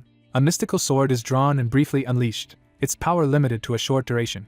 A resolute figure readies a glowing sword, preparing to release its hidden power.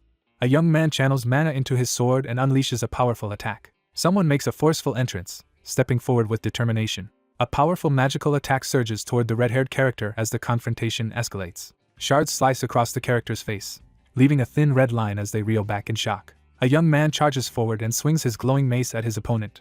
A woman is struck by a glowing sword, leaving her gravely wounded and in shock. A man drives a glowing sword down as a woman struggles beneath the surge of energy. A young man threatens his captive, demanding to know who ordered the attack on the prince. A menacing warning shatters any hope of a peaceful death. A startled man in the stonewalled room reacts in disbelief to unexpected news. The older man demands to know what the cloaked figure intends to do. A long-haired figure in a blue cloak calmly states he has learned to trust others through his experiences over the past 5 years. A young man confidently mocks the older mage, declaring that victory is impossible for him. A composed man in a blue cloak confronts someone about sending suspicious people to his house during the Demeter negotiations. An older man, sweating and tense, declares that a repeated tactic will not succeed against him.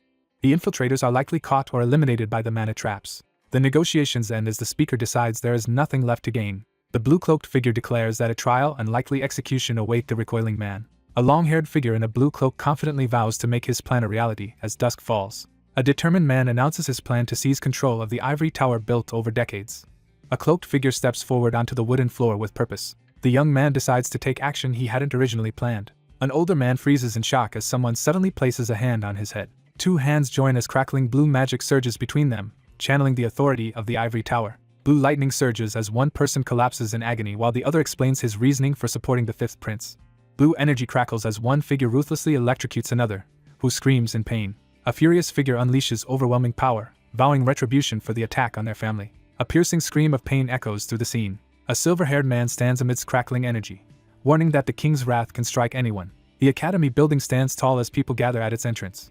Herbert Leon's crimes are revealed to the public. The leader condemns the criminal for abandoning the responsibilities of a tower master and turning to black magic. It is revealed that human souls were also used as sacrifices. Two magicians languish in a prison cell after being exploited in a cruel scheme.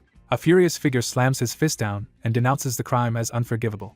A stern man on the throne delivers a harsh, unforgiving judgment. A formal decree announces that Herbert Leon is stripped of all titles and sentenced to a public execution, leaving the gathered officials tense and anxious. A stern official declares that the criminal's name will be eternally marked in the Empire's history, warning that any hidden relatives or accomplices will also be pursued. A resolute man declares that they will find their targets and eliminate them completely. A stern man in a military uniform announces that he will personally oversee the investigation into the black magic incident and anyone else involved.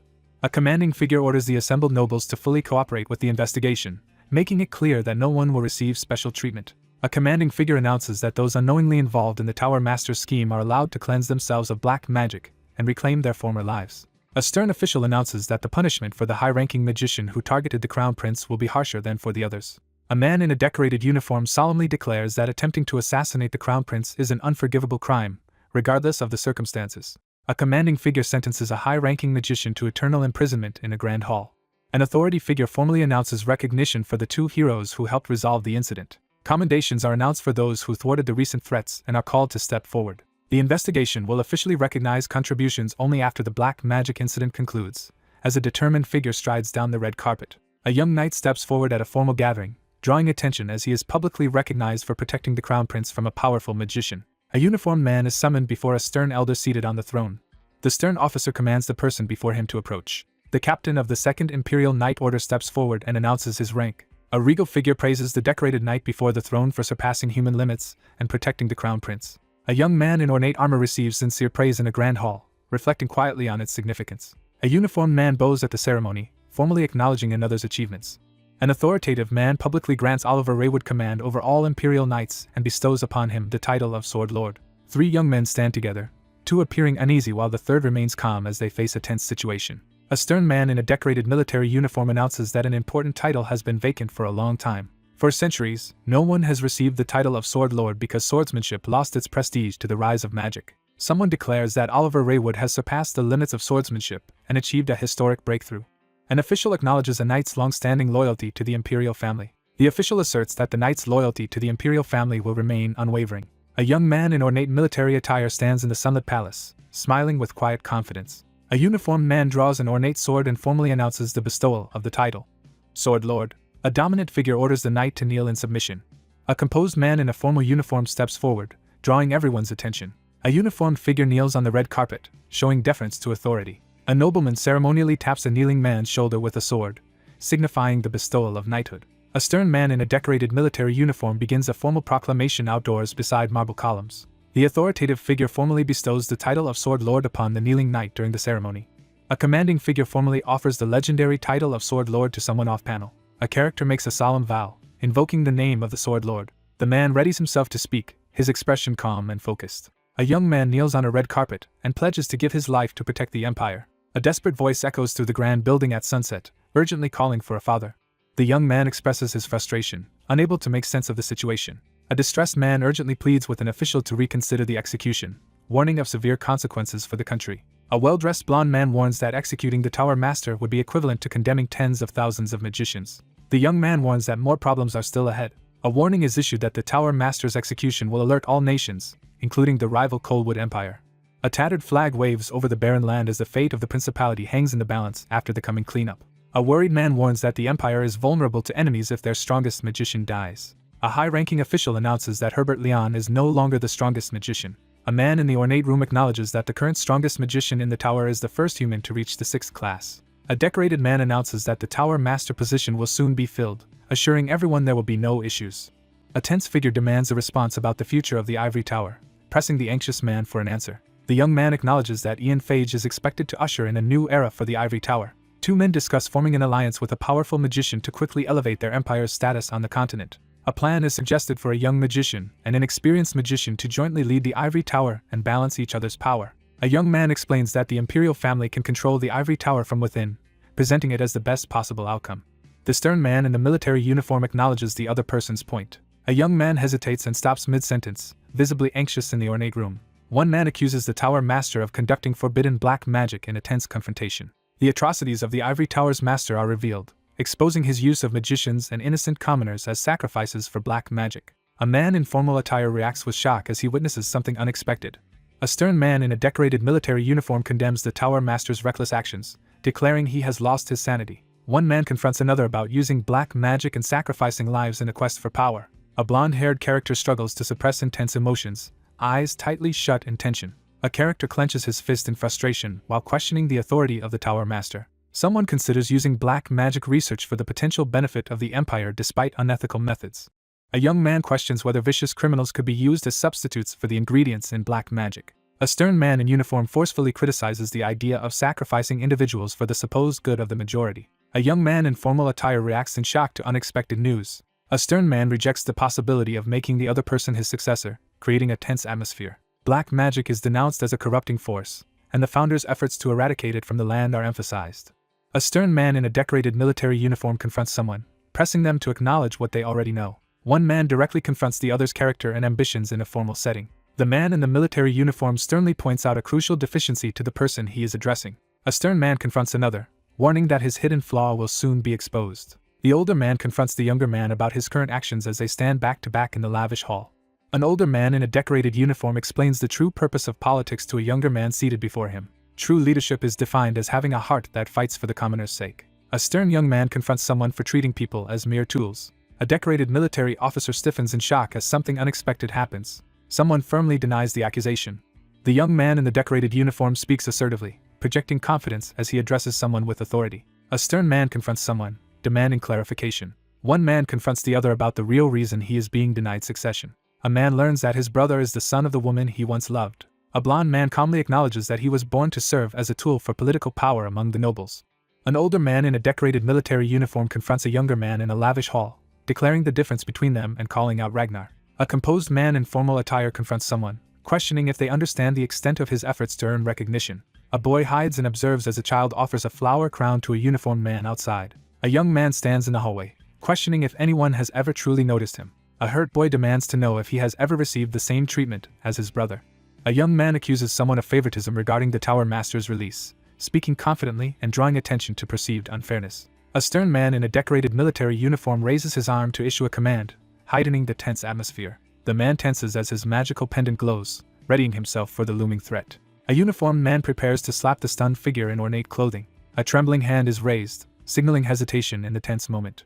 An older man in a decorated military uniform exhales deeply, showing clear exhaustion. The stern man turns his back and walks away after delivering a harsh insult, leaving the younger man standing in shame. The blonde man stands with his back turned, fists clenched as tension fills the air. A man in an ornate uniform orders his subordinate to personally oversee the residence. A stern man in military attire orders his subordinates to tightly isolate someone and prevent any contact.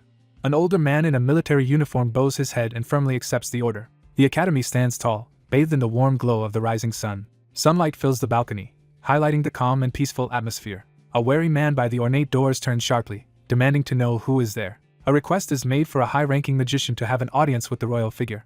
A young man is suddenly stunned, reacting with shock to an unexpected event. A blonde character stares intensely in silence, assessing the situation. The blonde man refuses the meeting and instructs for the visitor to be sent away. An ornate door slowly opens, revealing what lies beyond. An enraged figure demands to know if someone has just disobeyed his orders. A serious-looking figure arrives and announces they are acting under imperial orders. A tense confrontation begins as a man and a woman face each other in the ornate room, the woman gripping a mystical staff defensively. A young man reacts with surprise upon hearing unexpected imperial orders. A cloaked figure formally announces the king's order for an inspection due to suspicions of black magic influence among those close to the criminal. The execution ceremony for the Tower Master is announced as one man demands to know if he is being inspected for signs of magical manipulation.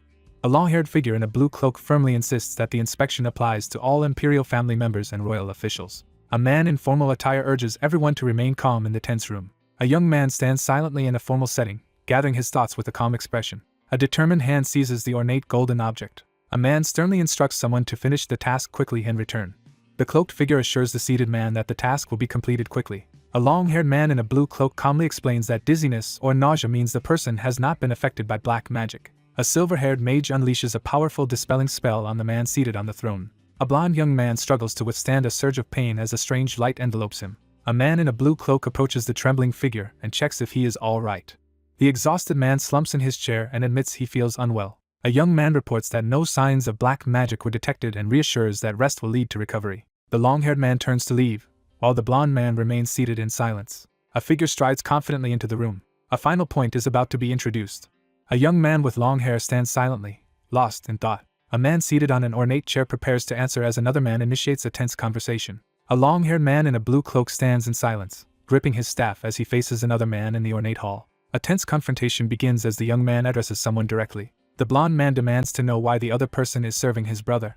A composed young man confidently reassures someone in the ornate hall. A young man questions his brother's ability to become emperor, noting that many nobles and retainers have withdrawn their support. A long-haired figure hesitates in the ornate room, struggling to speak. A long-haired man in a blue cloak firmly refuses to serve the crown prince. A young man whirls around in alarm as a sudden burst of light erupts behind him. One man anxiously seeks answers as the cloaked figure abruptly ends the conversation and leaves the throne room. A door creaks open into a silent hallway, heightening the tension. A cloaked figure pauses in silence, gripping an ornate staff and lost in thought. A hand grips a wooden staff tightly, signaling readiness for action. The young man silently examines his hand, lost in thought. Someone firmly rejects serving Hayden Green River. A hand trembles uncontrollably, revealing intense anxiety. One character kneels in despair while another stands silently, witnessing the vulnerable moment in the grand hall. A young man in a decorated military uniform stands in the ornate hall and extends his hand in invitation. Someone solemnly declares unwavering loyalty to their chosen lord. A blonde character clenches their fist, bracing for what comes next. The long-haired character in blue delivers a serious statement. A cloaked figure stands firm in the grand hall, openly declaring a quest for revenge. The academy stands quietly under the full moon and starry sky. Someone knocks firmly on the closed door, breaking the silence.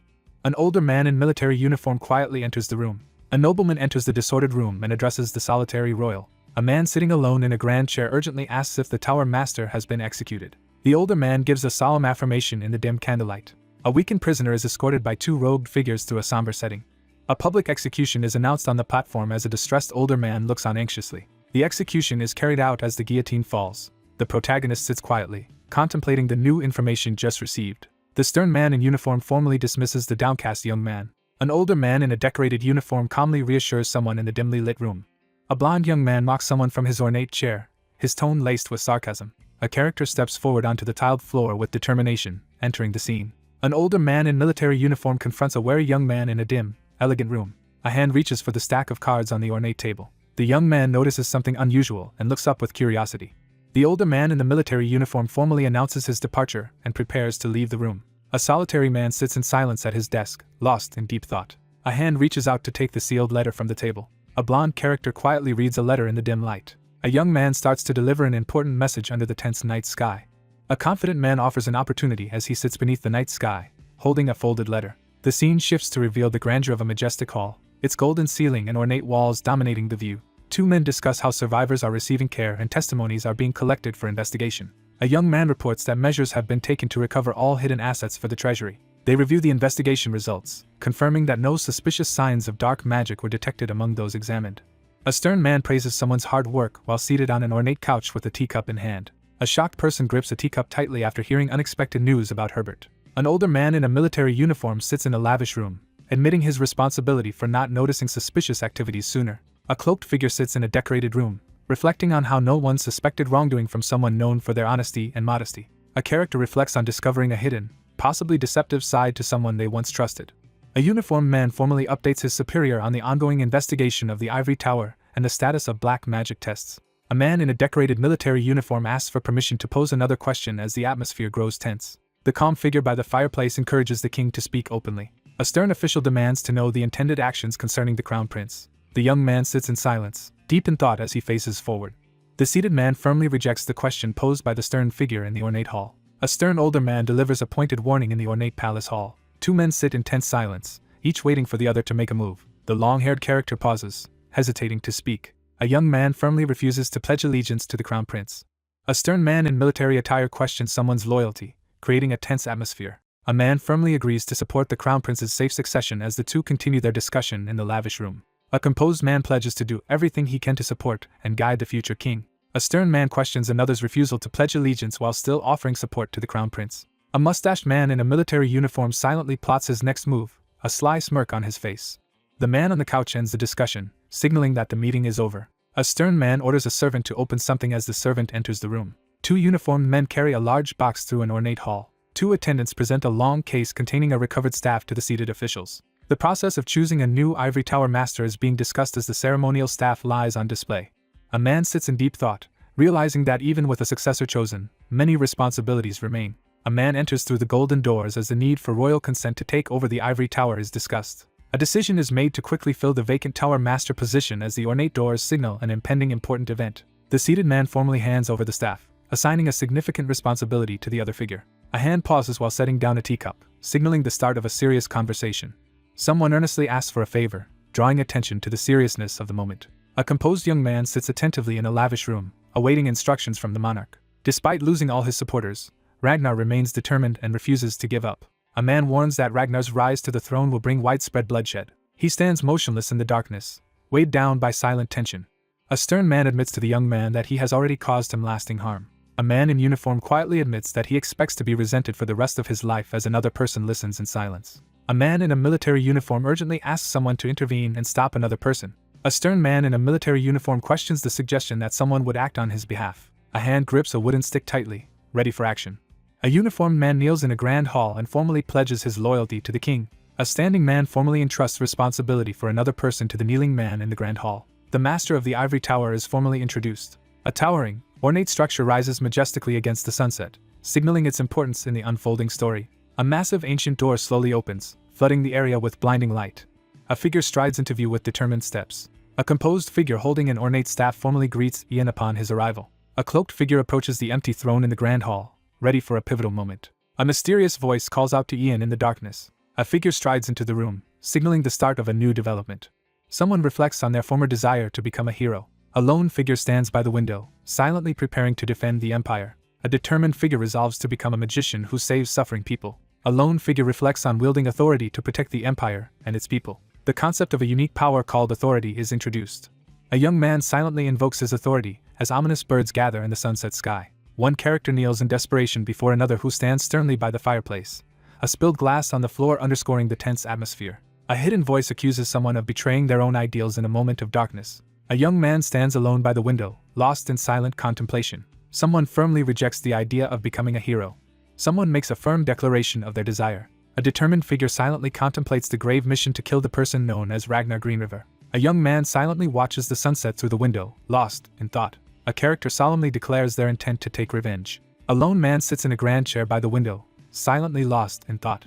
A young man sits silently by the window, lost in deep thought. A cheerful young man enthusiastically greets the Ivory Tower master. Ian hesitates with his staff, looking uncertain. One man urges discretion about an unannounced title, but the other dismisses his concern, insisting it does not matter in private. A young man reflects on how much has changed since visiting the old Ivory Tower site 6 years ago. A composed young man is announced as the new Ivory Tower master. A blond man openly praises the long-haired figure's progress, visibly moved by emotion. A long-haired man in dark clothing informs a royal figure that he is too busy with black magic tests to meet. A blond young man in formal attire insists on meeting someone personally, urging them not to avoid him despite their busy schedule. A seated man questions if there are any issues concerning his well-being while another listens. Someone admits to feeling dizzy and nauseous all day. A long-haired man calmly informs someone that they are healthy. Someone internally acknowledges lingering suspicions. A character surveys the star-filled night sky with a wary, focused expression. 3 men discuss how the crown prince stands in the way of their political ambitions, and consider whether black magic is influencing his actions. The narrator considers how effortlessly the rival could have been eliminated by orchestrating their public humiliation and downfall. A young man smiles confidently, clearly amused by the situation. A deadpan man holding a staff mocks the intelligence of the other man in the ornate room. A young man holding a magical staff confirms that his sister is next. A blonde young man initiates a conversation in the ornate room. Someone prepares to reveal important information before departing. He learns that someone of high status has recently shown interest in him. A young man recalls how someone used to ask about his daily life and interests. He wonders why she needs that information. One man admits he couldn't answer important questions, despite being close to the weary listener. A young man asks someone to relay answers to Haley, believing she will appreciate the gesture. The large door slams shut with a sharp sound, heightening the tension. The man stands silently in the ornate room, gripping his magical staff as he contemplates his next move. A young man quietly considers his own growth. The Crown Prince's development is acknowledged. The young man shows clear signs of personal growth as he stands confidently among the flowers. A calm man considers the potential of a future ruler and invites someone into the grand hall. A poised figure in a white dress steps forward, signaling the start of an important action. A blonde woman in a pink dress warmly greets someone after a long separation. A man holding a staff formally greets a woman in the ornate palace room, expressing gratitude for her well-being. A long-haired man with a magical staff invites a guest to sit in an elegant room. A woman sits in silence as a man approaches her with a staff, tension rising between them. A composed blonde woman sits on an ornate chair and commands silence. A long-haired man raises his magical staff with determination in the ornate room. A serious-looking man explains that he has cast a second-class soundproof spell over the area. She hesitates, nervously preparing to explain her progress when asked about reaching second class. A hand is raised, signaling the number 3. A man holding a staff questions a cautious woman about her magical class as she responds with uncertainty. A woman acknowledges someone's unexpected advancement to third class with congratulatory words. A character with a calm expression begins an important conversation. A composed man confronts someone in a lavish room, demanding to know their intentions after a silencing spell is cast. A blonde-haired character calls out to Ian with a serious expression. Sitting alone, the woman wonders what steps to take next. The young man asks for further explanation. An anxious woman hesitates, unsure how to begin speaking. A composed young man prepares to ask a question, shifting the direction of the conversation. A woman demands to know why the man concealed his identity as a magician. A character clenches their fists over their apron, struggling with sudden anxiety. The character falls silent, visibly troubled and lost in thought. The man firmly declares his intention to fulfill his father's wishes as the woman listens intently. At age 12, the protagonist remembers undergoing a mana reaction test conducted by a magician. A young man nervously reaches out toward the calm girl, initiating a tense encounter. A young man reveals to an authoritative figure that his magical abilities have been discovered. Instead of informing the ivory tower, the matter was secretly reported to her father. A uniformed man informs the kneeling figures that becoming a magician of the empire requires giving up their former positions and joining the ivory tower. The stern man issues a firm proclamation that his decision stands, even against a member of the imperial family. She reveals that her father wanted her to stay with the imperial family instead of joining the ivory tower. Under royal orders, she kept her magical abilities secret and focused on her role as a princess. A young man pauses as he comes to an important realization. A woman admits she cannot suppress her longing for magic. A calm young man confronts another person about secretly learning magic. In the past, only a few people supported the crown prince. He reflects on how fortunate she was. She explains that she originally wanted to support her brother when he had no one else. The man in black robes firmly states that his motives have changed because both his goal and Sword Lord Oliver are now involved. A composed man evaluates another person's progress and questions whether they still have any goals. A woman confesses her fear that learning magic illegally might jeopardize her brother's future. A character with long, light-colored hair gives a subtle, knowing smile. The protagonist strides confidently across the decorated floor, dismissing the problem as simple. A woman in an ornate dress sits in shock after receiving unexpected news from the long-haired man. A man kneels before a seated woman and encourages her to live her own life. The man reassures the seated woman that she only needs to live her own life. The young man urges the royal figure to prioritize their own happiness over obligations to the imperial family. A woman admits she doesn't know how to proceed. A reflective message fills the empty panel, emphasizing that no one is born knowing everything. She pauses in silence, lost in thought. A regal woman calmly advises a man in the ornate hall, warning that living by others' values leads to losing one's own life. A long-haired character warns that living this way for too long will cause someone to lose themselves. The figures warn that they will be left to wander in regret and emptiness. Someone urges the royal figure to take responsibility for their future decisions. A man reassures a young woman that she can pursue the life she desires. A blonde woman hesitantly calls out to someone. A woman seated on a throne-like chair challenges the man before her with a pivotal question about his purpose in life. A young man listens intently, visibly troubled by the news he has received. A long-haired character pauses in silent contemplation. The young man quietly admits that he does not have an answer. One woman quickly apologizes for her earlier comment, while the man responds calmly. She quietly admits that no one has ever said this to her before. A solemn woman sits motionless on the throne, feeling trapped by the burdens of her royal role. A blonde woman sits among yellow flowers and expresses her gratitude for the courage she received. A long-haired man smiles gently in the luxurious room. A woman seated on a throne-like chair encourages the bowing man to continue learning magic for his own benefit. Someone receives praise for their rapid improvement and potential for future growth. A nervous woman in a pink dress hesitantly asks for a favor. He notices something unexpected and looks confused. Someone clutches a piece of white fabric, calling out anxiously. Haley earnestly asks to be taught magic. Caught off guard, the man freezes in surprise at the unexpected request. A young woman hesitantly explains that her magic teacher has nothing more to teach her, prompting a discussion about finding new instruction. A chibi character bows and apologizes to the royal figure. A blonde woman desperately begs for help with her hands clasped and eyes closed. A young man steps forward in the grand hall and urgently asks to be taken on as a student. A worried young woman hesitates as she contemplates her next move. The princess is recognized for her natural talent in magic, which cannot be achieved without innate ability. Their potential is being compared to that of the last imperial family magician, a fifth-class magician. He considers the possibility that the princess's latent magical abilities could benefit her as she becomes a high-rank magician. A surprised woman clasps her hands as she receives unexpected agreement. The man asserts his willingness to cooperate but insists on setting his own conditions. A woman formally asks the man for assistance when she needs it. Haley pledges to offer her support in gratitude for the favor she received. A man holding a staff questions another's eagerness to help without knowing the request. A blonde woman sits calmly and assures the other person of her trust. A long-haired man stands silently, gripping his magical staff as he prepares for what comes next. A character hesitates in silence, visibly uneasy. A blonde woman agrees to proceed as she stands near the ornate gate.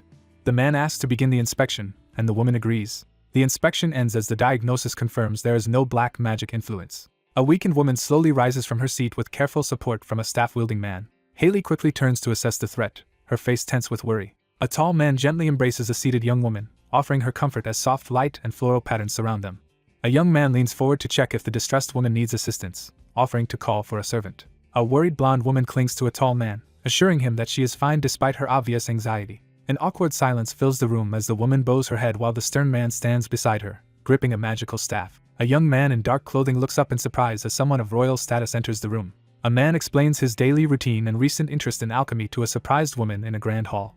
A woman hesitantly admits she cannot handle spicy food. A startled woman questions an unexpected statement from someone off-panel. A man holding a magical staff confronts someone about their recent questions to the crown prince. A young woman, surprised by what she just heard, questions the man about her brother's comments. A young person holding a staff answers hesitantly, surprised by the question. Clutching a heart-shaped locket, the woman recoils in shock as a sudden realization strikes her. A flustered woman quickly excuses herself and hurries away from the calm man standing by the ornate doors. A surge of energy erupts as the ornate door bursts open. He hesitates, gripping his magical staff as uncertainty clouds his mind. News of the incident involving the Ivory Tower Master and a fifth-class magician spreads rapidly throughout the empire, causing widespread uproar. A stern military leader assumes direct control over all black magic investigations and raises the empire's alert level. A young high-rank magician thoroughly investigated black magic and calmed the citizens, earning selection as the next Ivory Tower Master. Herbert Leon was executed by beheading and recorded as the worst criminal in the empire's history. Some nobles who once supported Herbert Leon now abandoned the fifth prince, Ragnar. People began closely monitoring the new Ivory Tower Master's every move. A grand mansion rises beneath the clear sky, marking a new stage in unfolding events. A young man abruptly reacts to an unexpected situation while sitting with a teacup in hand. A stack of sealed invitation letters is presented, each meant for the recipient. One man reflects anxiously on the unresolved black magic incident, while another listens in the ornate room. One person declines an invitation and shows no interest in reading the letters offered by the other. One man hands over documents while the other, curious, asks about them. A person spits out tea in shock after learning the letter is a marriage proposal meant for them. A character receives an unexpected proposal to become engaged to a count's 12-year-old daughter, with the marriage planned for 5 years later. Someone is shocked and outraged after learning that the girl is only 12 years old. A man mentions that reaching adulthood means others will begin discussing marriage. A young magician reflects uneasily on how nobles are using marriage proposals to gain political power. A young man reacts with disbelief and concern upon hearing about a political marriage involving a 12-year-old girl. A man calmly agrees that finding a suitable marriage partner should happen naturally. One person offers to help reject the invitations, and the other gratefully accepts the assistance. A cheerful character offers to help with the black magic investigation to contribute to the group. He sits in silence, his expression unreadable. A character pauses to express overdue gratitude while holding a cup of tea. A man on the sofa reacts with confusion to something unexpected. A young man thanks an ally for protecting his mother. Two characters sit in tense silence, watching each other in the lavish drawing room. A bearded man reacts with sudden anxiety, clearly caught off guard.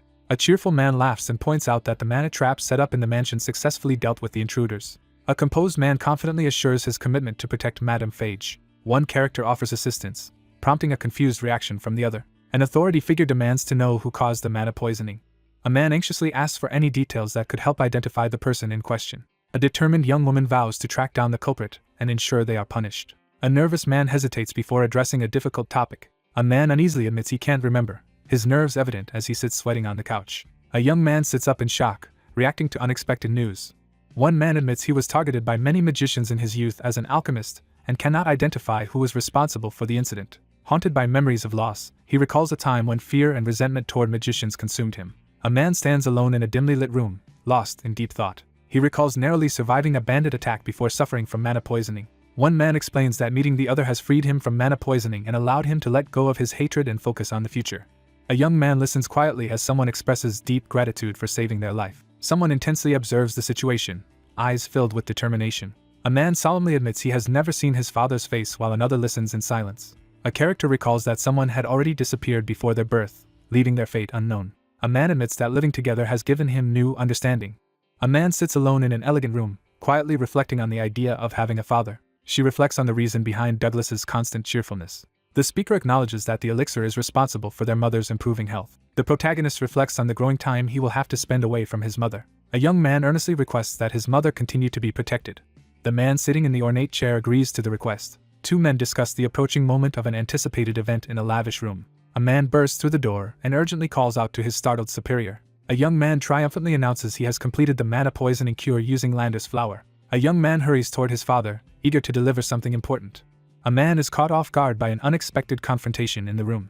A man is shocked to discover the mana poisoning cure. He explains that he investigated the exclusive library reserved for the Ivory Tower Master. A method is explained to preserve Landis flower by using high-rank magic that stops the flow of time for objects, which is effective on plants. A man hesitantly offers a mysterious bottle to a younger man in a lavish hallway, and the air grows tense. A young man nervously expresses his gratitude while another calmly receives it, as a third person watches nearby. One young man hugs another while secretly holding a potion bottle behind his back. A young man confidently declares his goal to become an alchemist who creates cures for incurable illnesses.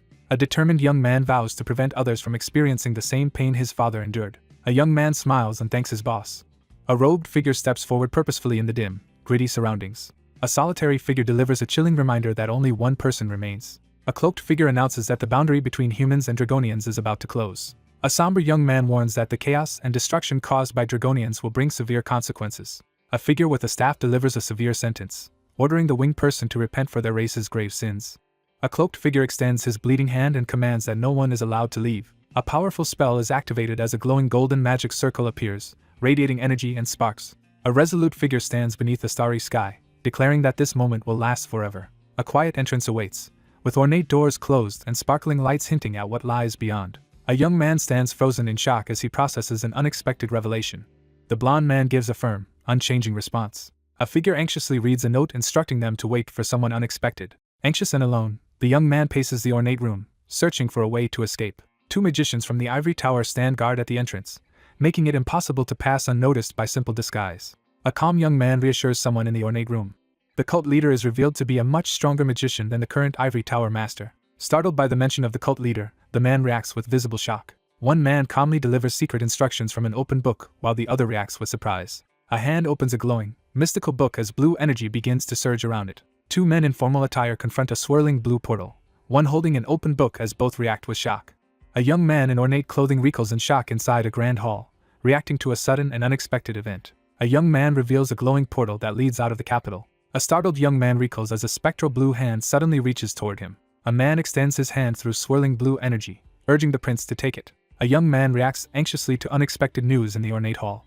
A young man stares ahead in shock, frozen and unable to speak. Two hands slowly reach out and connect in a moment of quiet intimacy. Two men shake hands in front of a swirling blue portal in the forest at night, sealing an important agreement. One man demands to know how the other can use such magic, but the response is calm and dismissive. The older man questions whether Herbert Leon achieved the rank of Ivory Tower Master through his own strength. Two men discuss how a rival's downfall has made their work easier. A young man pauses outdoors at night, hesitating in uneasy silence. Someone quietly contemplates the vastness of the world under a starry night sky. An elderly man tells the younger man that the world belongs to a select few and he is one of them. The uncertainty about the emperor's election creates tension within the empire. The young man reacts with shock to the startling revelation. An elderly man solemnly announces that the cult leader has chosen someone as the ideal candidate for ruler. A vision foretells a revolutionary leader who will destroy the old order and impose new truths upon the world. A young man learns he possesses the blood needed to open the path to a new world, as the cult leader's long-awaited moment arrives. A troubled young man tries to make sense of an unbelievable situation. Stunned by the revelation, the man contemplates the existence of someone even stronger in magic than the most famous mages. A tense revelation exposes that high-ranking officials are secretly involved with a forbidden cult. He realizes that powerful figures plan to use him as a royal pawn to change the country's religion. He realizes this moment could change everything. Resolute in the face of adversity, the protagonist resolves to seize every possible opportunity and gather strength to reclaim the throne. A cloaked figure steps forward onto the dark ground, signaling a tense arrival. A cloaked man announces their arrival as he gestures toward the destination under the night sky. Two figures silently approach and observe the brightly lit castle from the cover of the trees. The older man leads the young man forward through the outdoor area. A lantern illuminates the silent hallway, setting a tense atmosphere. The double doors swing open as someone makes a dramatic entrance into the tense corridor. Two men investigate a grand, ancient castle once inhabited by the Dragonians. A cloaked man explains that this barren place vanished from the world 300 years ago when the ivory tower sealed it with powerful barrier magic. The collapse of the barrier magic has recently allowed humans to discover this hidden chamber. A tense young man demands to know why he has been brought to this unfamiliar place. A silent pause lingers as the older man stands lost in thought. Two men enter the grand hall and confront the waiting group of cloaked figures. A group of robed figures bows in unison as two distinguished men enter the grand hall. Three men in hooded cloaks stand side by side with their hands over their hearts, participating in a formal ritual. The protagonist enters a grand hall and comes face to face with three silent, red-cloaked figures. A blond man surveys the assembled nobles and acknowledges several familiar faces among them. An older man addresses a select group of top-ranking members in the capital to announce the beginning of a new era of truths. The well-dressed man demands that the hooded group reveal their true purpose and allegiance now that he has joined them. An older man with white hair and a mustache delivers a cryptic warning about what is to come. Two men approach a massive, ominous door as hooded figures watch, preparing to enter where the cult leader awaits. Massive doors swing open, flooding the area with bright light. The young man steps through the open doors with a determined expression. A young man in ornate clothing is suddenly stunned by a shocking revelation. Two men approach the massive doors as hooded cultists watch in silence. The grand doors swing open, flooding the space with intense light. A man in formal attire arrives at the large ceremonial doors and reacts with surprise. A man with blonde hair confronts a demonic figure standing inside a glowing ritual circle in a grand hall. A powerful figure with white hair and bat-like wings steps forward between the pillars, commanding attention. A group in red hooded cloaks kneels in prayer, addressing the last descendant of the dragons. Startled by the revelation, the man turns as the hooded figures kneel and recognize him as the last vassal of the dragons.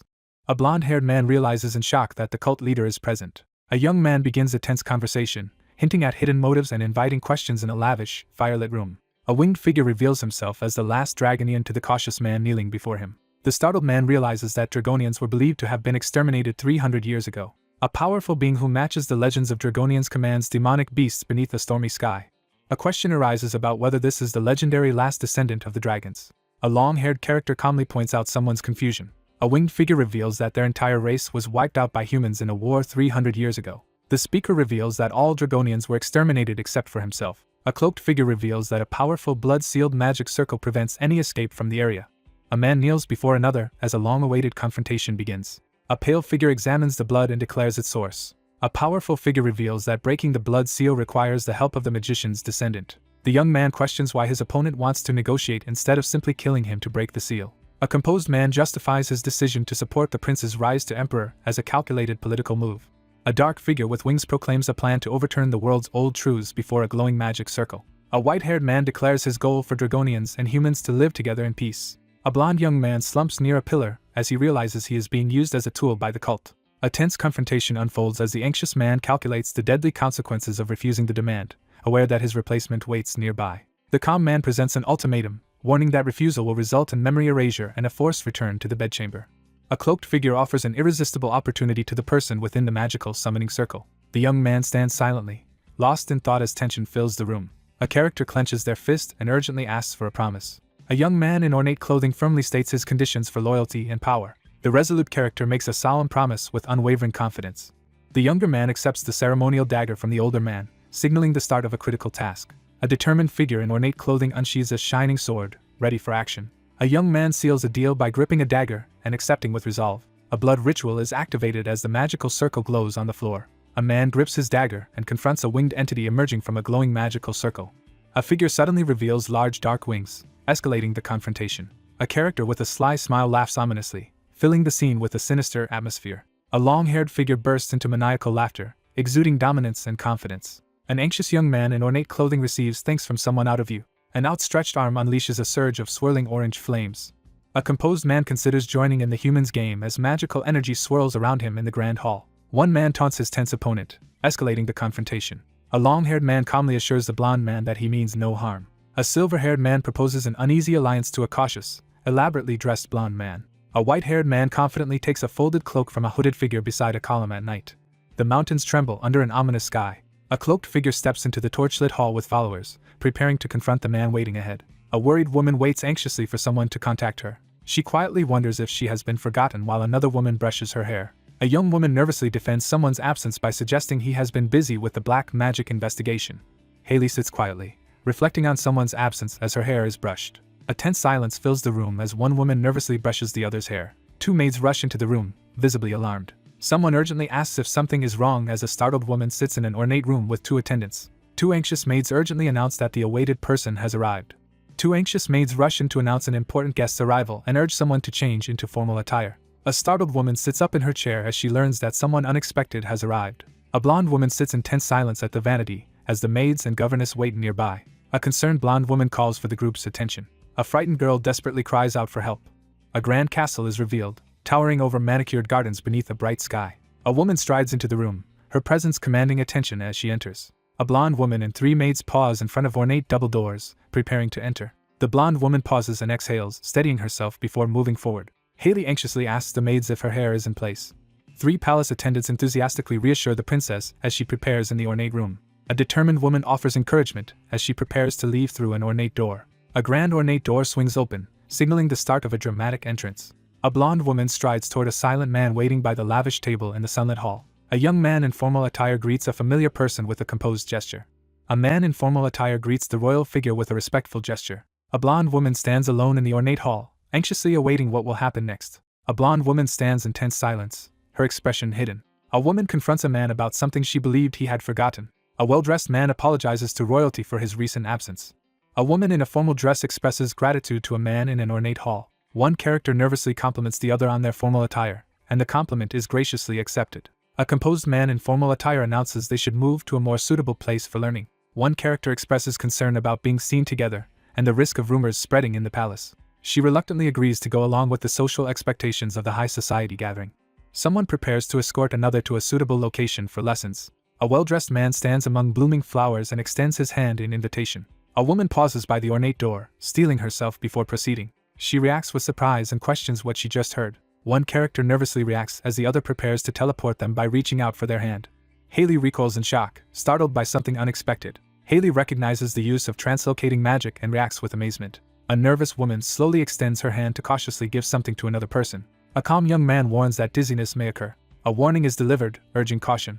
Two hands meet in a gentle, tentative touch. A blonde woman and a tall man with long hair hold hands in a glowing atmosphere, sharing an intimate moment. A mysterious green energy begins to radiate from the rocky ground in the quiet mountain meadow. A startled young woman is pulled forward by a calm young man under the bright sky. A startled girl arrives in an unfamiliar place and looks up in shock.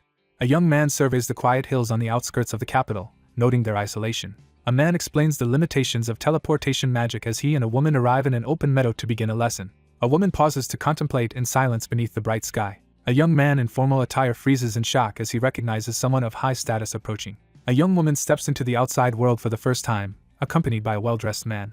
The character gazes upward, realizing that what was once only a dream is now within reach. White doves soar across the bright sky, symbolizing the sudden realization of long-held dreams. A blonde girl smiles under the sunny sky, expressing her amazement at magic. A man and a woman stand silently facing each other beneath the open sky. A young man stands in silence, gazing thoughtfully at the bright sky.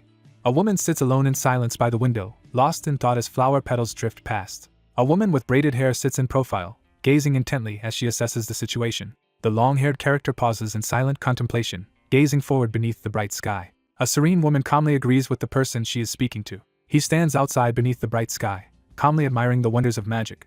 A man recalls being seen practicing magic in the imperial family's sanctum while speaking with a woman outdoors. One person nervously admits to secretly exploring the imperial palace and witnessing something while hiding from the others. A woman questions how someone was able to enter a restricted area despite the presence of guards. A young character nervously admits to making a mistake out of youthful curiosity. A woman fondly recalls getting in trouble with her brother for sneaking into restricted areas of the Imperial Palace as a child. Both characters agree to overlook each other's secrets, establishing a mutual understanding. A young man reluctantly agrees to join forces, despite his unease. One character invites the other to attend her brother's upcoming birthday banquet. He firmly declines the banquet invitation. A girl expresses concern that her brother will be disappointed. Two figures discuss the challenges and risks of attending the Crown Prince's exclusive birthday banquet due to concerns about noble prejudice. The former master's powerful forces remain vigilant, determined to prevent any shift in control over the Ivory Tower. He states his intention to concentrate on his responsibilities as the Ivory Tower master until the Crown Prince secures his position and ascends the throne. One character quietly listens as the other shares a realization while looking away. A woman arrives, her white dress and blue heels visible as she steps onto the grass. A determined girl vows to protect her brother's interests in high society, ensuring their opponents cannot act against him. A determined girl promises to work harder at studying magic. A young woman earnestly asks for mentorship and permission to address her companion as teacher when they are alone. The young man reassures the other person that they can address him however they wish. The academy stands quietly beneath the starry night sky.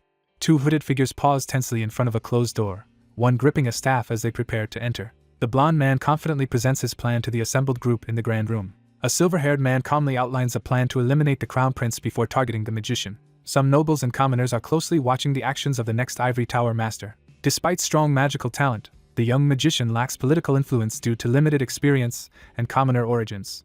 Two cloaked figures discuss the growing dissatisfaction among vassals and nobles regarding the appointment of the new Ivory Tower master. A plan is being made to remove a political rival if the Crown Prince loses power. Two cloaked figures secretly discuss using a puppet to carry out their schemes. A young man hesitates as he admits he has not yet chosen the right person. The older man confidently offers to take charge and proposes someone suitable for the plan.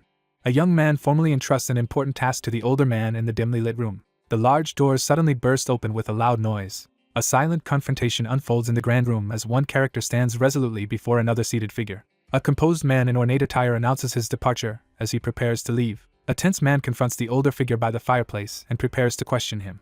The silver-haired character pauses, momentarily confused by something unexpected. A young man asserts that there are alternative ways to expand influence and achieve objectives without relying on him. A white-haired man questions the motive behind the proposed partnership, revealing he is searching for someone. A startled young man notices an unfamiliar figure nearby. A composed man explains that the last ancestor remaining in the land is the Gold Dragon, a powerful being revered by the Dragonians. A skeptical young man questions whether the legendary beings are merely imaginary. A solemn figure reveals that dragons still exist, hidden in unreachable places despite common belief. A man warns that the Gold Dragon will appear if great chaos descends upon the land. A young man reacts anxiously to unsettling news about chaos. A solemn man declares the beginning of war. One man reveals that the Dragonians started the war 300 years ago to lure out the Gold Dragon, shocking his companion. A skeptical man questions how someone could have defeated the Dragonians, who were much stronger than humans. A worried man reveals that dragons are absent from all historical records and explains that powerful magic developed in the Ivory Tower enabled the defeat of the Dragonians. The seated figure explains that the elusive individual always erases his presence and disappears without a trace. With heightened senses from dragon blood, the character detects the presence of someone nearby. A suspicious man accuses someone of planning to use the Emperor to start wars. The man calmly affirms his intentions, assuring that his decision will benefit the other person. A bold declaration about uniting the continent leaves the young man startled and alone under the spotlight. A determined man sits in deep thought, resolving to find the person who can mediate the coming chaos. A white-haired man questions the blonde man's intentions regarding the Gold Dragon in a tense, dimly lit room. The silver-haired man signals that the conversation is over. A white-haired man bows respectfully and pledges his loyalty to the blonde man in the ornate room. The composed figure agrees to cooperate with the plan. A grand cathedral stands imposing under the bright sky, guarded and adorned with banners. A young man in a decorated uniform reacts with shock to unexpected news. A uniformed knight informs the vice captain to report immediately to the First Imperial Knight Order captain's office. A uniformed man anxiously wonders why he has been summoned as he slumps over a desk in a grand office. A uniformed man receives a message, thanks the messenger, and quickly heads out. The room remains silent as two closed doors stand undisturbed. The young man surveys the devastated battlefield in silence, lost in somber reflection. A figure in a white cloak steps forward with determination. A lone figure in a white cape approaches the ornate door and prepares to enter. A young man in a decorated uniform exhales deeply, preparing himself for what comes next. An older man in ornate armor sits behind a desk and allows someone to enter. A knight enters the elegant room and approaches the captain for a private discussion.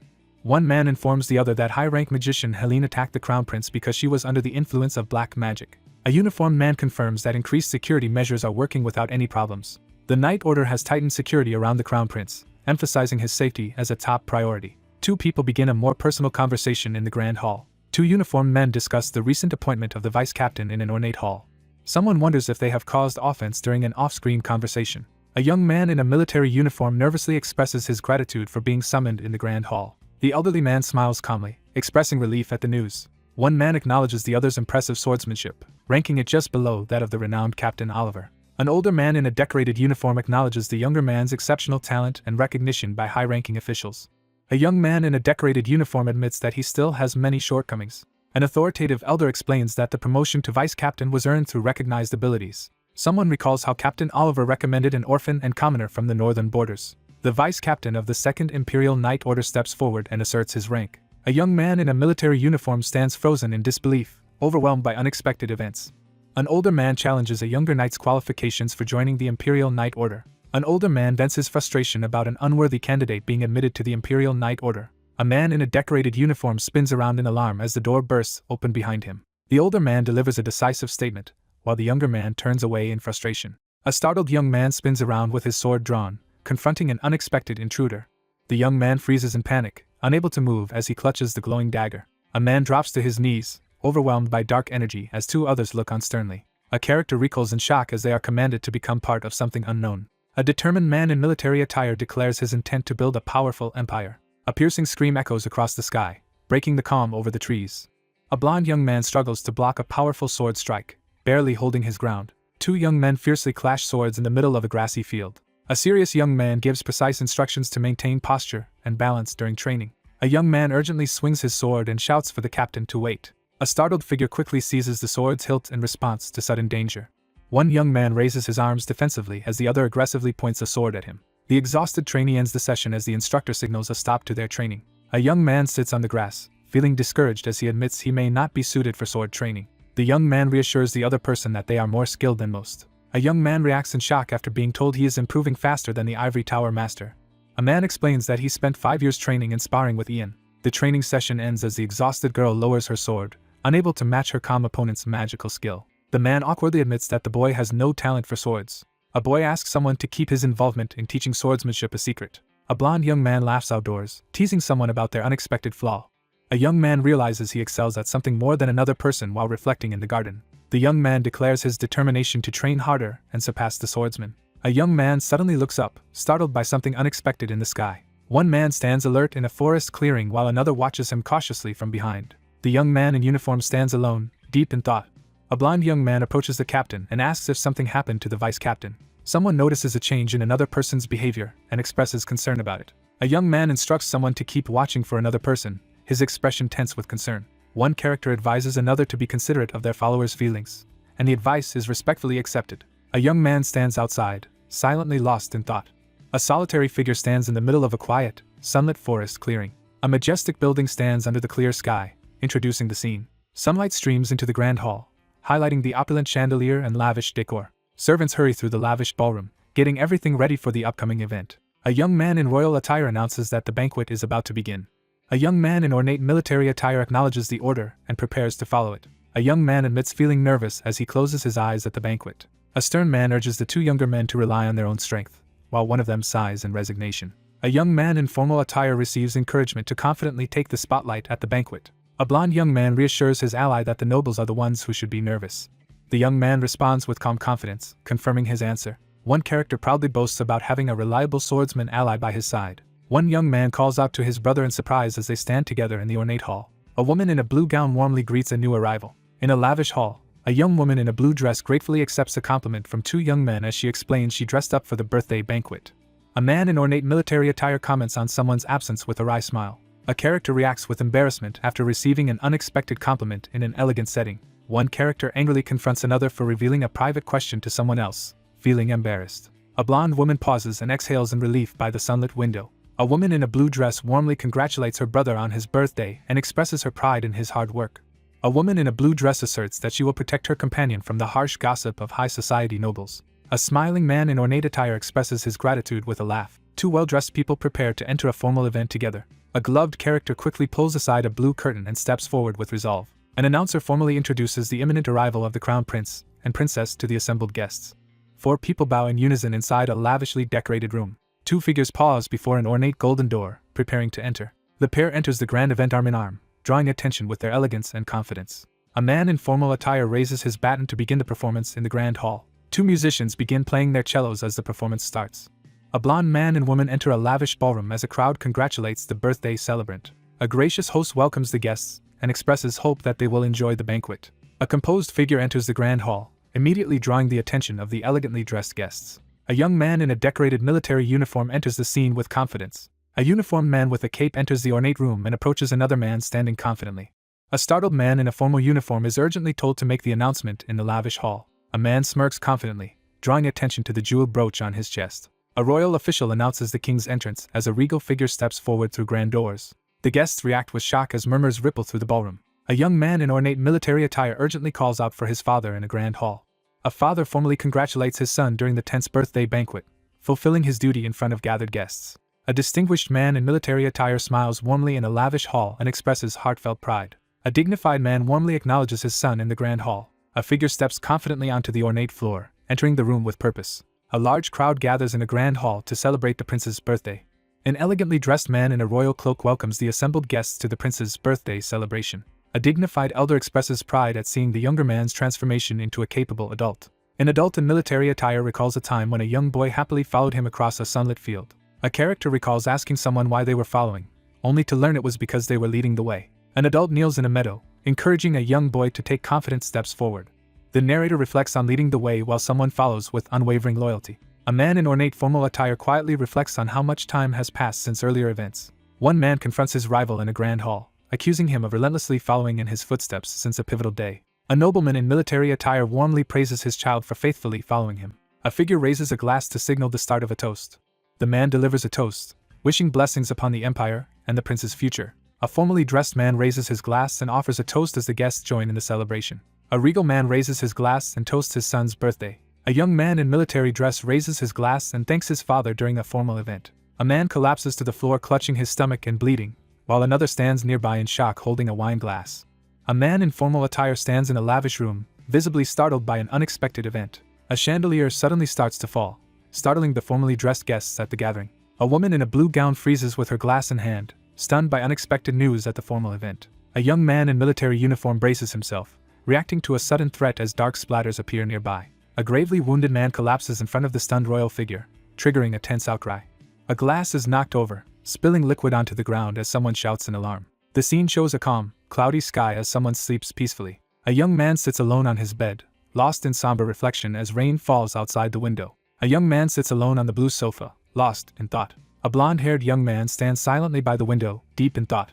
Someone announces that the Second Imperial Night Order captain is requesting an audience outside the ornate double doors. A startled young man urgently tells others to let the captain in. A blonde man formally greets a uniformed figure at the doorway. One young man anxiously asks the other about their father's condition. A young man in uniform reports that the patient survived one critical stage thanks to quick treatment, but remains in critical condition. A worried young man demands to know what happened to the person who tried to assassinate the patient as palace doctors and alchemists work to save him. The young man stands silently in the ornate room, lost in troubled thoughts. A uniformed man reports that the person who poisoned the king's cup has been caught. The confession of the criminal is publicly announced. He stares ahead in shock, suddenly realizing something alarming. A blond young man urgently grabs the arm of a dark-haired man in the decorated hall, demanding to know who the culprit is. A determined young man prepares to identify the culprit. One young man desperately grabs the other's shoulders in a tense confrontation inside an ornate room. A hand grips tightly at a chest in a moment of tension. The young man freezes in shock, struggling to process the news. A shocking revelation exposes the vice-captain of the Second Imperial Night Order as a suspect in an assassination attempt on the Emperor. A man angrily accuses the Crown Prince and his captain of harboring a traitor, demanding answers from the group. One man insists they must do everything possible to find out who is truly responsible for the crime as they discuss the case at the desk. The man reports that the suspect bit his own tongue off during interrogation and refuses to speak. Someone nervously shares a rumor that the person in question is an orphan from the northern border region near the Coldwood Empire. A composed man urges the council to recall the serial explosion incident that occurred in the Imperial Palace 6 years ago. A magician from the Ivory Tower and 2 palace staff members are exposed as spies for Coldwood. A man raises concerns that someone with outstanding abilities but no reputable background might be a highly trained spy. 2 men debate the significance of the missing mana seal during their tense meeting. Someone is accused of attempting to poison the king and hiding the culprit's identity and motive. The council members debate stripping the vice-captain of the Second Imperial Knight Order of his title due to issues stemming from his hiring. The council confirms the decision to execute Paul Lance for attempting to assassinate the king. The young man stands in tense silence, deep in thought after the council's decision. A grand estate stands quietly under a peaceful sky, introducing the next setting. A character in a blue cloak turns and is called by someone off-panel. A cloaked figure calls out to the hooded person in the forest clearing, breaking the silence. One cloaked figure asks the other for an update in the quiet forest clearing. A character reveals that everyone suspects someone of being a spy from Coldwood. A young man loudly denies the accusation, insisting that the other person is not a spy. A man in a blue cloak firmly states that the vice-captain would willingly sacrifice himself for the crown prince. A knight is honored for his loyalty and integrity, regardless of his origins. The young man firmly asserts his trust in Paul Lance's character. The woman announces that the execution has been decided, leaving no justification for the man's actions as the other person listens in shock. The suspect refuses to reveal who ordered the assassination or his motive for targeting the king. They discuss the need to uncover the reason behind the mysterious actions. Someone arrives quietly, standing in tense silence on the grass. One character asks the other about the crown prince's condition as they converse outside a grand building. A young man reports that someone is isolating themselves without food or water and refusing visitors. He realizes that someone is burdened with guilt over the poisoning of the king. One figure informs the other that the entire Second Imperial Knight Order has been grounded, and they will soon face interrogation. The leader struggles to contain his frustration, knowing he cannot act rashly as the head of the Knight Order. Ian struggles to control his emotions as tension rises. One figure pleads for help, admitting vulnerability, while the other listens silently on the deserted forest path at night. A cloaked figure bows and earnestly asks the young man to uncover the truth behind everything. The speaker confirms that the vice-captain's confession showed no signs of deception or magical interference. He braces himself, visibly tense and sweating as he reacts to an unseen threat. A determined young man decides to personally visit the vice-captain, who will be imprisoned tonight. One character promises to visit the other at their house after finishing their current task. He acknowledges the order with a determined expression. A grand academy stands beneath a dark, threatening sky, setting an ominous tone. A violent storm sweeps over the castle, shrouding it in darkness. A guard dozes off at his post, his spear resting loosely in his hands. A weakened guard sits slumped against the wall as a cloaked figure approaches with authority. A solitary figure in a blue cloak stands before the barred stone cell, confronting the reality of imprisonment. A cloaked figure stands in silence by the stone wall, lost in thought. Someone cries out in distress behind the prison bars. A battered, shirtless man hangs chained to the dungeon wall, motionless and defeated. A bloodied young man sits silently against the stone wall, his arms restrained as he endures captivity. A chained man endures as a cloaked figure demands to know if he recognizes them. The battered young man lowers his head in silence, processing his defeat. The standing man questions the chained prisoner's involvement in the assassination attempt on the emperor. The young man firmly insists there are no spies or traitors conspiring against the emperor. A cloaked interrogator questions a shackled prisoner in the dungeon about his unwavering loyalty to the crown prince. A faint magical glow surrounds the wounded young man as someone prepares to enter his memories. A determined mage prepares to cast a powerful spell on a wounded man. A young man in military-style attire enters the room and surveys his surroundings with alertness. A young man in formal uniform confronts a stern elder in military attire inside a grand hall. An older man stands firmly at the front, while a younger man turns away in tense silence. Dark energy swirls menacingly around one man as the three stand off in the checkered hall. An older man in a decorated military uniform stands in silence, deep in thought. A massive magical hand surges forward as two men stand ready to confront its power. Someone else controlled his actions. A character reveals that someone was being controlled by black magic. One character kneels in regret, confessing his foolishness, while another stands resolutely before him in the cosmic void. He reflects on the many enemies threatening the imperial palace. A young man urgently calls out for the vice-captain, his face tense with worry. In a shadowy chamber, one man confidently welcomes the other, signaling a long-anticipated confrontation. A long-haired mage prepares to dispel the black magic affecting someone. Someone forcefully grabs another person's wrist, causing a startled reaction. One man anxiously asks the other about the crown prince's condition. One character assures another that finding the culprit behind the black magic will clear his name. A troubled young man lowers his gaze, blaming himself for the worsening situation. One man confesses to poisoning the king's wine while another listens in silence. A desperate figure urges another not to give up, warning that stopping now will forever brand them as the traitor who assassinated the emperor. A young man in uniform confesses his deep regret to a cloaked figure, stating that his own disgrace means nothing compared to the pain he caused his liege. Someone warns that any enemy targeting the king will also pursue the crown prince. A solemn figure pleads for the conflict to end with him, hoping to spare others from further suffering. Someone admits reluctance to interfere with the crown prince any further. A distressed young man demands an explanation from the vice-captain. A young man quietly asks for a message to be delivered to the crown prince and Captain Oliver. A young man in military attire quietly expresses both regret and gratitude under the night sky. A loyal protector steels himself for a final act and urgently calls out to the vice captain. One character entrusts the responsibility of guarding the prince to another before stepping away. One man unleashes a powerful magical attack as the other braces himself in the midst of a tense confrontation. Bathed in ethereal light, Ian stands tense and startled by an unexpected phenomenon.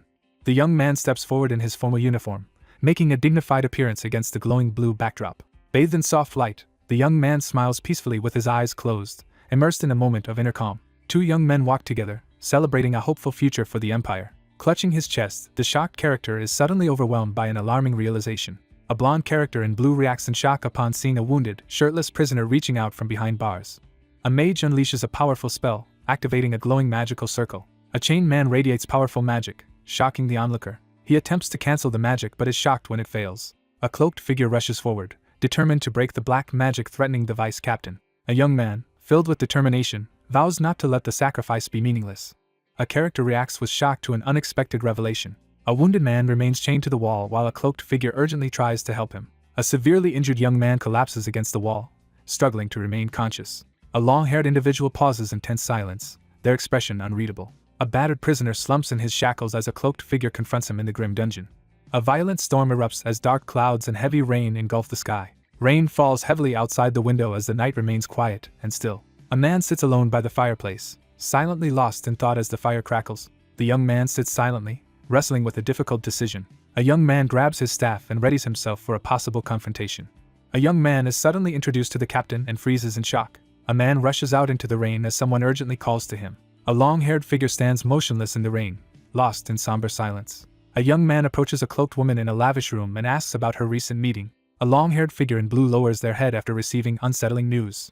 Someone delivers grave news about an incident that occurred inside the prison today. The male character pauses in silence, hesitating before responding. A young man stands frozen in the rain, stunned by the shocking scene unfolding before him. A figure in a blue cloak informs a young man that Sir Paul Lance has died in prison. The young man stares in shock, unable to process the unexpected revelation.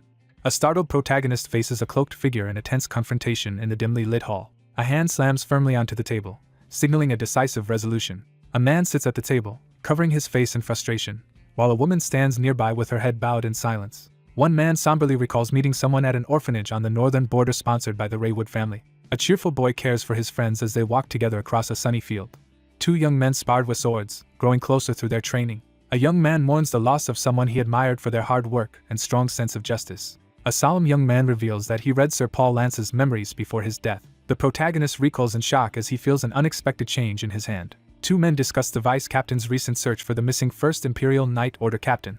Someone reveals that black magic was used to brainwash the vice captain. A dark-haired man urgently questions a blonde figure about the continued existence of black magic. A character observes an unfamiliar individual with a pale face and long silver hair. A mysterious man appears, someone the protagonist never encountered in their previous life. Someone explains that the First Imperial Knight Order captain is involved in a conspiracy with help from an unidentified high-ranking magician. A young man anxiously asks about the power level of a high-ranking magician. One character explains that cancellation magic failed to cure the vice captain's black magic. The speaker admits that someone else possesses more advanced magic than herself. One character shares suspicions about a potential enemy and decides to investigate further. A worried young man warns that facing such powerful magic could lead to disaster for the Empire.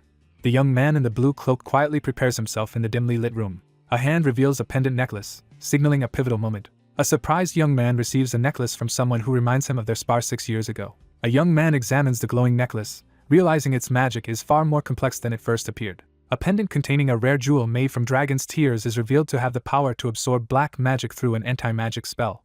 In a dimly lit room, two figures discuss a powerful necklace that offers protection from black magic. A man in a blue cloak stands still, lost in deep thought. He reacts with confusion to an unexpected situation. A man in a blue cloak discloses that the necklace is actually a secret anti-magic artifact known only to the two of them. Someone steps forward, signaling the captain's arrival. A young man in a blue cloak urgently asks for a promise of secrecy before sharing important information. He stands indoors, sweating slightly, and makes a sincere promise. He speaks quietly, maintaining a calm demeanor in the refined room. Two opponents stand ready to confront each other in the ornate hall as tension rises. The two men confront each other in the candlelit study as tension builds. He reacts with shock to unexpected news. Rain pours heavily over the mansion as a storm engulfs the scene. A young man silently reads a letter informing him of Paul Lance's death in prison. The older man and the younger man confront each other in tense silence. The young man sits in the chair, quietly processing what he has just learned. An authoritative man warns that an intruder has entered the prison. An older man explains that someone discovered Paul Lance was under black magic but was powerless to intervene. Someone reveals that Ian Phage is unaware of the existence of the dragon Ian. He considers how someone might avoid suspicion of using black magic during these uncertain times. A formidable magician, revealed to be an 8th class master, stands imposingly as his overwhelming power is introduced.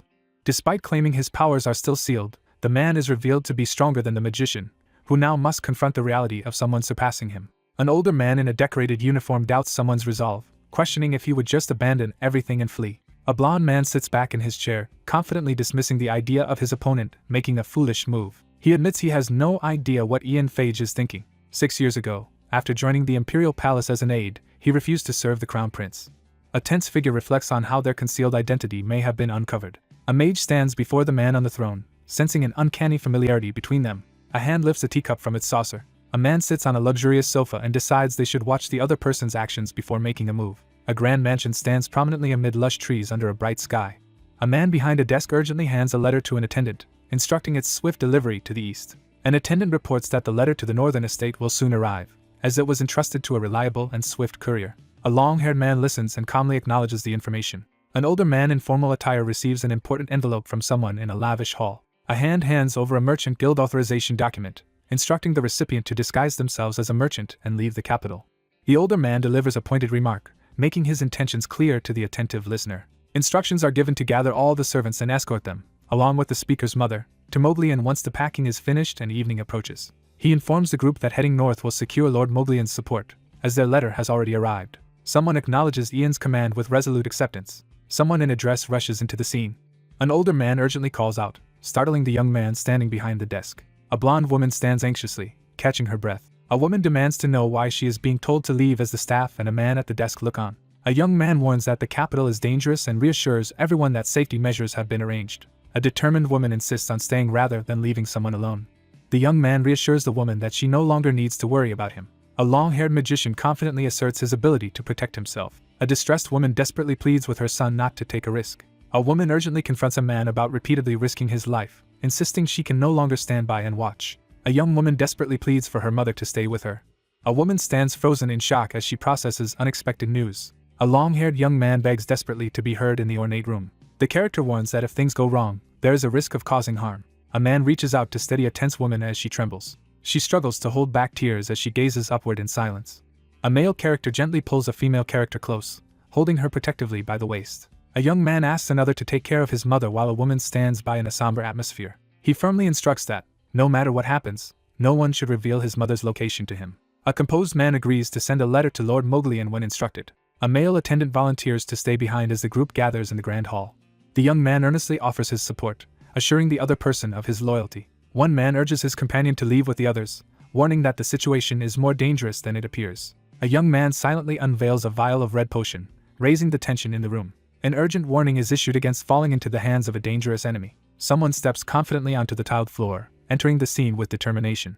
The man behind the desk informs the group that he will erase part of his memories after everyone leaves the mansion, ensuring he cannot reveal their destination. The leader instructs the group to remember his earlier warnings and follow his plan. A butler stands at attention and promptly acknowledges the command. A man urgently escorts a distressed woman through the ornate hall while maids watch from a distance. A man stands silently before a grand desk, lost in thought as the sunset fills the room.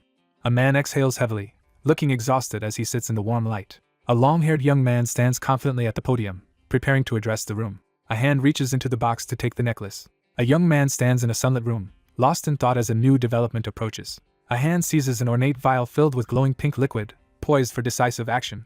The Crown Prince remains secluded in his residence, reportedly in a weakened state according to palace staff. A hooded figure informs a blond man that the Emperor remains unconscious despite passing the critical stage. A man assesses the critical condition of an unconscious patient, noting the likelihood of lasting internal damage and unexpected resilience. A tense young man worries that his father's recovery could threaten their interests. An authoritative man reveals a plan to bribe an imperial alchemist to advance his interests.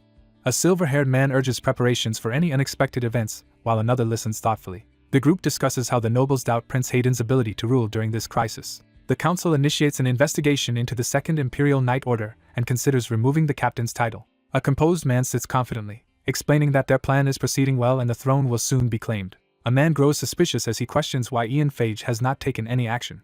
A nervous young man is confronted by an older, decorated official who urgently addresses the prince. A hooded figure bursts into the room, prompting the older man to demand an explanation for the interruption. The hooded man urgently announces that Ian Phage is on his way to the Imperial Palace. Both men freeze in shock as something unexpected happens in the Grand Hall. A man in formal attire announces that the meeting is over.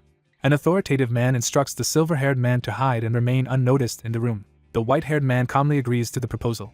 A cloaked figure strides forward with determination, making a dramatic entrance. A figure in a blue cloak strides confidently into the ornate room. A formal request is made for an audience with the high-ranking figure inside the room.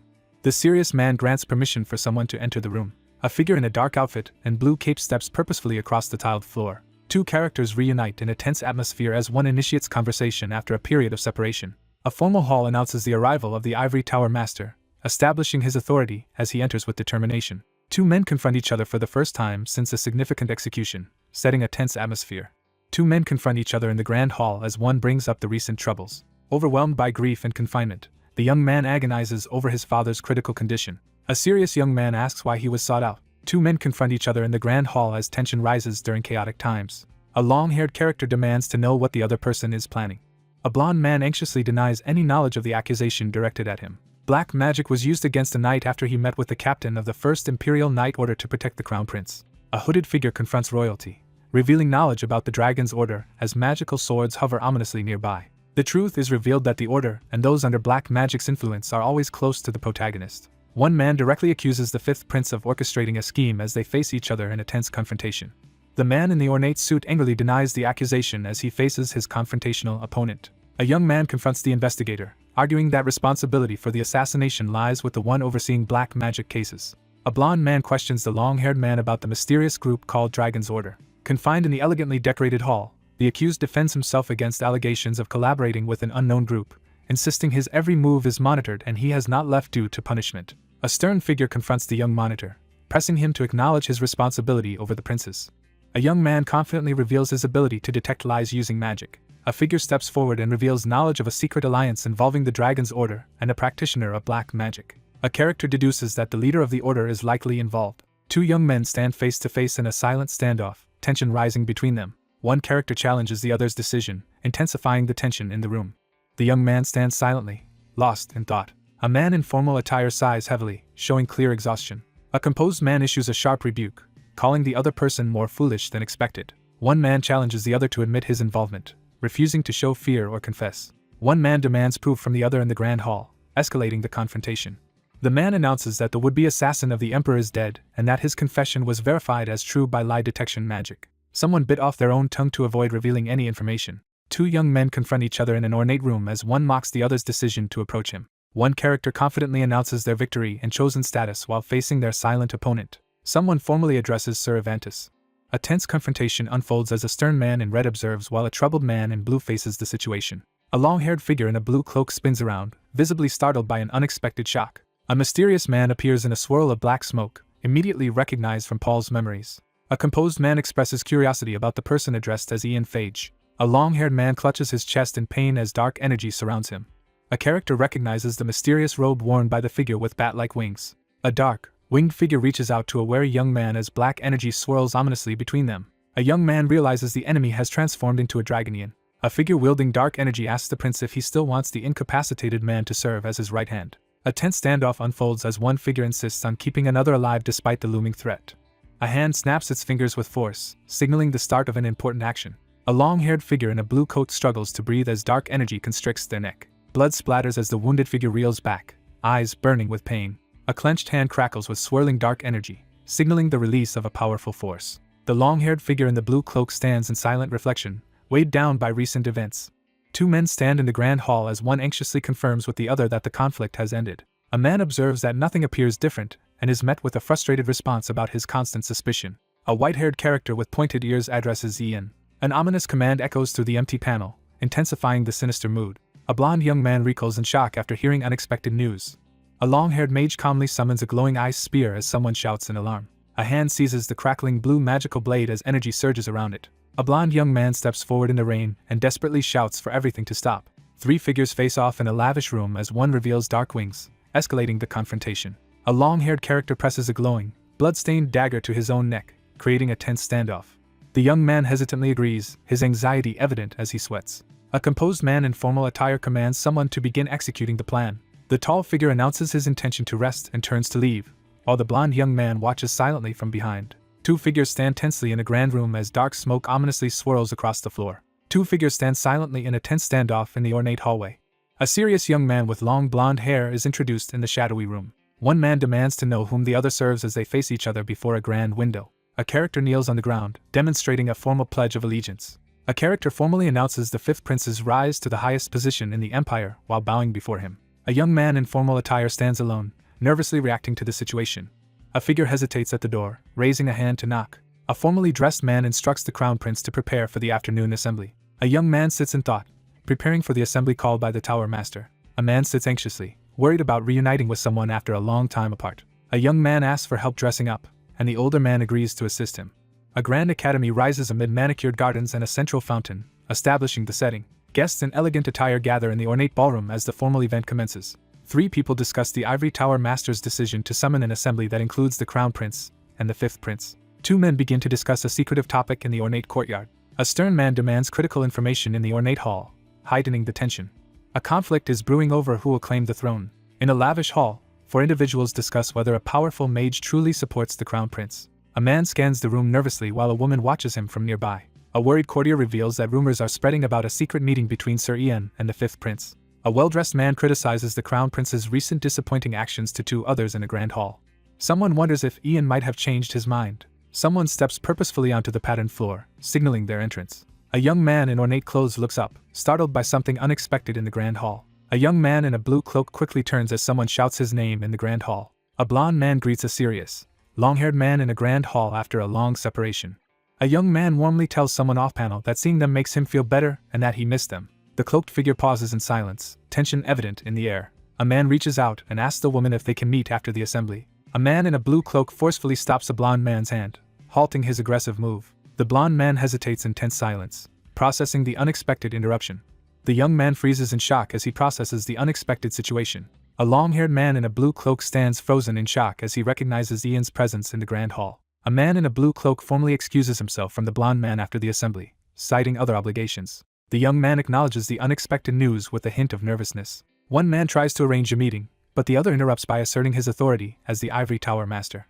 A uniformed attendant motions for the long-haired character to enter the assembly hall. Three men in formal attire face each other tensely in a grand hall, preparing for a confrontation. A character strides purposefully down an ornate palace hallway toward another who waits ahead. A man in an ornate uniform stands silently in the lavish hall, visibly uneasy. A grand room with tall windows and a chandelier is revealed. A young man in ceremonial attire formally welcomes the council and nobles as the assembly begins. A speaker addresses the assembly, announcing that the empire has suffered a great tragedy. A young man receives grim news that the emperor remains unconscious 15 days after the assassination attempt, with no certainty of recovery. Three men prepare to make a crucial decision in a tense chamber. A solemn figure announces the devastating fall of the pillar, casting a shadow over the group. The empire faces a dire crisis as chaos spreads across the land and enemies threaten its borders. A composed man addresses the group, stressing the need to face reality calmly amid the empire's instability. A throne and crown are displayed in a bright light as the process to select the rightful ruler begins. A man in a blue cloak warns that appearances alone will not secure the empire's future. A speaker urges the assembly to find a leader capable of resolving the crisis and restoring stability to the empire and its neighboring countries. Standing at the podium, the speaker firmly declares that only someone capable of making the empire the greatest in history deserves the crown. The calm man firmly declares his position as the Ivory Tower Master. A character slams both hands on the table to demand attention in the assembly. A figure in a regal blue cloak publicly declares support for the Fifth Prince, Ragnar Greenriver, before a grand assembly. Four men sit in the ornate courtroom, tense and visibly shocked by unexpected news. A man in an ornate uniform stands frozen in the rain, visibly shocked by something unexpected. A blond man in an ornate suit sits back with arms crossed, smirking in satisfaction. Someone steps forward with determination. A man urgently calls out as another rushes toward the podium in the ornate hall. A hand lunges forward in a tense moment, urgently reaching for something just out of view. In a tense confrontation, one man angrily grabs the crown prince by the collar in the grand hall. A furious man confronts another, shouting in outrage. One character forcefully grabs another by the collar, escalating the tension. A blonde-haired character punches a long-haired character, sending them stumbling backward. Two men restrain the crown prince as he desperately struggles to break free. A young man glares intensely and raises his fist, forcefully ordering someone to leave. An urgent command is given for His Highness to be escorted out of the hall. A tense standoff unfolds in the ornate hall as a blonde young man is held in place by two men confronting and restraining him. The scene shifts to a grand building surrounded by trees, establishing a calm setting. A young man lies alone on the ornate bed, silently lost in thought. A young man lies on his back, silently lost in thought as he stares at the ceiling. A boy jolts awake in bed as a shadowy figure approaches the window. A figure stands behind the glass door and announces their arrival to the royal presence. A startled young man abruptly sits up on the couch, reacting in alarm to an unexpected presence. A surprised man confronts an unexpected visitor who appears outside his door late at night. A cloaked figure urgently instructs the man by the bed to dress warmly and prepare to leave immediately. A startled young man anxiously questions where they are being taken as unexpected events unfold. A cloaked figure opens a wardrobe and reveals a secret escape route behind the palace to avoid the guards. A gloved hand pulls back a curtain, exposing a secret passage meant for emergencies. A cloaked man urgently reports that the second palace knights are waiting outside the palace. A blonde man is urgently questioned and grabbed by the collar in a lavish room about the involvement of the second palace knights. A character drops to one knee, visibly defeated and submitting in the tense atmosphere. A cloaked man urgently urges the prince to leave. A young man in a blue cloak freezes as someone confronts him in the grand room. The young man stands frozen in shock, sweat beading on his face as he processes the situation in silence. A pale hand cautiously reaches out and touches a dark, gloved hand. The story shifts to a calm night as stars shine above the quiet forest. Two cloaked figures move cautiously through the shadowy, moonlit forest. Two cloaked figures are suddenly addressed with urgency under the night sky. A caped man greets the arrivals as several figures gather beside him at night. Startled in the forest, he reacts anxiously to an unexpected arrival. A surprised blonde boy is warmly welcomed by three enthusiastic young men in uniforms. A confused young man urgently questions the captain about why everyone has gathered. A young man urgently warns that the palace and capital are no longer safe. A cloaked figure urgently informs the other that the second palace knights will escort them to Pyrrhix territory for protection. A worried young man questions whether the territory ahead belongs to the eastern ally with whom an important contract was made. A cloaked man urges the group to follow him quickly, promising to explain on the way. A blonde young man urgently warns the group that acting recklessly could have severe consequences. A young man urgently warns that defying orders could lead to execution for treason. One young man demands to know who gave the orders, while the other reacts in confusion. A determined knight firmly declares that only the rightful ruler can command the second palace knights, challenging anyone who tries to overstep. A determined young man insists on protecting the king regardless of the enemy's strength. Three cloaked figures kneel and vow to fight and protect their leader. Under the night sky, a group of cloaked figures bow deeply before a blonde young man, solemnly requesting permission to renew their oath of loyalty. A young man in a blue cloak stands under the night sky, overcome with emotion as he addresses the others. A frustrated man reluctantly agrees while another waits patiently under the night sky. A serious young man insists that the captain explain the situation while they move. The young man places his gloved hand over his chest in a respectful gesture, remaining calm. A grand mansion towers over the landscape, introducing a new setting. A figure strides decisively across the tiled floor, signaling a determined entrance. A stern man in military attire enters the ornate office and urgently informs the two seated figures of a problem. A man on the throne receives urgent news that the prince has disappeared at dawn along with armed knights from the second palace. A worried man in ornate clothing urgently asks if anyone has discovered the whereabouts of the missing individuals. An older man in uniform reports that, according to the witness, the group moved east. A calm man at the desk rejects the idea of sending more pursuers, believing the targets are likely heading toward Pyrrhix territory. The path to Pyrrhix territory is treacherous, filled with monsters, and only well-trained fighters stand a chance of making it through safely. An older man hesitates, appearing tense as he prepares to speak. A composed man sitting on a throne orders the others to prioritize searching for Vanessa Phage over pursuing the prince. A young man realizes his rival has hidden his mother to avoid being caught using black magic. A man receives troubling news that the suspect refuses to reveal her location. One man reveals that Ian has erased his own memories, dismissing the possibility of brainwashing. An older man in uniform questions the reason for seeking the Ivory Tower Master's mother. A suspicious man analyzes Ian's decision to willingly fall under black magic, suspecting someone is his weakness. Suspecting a hidden plot, one man insists they locate Vanessa Phage to prepare a countermeasure. The officer solemnly accepts his orders. A tense silence fills the ornate office as one man sits behind the desk while another stands before him, bracing for confrontation. A blonde young man exhales in relief inside an ornate room. Despite everything proceeding smoothly, the protagonist feels a persistent sense of anxiety. Someone urgently questions what Ian Phage is planning. He stands alone, silently reflecting on recent events.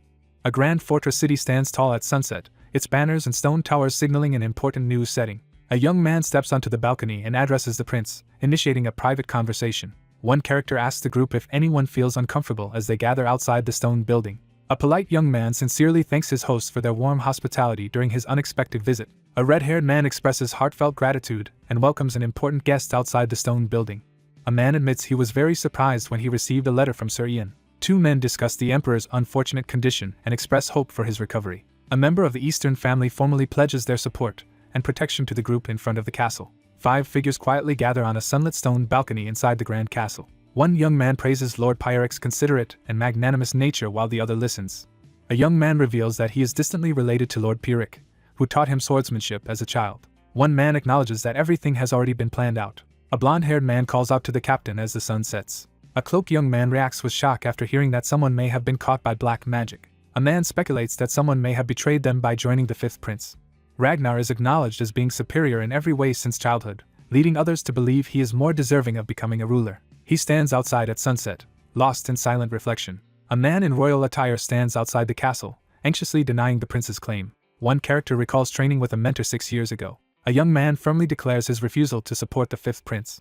One character urges the other to trust Ian as they talk outdoors at sunset. Someone anticipates that he has already made preparations. Thunder crashes as a heavy rainstorm batters the building. A nervous man asks the taller figure to repeat what was just said. The young man announces his plan to seek out Ragnar for black magic and urges secrecy from the crown prince. A worried young man urgently warns someone not to get involved because it is too dangerous. One character asserts that Ragnar will keep him alive for his usefulness rather than kill him immediately. A high-ranking magician asserts his political influence, revealing that his position will be used to secure Ragnar's succession to the throne. One character hesitantly considers infiltrating an enemy's circle to uncover critical information, despite the personal risk. One man proposes supporting Ragnar in exchange for bringing the crown prince to the east for protection. He explains that they have no one trustworthy in the capital or palace to remove the black magic. A young man calmly points out that someone is hidden in Ragnar's blind spot. A powerful and reliable ally is affirmed. A blonde woman sits in uneasy silence on an ornate throne, deep in thought. An elderly man lies motionless in bed as someone mourns at his side. A woman quietly contemplates the recent news that Ian has pledged support to the 5th prince, and her brother has left the imperial palace. A woman realizes that Ragnar is plotting to steal the crown prince title and seize the throne. A long-haired character gazes downward in silence, lost in troubled thought. Sitting with clenched fists, the girl desperately wonders what to do next as tears fall onto her hands. Tears streaming down her face, a distraught woman stands alone in the ornate hallway, questioning who she can trust. A woman, devastated by betrayal, confesses her disbelief as a solemn man kneels before her in an ornate room. A woman sits in anguish, battling her desire to trust someone despite her pain. She desperately begs her unconscious father to wake up as she sits beside his bed. Someone knocks on the grand double doors inside the lavish hall. A poised woman seated on an ornate chair calmly invites a visitor to enter the lavish room. A man in a robe notices the woman's unease and asks her to explain what's wrong. A nervous young man formally addresses the blonde woman in the ornate hallway. A startled character is approached in the ornate room and asked for a private conversation. 2 figures walk side by side down the road. A young man enters the luxurious room as a blonde woman looks at him with curiosity. A nervous young man offers a small box to the royal figure. A woman in formal attire reacts with surprise as someone offers her a small box. A robed man delivers a significant item from the ivory tower to a surprised blonde woman in an ornate room. A young man reacts in shock as he learns surprising news from a blonde woman holding an ornate box. A nervous young man delivers a secret message as instructed. A man bows respectfully to a blonde woman and announces his departure from the chamber. The young man turns and walks away down the hallway as the blonde woman watches him in silence. A blonde woman stands tensely in an ornate room, holding out a small box in silence. A figure in ornate clothing solemnly presents a sparkling, mysterious box with both hands. A robed man hands a small box to a woman, explaining that he was asked to deliver it to her. A startled young man questions a blonde woman about what Ian has done. A young man nervously delivers a secret message in the grand hallway. A man bows and prepares to leave after addressing the blonde woman in the ornate room. A woman stands alone in an ornate room, silently holding out a small box with a somber expression. A woman quietly opens and reads a letter at a sunlit table. A hand opens the box, revealing a jeweled necklace, a stack of letters, and an ornate vial. A stunned character reads a letter, visibly shocked by its contents. Someone carefully reads a handwritten letter addressed to the princess. A man writes a letter at his desk, revealing that black magic has changed him into someone unrecognizable. A long-haired man sits at a lavish desk, writing a letter to request help.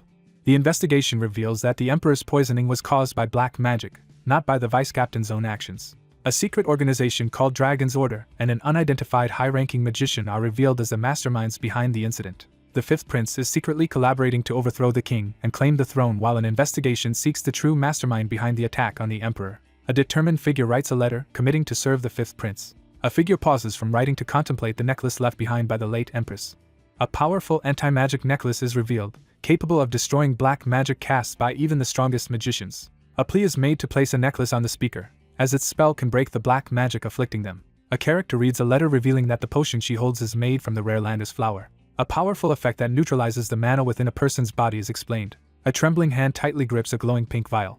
The narration explains that the poison is deadly enough to kill a magician. Someone anxiously considers whether the necklace can break the black magic affecting them. A blonde character stares in shock while clutching a glowing ring to their chest. One character desperately begs another to use a weapon or power to end their life. Footsteps echo through the grand, sunlit hall as someone approaches.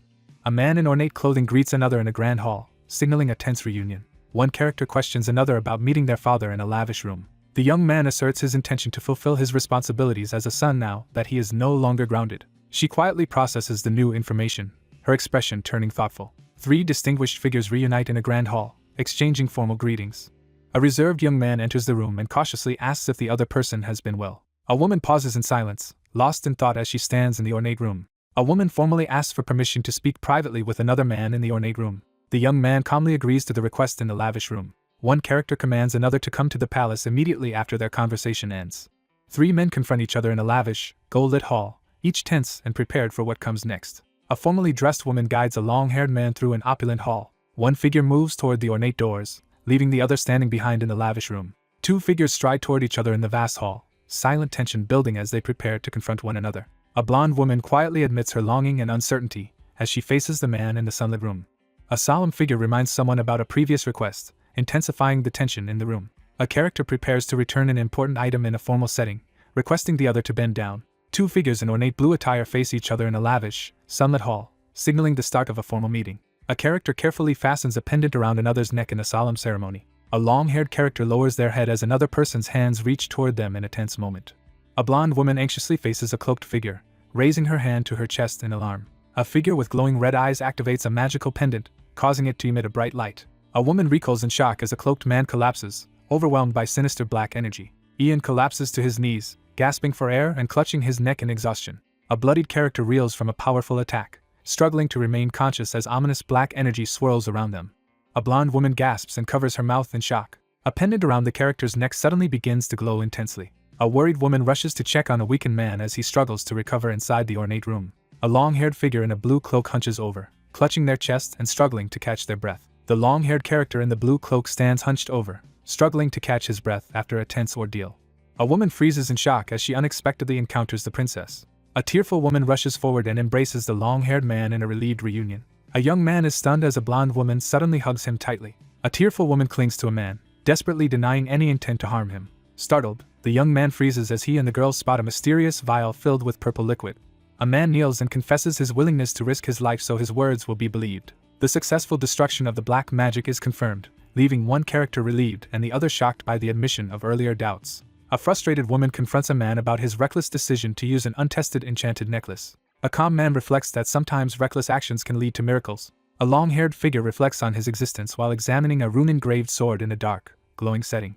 A tearful woman expresses her gratitude as someone gently wipes away her tears. A long-haired man smiles warmly and extends his hand invitingly toward the princess. A man kneels before the princess and expresses his gratitude for her trust. A tearful woman welcomes back the person in the blue cloak, relieved at their return. A character kneels and earnestly asks another for answers, signaling the start of an important conversation.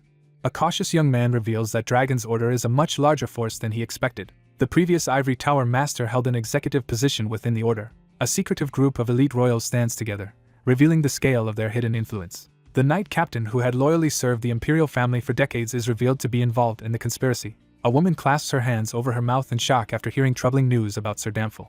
Two robed figures discuss the shocking revelation that the Dragon Order's leader may be a Dragonian, a race thought extinct for 300 years. A mysterious figure reveals that someone can transform into a human and wield 8th class magic. The 5th prince formed an alliance with the last Dragonian after freeing him from a magical seal. A woman reacts anxiously after hearing about Ragnar's dangerous actions.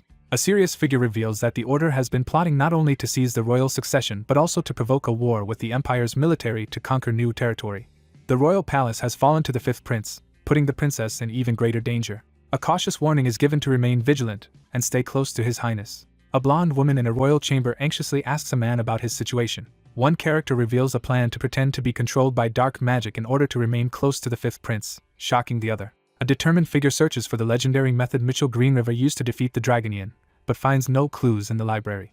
A woman in noble attire considers the risky possibility of success at the royal palace. A blonde character hesitates before addressing Ian. A blonde woman invites a long-haired man to follow her into the luxurious hall. Two elegantly dressed figures enter a lavish study and stand facing the window and bookcase. Two figures in ornate blue robes confront each other across a grand desk in a tense atmosphere.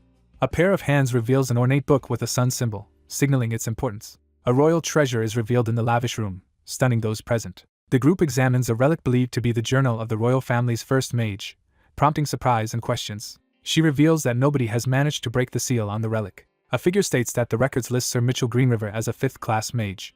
The sealed magic book is examined, revealing that its seal is made with advanced magic. The young mage agrees to attempt breaking the magical seal. Magical symbols swirl as someone attempts to analyze the techniques. A pair of hands activates the magic within a glowing, ornate spellbook. A sudden magical phenomenon leaves the startled magician frozen in disbelief.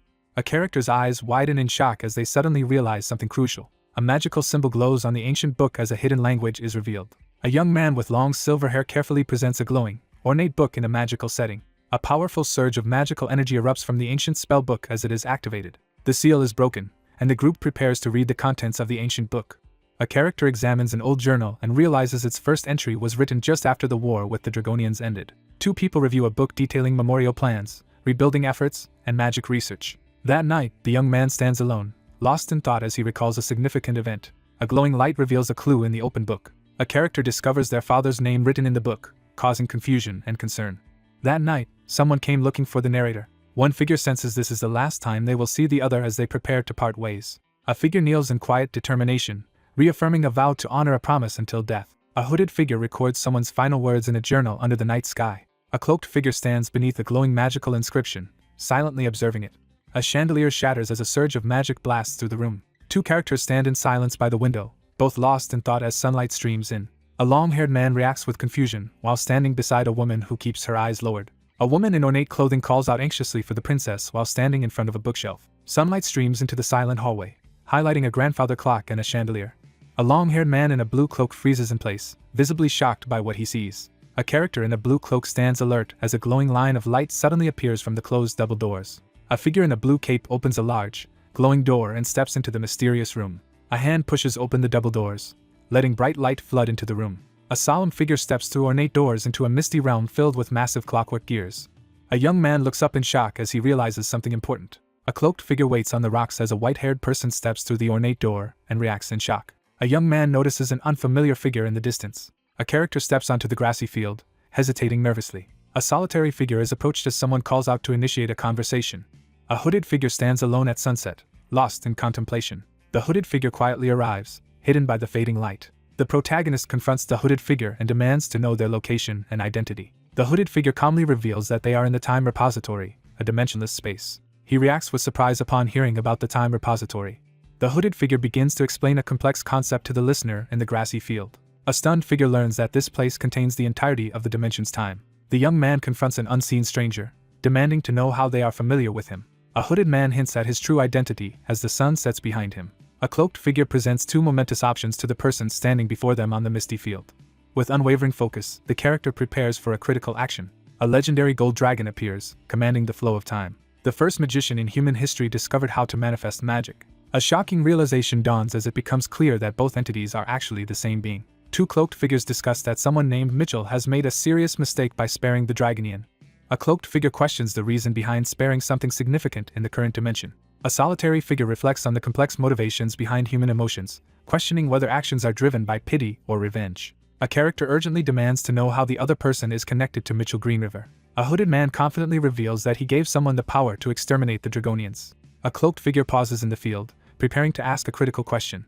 A long-haired figure demands to know why the hooded person chose to empower Mitchell Greenriver instead of acting personally. A figure in the shadows recounts how humans once suffered under black magic. The overwhelming power of dragon authority forced all creations to submit. Black magic was created in pursuit of ultimate power. Black magic created by Dragonians corrupted human souls, destroyed the world's balance, and repeatedly caused disastrous events. A cloaked figure stands apart, unable to intervene despite witnessing widespread human suffering. A decree is established forbidding dragons from interfering in the human world. The hooded figure admits he couldn't ignore the suffering caused by dragon authority, prompting a serious conversation in the quiet field. A hooded figure confesses to breaking the rules by interfering with human history. A magician reveals he taught humans magic to help them fight against black magic. Despite their efforts, the outcome fell short. In response to a catastrophic crisis, a mysterious figure entrusts a glowing artifact to a kneeling individual, initiating their pivotal mission. A powerful figure explains the decision to share authority with humans. The character learns that the hero's true identity is Mitchell Greenriver. A hooded man solemnly recalls that the child always prioritized the people's welfare over imperial power. A lifetime spent fighting black magic is undone by a single mistake. A voice declares that humans are inherently incomplete. Someone reveals that interfering in the human world cost them their memories and left them unable to remove black magic. A cloaked figure stands before a towering dragon spirit, reflecting on sealing away their remaining time in a human body while hoping to regain lost memories. Someone reflects on wandering aimlessly through the human world after losing all memories. A solitary figure reflects on how brief but vibrant their meaningful moments have been. A lone figure recalls meeting someone important as they watch the sunset. Ian freezes in shock as he recognizes someone approaching. Two figures walk hand in hand through a sunlit field as one reflects on treasured memories and the arrival of a new presence in their life. A character confesses deep longing while gazing intensely at someone. The man gazes upward and softly acknowledges his son. The young man angrily rejects any mention of his father, declaring that he died long ago. A man reveals that his physical body is gone, and only his mind remains, waiting for this encounter. A character slams their fist on the table, expressing frustration that waiting was not the right action. A young man confronts his mother, demanding to know why she left and blaming her for their mother's fate. A man closes his eyes and reflects on the cyclical nature of purpose and existence. As the seal weakened, memories returned and the character resolved to take action. He admits that he failed to eradicate black magic and protect the world in time. Someone reflects on the necessity of leaving their family. A lone figure arrives with a billowing cloak, casting a determined silhouette in the sunset. Two cloaked figures stand together at sunset, reflecting on past hardships and unfulfilled hopes for happiness. The young man hesitates, making it clear he did not come to discuss the current topic. A character is shocked to learn that someone is searching for the power to defeat a dragonian. A cloaked man reveals that the power was already inherited before birth. A character in a blue cloak questions another's authority as the sun sets. A kneeling figure is confronted about the true source of their ability to understand and use dragon tongue within a glowing magical circle. A solitary figure stands in the rain, questioning when everything began to change. Standing in the rain, the protagonist questions when he first gained the ability to use dragon tongue. A robed figure prepares to awaken hidden power as golden energy gathers around them. One character suggests they investigate something while another reacts with surprise.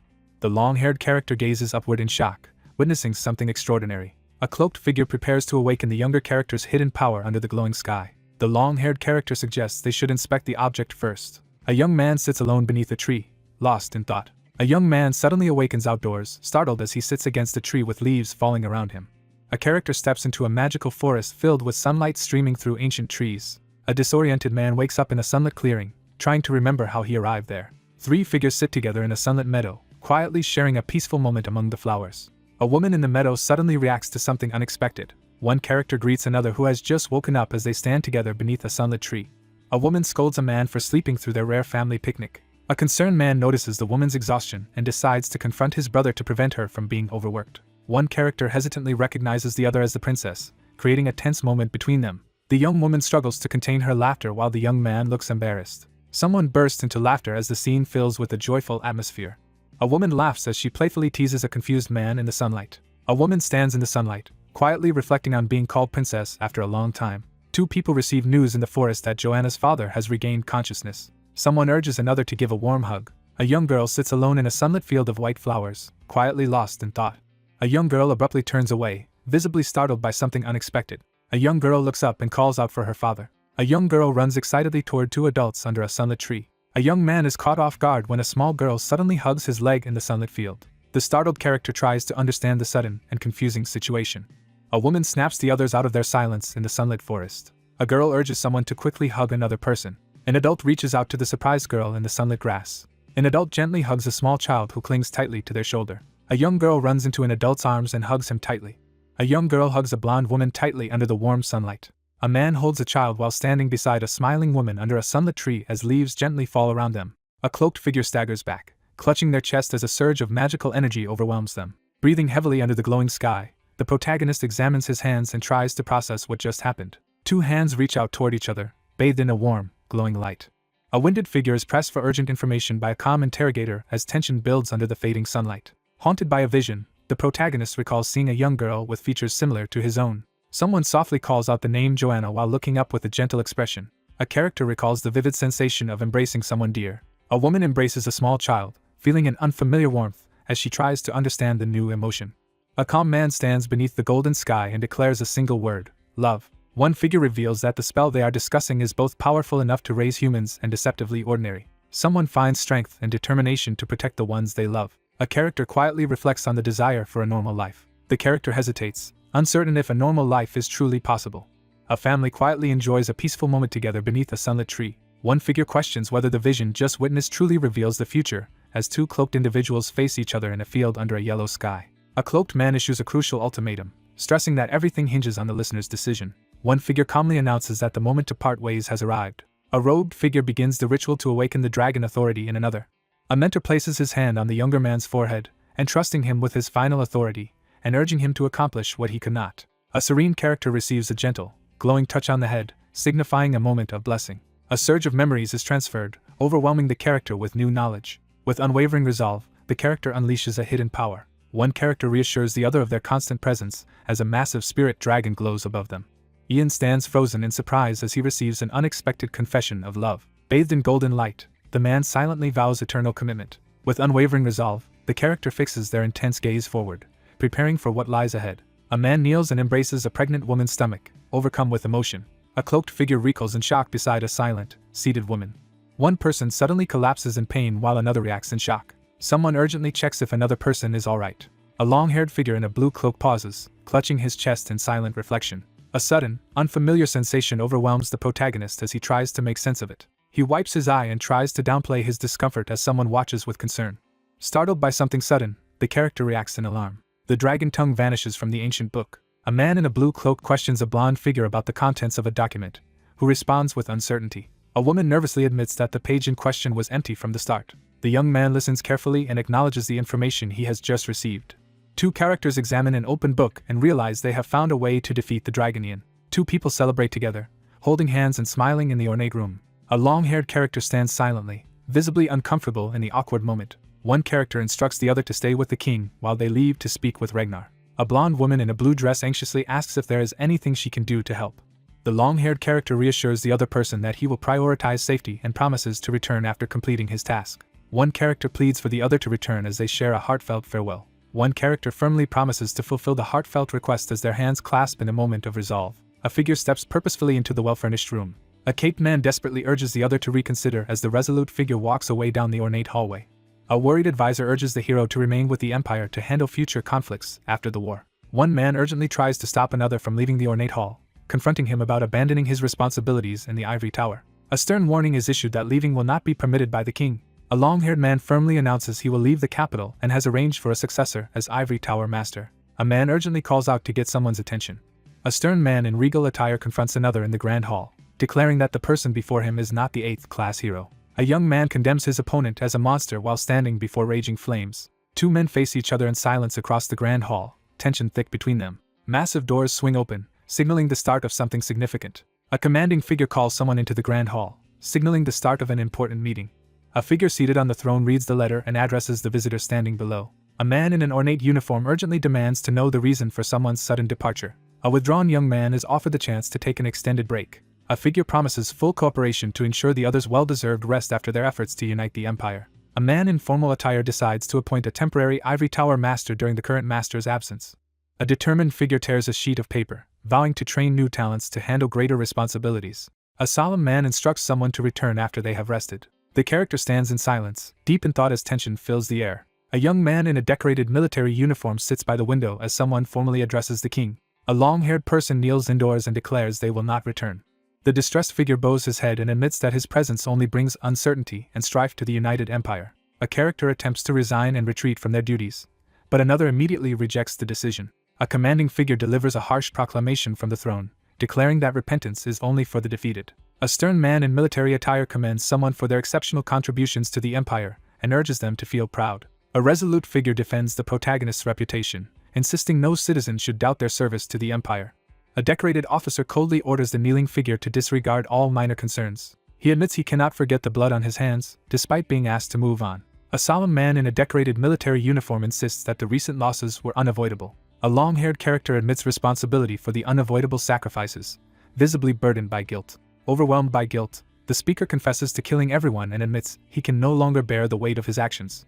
He stays silent, his intense gaze revealing deep contemplation. One character kneels in apology, urgently pleading for a chance to atone, while the other listens in silence. A man in a military uniform angrily confronts someone about being abandoned after helping them become emperor. One character, visibly distressed and kneeling, confronts another standing nearby about a painful demand that tests their friendship. Two figures silently separate on the barren ground, marking an unexpected farewell. A figure kneels before the throne, bowing deeply to beg for forgiveness. A tense inquiry challenges the ruler's decision to allow someone to leave unopposed. A stern man warns that ongoing threats at the borders could undermine their supremacy if news spreads about uncertain leadership. Three men urgently debate the risk of a potential alliance between their rival and the rebels, fearing a move against the throne. Two men discuss the growing danger of a war hero whose popularity among commoners threatens the throne. A cloaked figure coldly states that if Ian will not join them, he must be killed. A young man collapses to his knees, clutching his chest in sudden agony. A young man abruptly wakes up in bed, clutching his chest and gasping for air. A young man wakes in bed, visibly anguished as he buries his face in his hands. A man sitting on his bed asks if anyone is outside, and the attendant confirms there is. An urgent command is issued to summon the Imperial Alchemist. Someone asks about the effects of the medicine used this time. A weary man sits upright on his bed, explaining that his insomnia has worsened and requests stronger medicine from the attentive person nearby. A young man warns the monarch that continuing to take the medicine will be harmful due to its addictive herbs. One man, seated in bed, urges the other to address the underlying problem rather than rely on temporary medicine. A young man turns to question the real source of the problem, his expression tense as candlelight flickers nearby. One man confronts the other about the true reason behind his inability to sleep. He admits that the problem is beyond his own strength to solve. Frightened by the possibility of betrayal, a person confesses fear that a former friend might seize control of the empire. A betrayed figure condemns their former ally as a monster after realizing the truth following their separation. The young man asserts that killing the monster is the only option. A young man, visibly conflicted, demands clarification about being asked to kill his own friend. A formally dressed figure questions whether the person in bed should really consider someone a friend, given how much worry they cause. Unable to find a way to defeat the 8th-class magician, the anxious man despairs over their overwhelming power. A young man anxiously contemplates a plan to kill his enemy. A blonde young man recoils in shock, visibly startled by something unexpected. A young man announces he has created a poison capable of killing his target. A solitary cabin sits in the middle of a snowy, silent forest at night. A fire suddenly erupts, quickly engulfing the debris behind the railing. A blonde character sits by the fireplace, reading an open book in silence. A long-haired person quickly looks up from the fireplace, startled by an unexpected knock. A young man is startled by an unexpected visitor arriving late at night. A long-haired figure cautiously opens the door to confront an unexpected visitor in the snow. A character with long silver hair is suddenly shocked as snow falls around them. A man stands in the snowy forest at night and addresses royalty with respect. A man in military attire arrives unexpectedly in the snow and asks to come inside. A startled figure stands in the snow, confronted by an unexpected arrival. A man in formal attire suggests they can still meet sometimes, despite having parted ways. One man firmly establishes that their relationship will continue only as friends. A long-haired character extends his hand and reassures the other person they are always welcome. A candelabra casts flickering light over a closed book in the dim room, hinting at secrets yet to be revealed. A long-haired person questions the uniformed man about bringing a wine bottle despite not liking alcohol. The uniformed man sits alone, pours himself a drink, and starts thinking about how his friend is doing. A hand offers a glass of red liquid to the wary young man in the robe. A character accepts a glass of red wine from another, expressing gratitude. Two men share a quiet drink by the fire as one asks the other about his recent well-being. He calmly explains that he has been wandering throughout the United Empire, letting his journey unfold wherever his feet take him. A man in formal attire quietly reflects on the meaningful experiences he has witnessed while holding a glass of wine. One person reflects on learning from their return home and considers gardening as a new pursuit after winter. A decorated soldier reflects on how uneventful his life has become after the war. He acknowledges the other person's decision with a resigned acceptance. A uniformed nobleman reports that the rebellion in the northern Coldwoods has been suppressed and the empire is closer to peace. While hearing news of a political marriage intended to unify the Rhode Duchy with the authorities, the protagonist suddenly feels unexpected distress in his body. A composed man comments on the crown prince's upcoming marriage, finding it curious given his youthful appearance. A young man quietly reflects on understanding his father's feelings. Two men discuss the ivory tower's declining condition as one struggles to catch his breath. The damaged areas are being rapidly restored after the war. A weakened figure collapses to the ground, clutching their side and desperately addressing the monarch. A composed man in a military uniform calmly states that once peace is achieved, the United Empire will reach its peak. A hand tightly grasps a glass of red wine under ominous lighting. A young man in ornate clothing issues a menacing command for someone to disappear. A long-haired character clutches his bleeding mouth and struggles to stay conscious as flames burn behind him. A dangerous poison is revealed to neutralize mana within the bloodstream. He warns that the effect will manifest within minutes. The standing figure admits to using multiple poisons as the other collapses on the floor beside the goblet. A young man stands frozen in shock, struggling to comprehend the unexpected situation. Someone confronts another with a challenging question as wine spills onto the floor. A wounded character dismisses the usefulness of another's power for the future of the United Empire. A decorated officer warns that taking action now would only cause unrest, given the current peaceful circumstances. A stern man dismisses his opponent, telling them to return home and spend their life in regret. An injured man is confronted and blamed for the situation as he reels in shock. Amidst the blazing debris, someone hints at hidden knowledge. A young man in military attire solemnly admits his fear. Haunted by anxiety, he confesses his overwhelming fear of his former friend. A wounded young man sits in silence as his enemy acknowledges him as a dangerous threat to the Empire. Haunted by fear, the character wrestles with the consequences of allowing a monstrous threat to survive. A young man, wounded and overwhelmed by sorrow, mourns the loss of someone dear. A man in ornate military attire pleads for forgiveness in a dimly lit room. He pauses in silence, deep in thought. One figure silently turns away to leave as another remains seated, watching in tense silence. A wooden door opens, revealing a snowy night lit by a lantern. A commanding man orders his subordinate to set something on fire as snow falls around them. A massive wave of fire sweeps through the area, destroying everything in its way. Boots press forward through the swirling snow with determined steps. A stern man in a military uniform walks away as the house behind him burns. A young man in a military uniform quickly turns to check behind him, alert to a potential threat as embers or snow fall around him. Amid swirling snow, the young man channels a surge of hidden power. A uniformed officer urges the royal figure to enter the carriage for safety as snow falls around them. A decorated officer suddenly reacts with alarm as ash falls around him. A young man in ornate military attire stands in the snow, silently crying as he processes his grief. A building burns fiercely as someone reflects on another's departure. A lone figure in military uniform observes as the house is consumed by flames. A blond man in regal clothes smirks confidently as snow falls around him. One man turns his back and walks away through the falling snow while the other stands still and watches him leave. Cloaked figures watch as a house burns in the snowy night. The academy stands tall in the soft glow of sunrise, introducing a new day. A determined figure strides confidently into the room, making a purposeful entrance. A man seated behind a grand desk acknowledges the arrival of another person entering the room. A man sits in an ornate chair, reading a letter and urgently asking about the princess's message. A solemn young man admits that someone questioned his betrayal. A blond young man with a serious expression asks what response was given. A composed young man dismisses the need to respond to a message, laughing confidently in front of an ornately dressed figure. A man in ornate clothing teases about someone else's feelings. Her father rejected every marriage proposal she received. A man seated behind a grand desk describes marriage as a transaction for power and questions what upsets certain people. He reflects on the decision to hide someone away to avoid taking undesirable action. He dismisses the idea as absurd but acknowledges that the person in question is capable of exploiting such deals. A commanding man informs the cloaked figure that he plans to arrange a politically advantageous marriage when the time is right. A figure strides across the tiled floor, anticipating that the wait will soon be over. A determined man declares his ambition to ascend the throne and unite the three countries as another figure listens attentively. The confident blond man firmly announces his plan to the long-haired individual. One character earnestly asks the other to stay by their side during the empire's rise. A blond man asserts control over a cloaked figure, declaring their loyalty as his own. A character pauses in silence, lost in thought. A young man respectfully addresses the royal figure. One character calmly dismisses the other's concern by stating he has already seen the situation. The emperor stands before a massive crowd, celebrating the unification of the Green River Empire with a trusted advisor by his side. A young man, looking anxious, questions something he just heard. One man confides that he sacrificed everything for the empire and emperor, while the other offers silent support. A crucial realization is made in this moment. He quietly reveals his deepest wish for the life he truly desires. The stunned man confronts the cloaked figure after witnessing the black magic being dispelled. A young man in an ornate blue coat prepares to deliver bad news in an elegant room.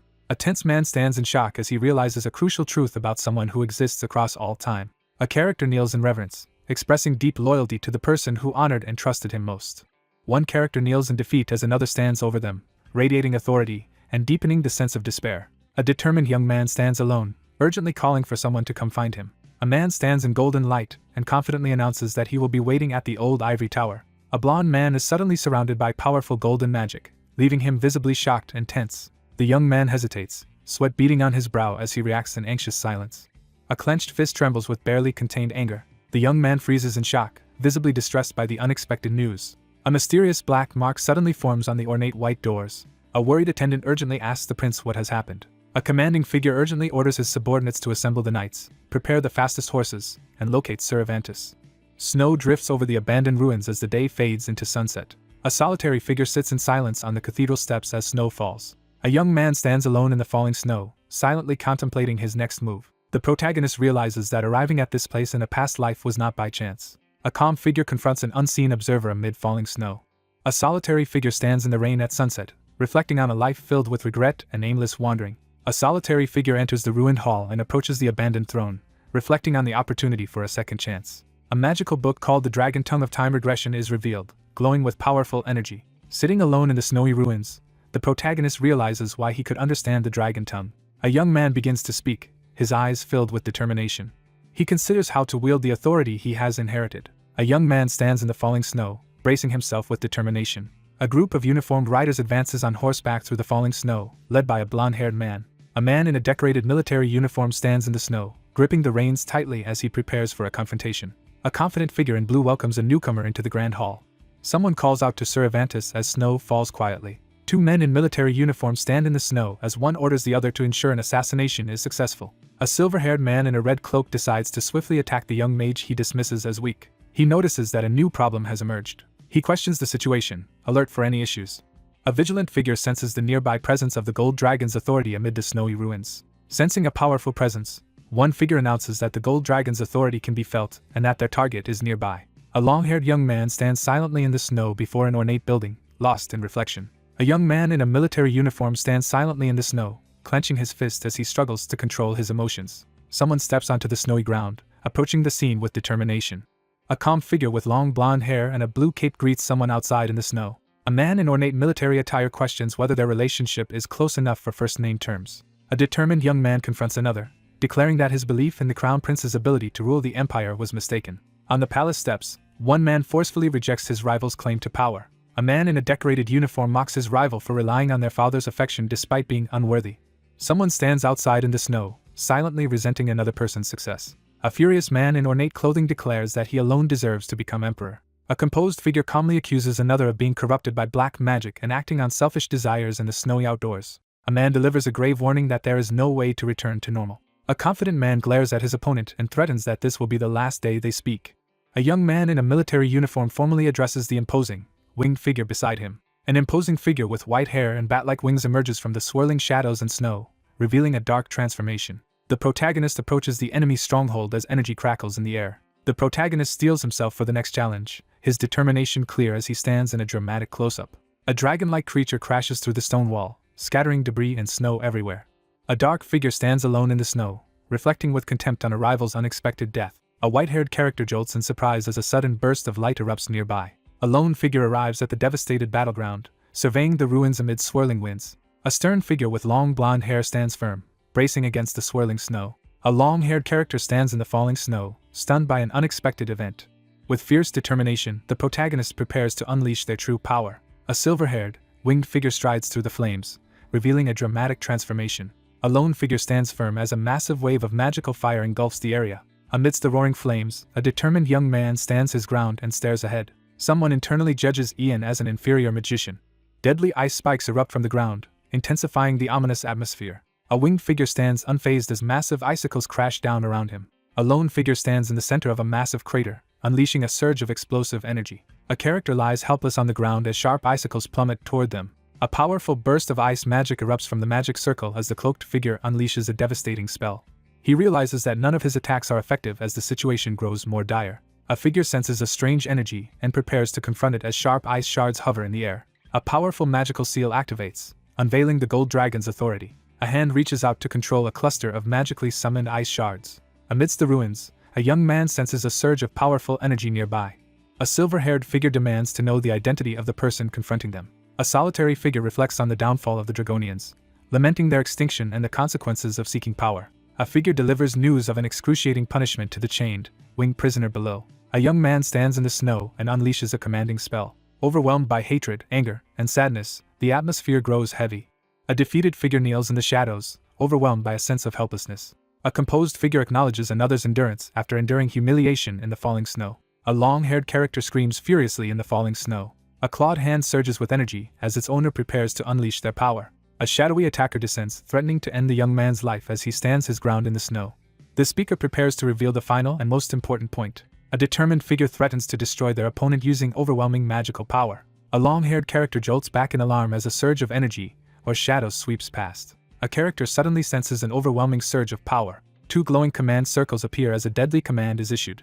A long-haired man channels a swirling golden energy as he reaches forward. A character recoils in shock upon hearing unexpected news. A silver-haired figure with bat-like wings kneels in defeat, gripping a weapon, while another stands over them, casting a looming shadow. A blond man in a military uniform is confronted by a dark blade as snow falls around him. A cloaked figure crashes down, sending dust and snow flying.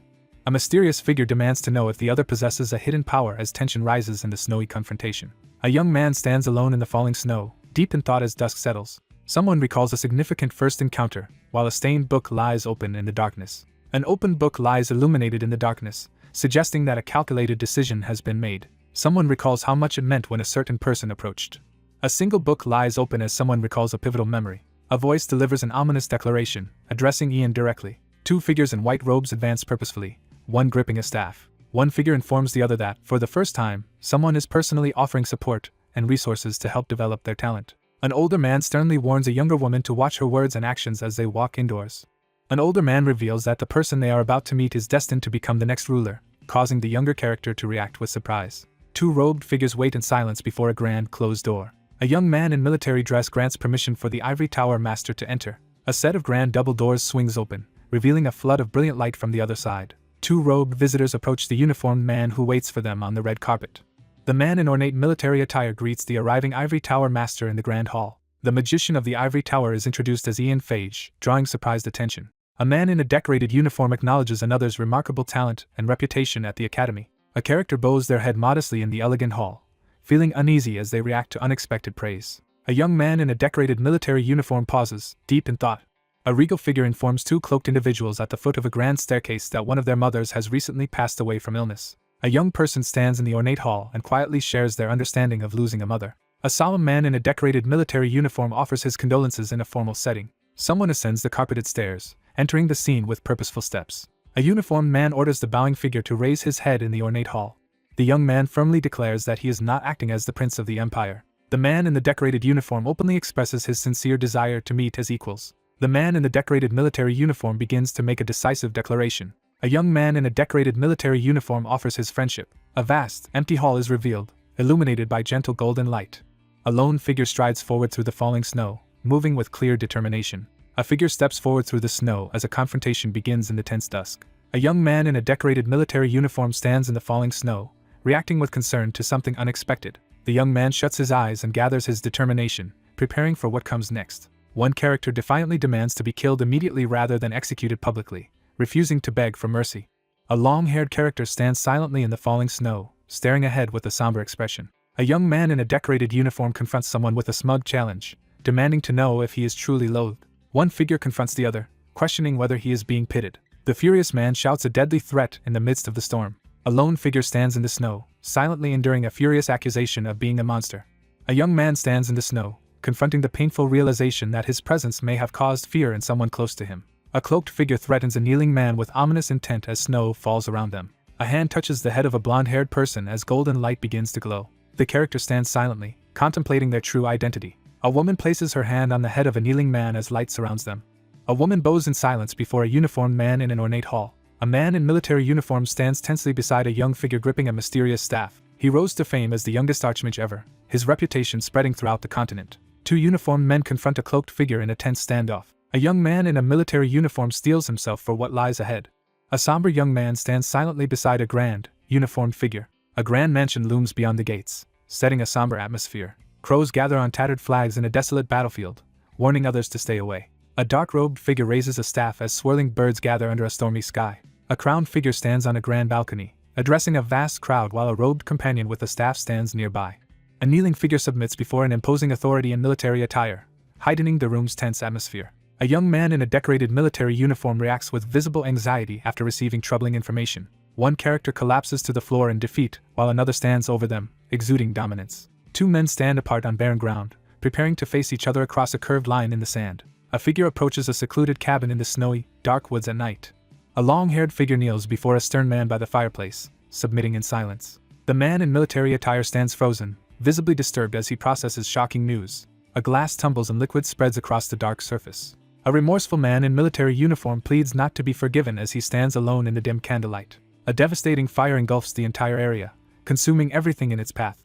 A young man in a military uniform freezes in shock as he witnesses something unexpected. Amidst the falling snow and ruins, One character kneels in submission before another who stands imposingly above. A young man in a decorated uniform stands silently, deep in thought as snow falls around him. A composed young man introduces himself amid falling snow. A character stands under a stormy sky and summons a massive blade of energy.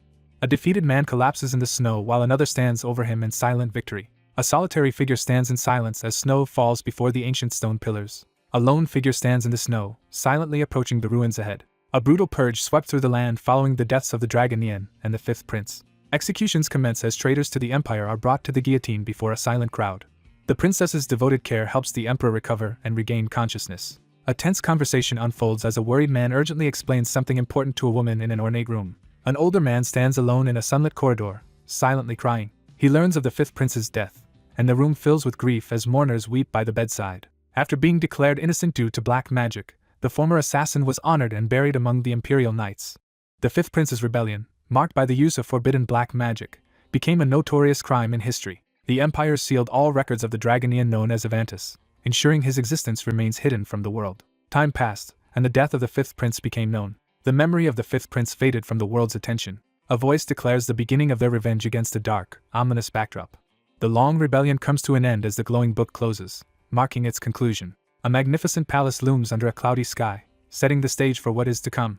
A woman waits alone in the grand hallway, her expression tense and solemn. A blonde woman calmly asks if the other person is nervous. A long-haired young man stands confidently in a calm, shimmering setting. She sits tensely on the bench and admits her nervousness as he stands in front of her in the ornate hall. A serious young man challenges another to reflect on their recent decision. The character firmly affirms their decision, clenching their fists with determination. A determined character declares the intention to use their power openly to help others. A young man stands in profile, smiling confidently in his formal attire. A kneeling figure reassures the seated royal that everything will turn out well. The ornate double doors burst open with a rush of air. An attendant bows and invites two distinguished guests to enter through the grand doorway. The courtroom session begins as judges take their seats, and the audience waits in silence. Someone strides forward with determination. A trial is announced to determine the fate of Princess Haley Greenriver. A woman stands alone at the witness stand, preparing to testify. The commencement of magical prosecution is announced. 3 judges preside over a tribunal, one of them reviewing a large open book. A composed young man stands up and requests to speak before the trial begins. A cloaked figure quietly steps into the room. A figure steps forward into the tense scene, making a dramatic entrance. The judge solemnly recuses himself from the trial due to a conflict of interest, delegating the proceedings to others as the witness reacts with surprise. A group of men in formal attire sit tensely in the courtroom, awaiting the verdict. A startled man with long gray hair recoils in confusion after hearing unexpected news. A man steps forward in the hall and asserts that he was one of the teachers who taught her magic. The judges formally request more information in the courtroom. He reveals that he has known about her being a magician since 6 years ago. Someone silently reflects on having witnessed her use magic. One character notices their magical orb is smaller, and the other explains it's because they are just beginning to learn magic. Someone admits to overlooking something because they trusted there was a reason. Years later, a determined figure begins a covert investigation into the Dragon's Order. An organization tied to black magic infiltrated the imperial family through noble connections, and the emergence of the Dragonian became a major threat. He explains that the threat posed by the powerful sorcerer forced him to act cautiously, though he admits his efforts alone had limits. He urgently seeks a trustworthy ally with political authority within the imperial palace. One character explains to another that a suggestion was made to her. A secret agreement was made. In exchange for covert magic training, she would provide help when called upon. A witness explains how they were freed from black magic and discovered a way to defeat the Dragonian. A young man formally concludes his statement, referencing reports on the Fifth Prince's rebellion and the Dragon's Order investigation. A woman challenges the testimony in the courtroom by asking the judge if the Tower Master's statement is true. The blonde character anxiously admits that the statement is true. A formally dressed man grants permission for someone to speak in the dignified room. A blonde girl with a black ribbon quickly turns her head, startled by something unexpected. Several characters stand tensely around a table, waiting in uneasy silence. A blonde woman watches a man with long pale hair in the hallway, her concern evident as tension fills the air. In a quiet moment, the blonde woman and the long-haired man exchange a knowing glance in the elegant room. The blonde woman tightly controls her emotions, holding back what she wants to say. A woman confesses her crime before the judges and declares she is ready to accept any punishment. A young woman stands firm before an audience, insisting on receiving fair punishment from both the Empire and the Ivory Tower despite her imperial status. The blonde character insists that Sir Kevin and the maids are completely innocent of hiding the truth about being a magician. Loyalty was given only because of imperial status, not by choice. 4 characters stand side by side, visibly shocked and tense as they react to startling news. A young woman steps forward and earnestly accepts full responsibility for all crimes before the Ivory Tower. Someone firmly defends the princess against accusations. Both characters abruptly turn as something unexpected interrupts them. Two older men in formal attire stand before ornate thrones, both reacting with shock and anxiety to unexpected news. Three men in formal attire react with shock and anxiety in the council chamber. An older man in a decorated military uniform urgently addresses the king beneath an arched doorway. Two men approach the woman in the witness stand to check on her after a tense moment in the courtroom. A stern officer publicly takes responsibility for the princess's actions, insisting she only followed his orders. A man informs a uniformed official that the princess is a magician, while a young girl listens nearby. Someone explains they kept a secret to ensure she could live as royalty instead of a magician. A man in ornate military attire stands confidently before the grand throne, commanding the attention of everyone present. The narrator reflects on having influenced someone's growing caution toward the ivory tower. Regret fills the air as a character recalls how a single decision and deep affection changed everything. A uniformed man steps forward in the tribunal, pleading to take the blame so the princess can pursue her dream of becoming a magician. Two men stand in tense silence, facing each other in the hallway. One man nods in silent acknowledgement as they stand face to face in the ornate hallway. A composed man in formal robes steps forward to announce the council's decision in place of the usual authority. The trial begins with charges of illegally teaching magic and training a magician. A woman and a man stand behind a podium as the special circumstances are formally acknowledged. The leader of the ivory tower, identified as a threat by the princess, is introduced. An older man with white hair and a staff stands solemnly in front of a grand, ornate tower. The narration explains that she was once the slave and right hand of the rebel Ragnar Greenriver, so her cautious decision was justified. The tribunal concludes that the woman did not conceal the truth for personal gain.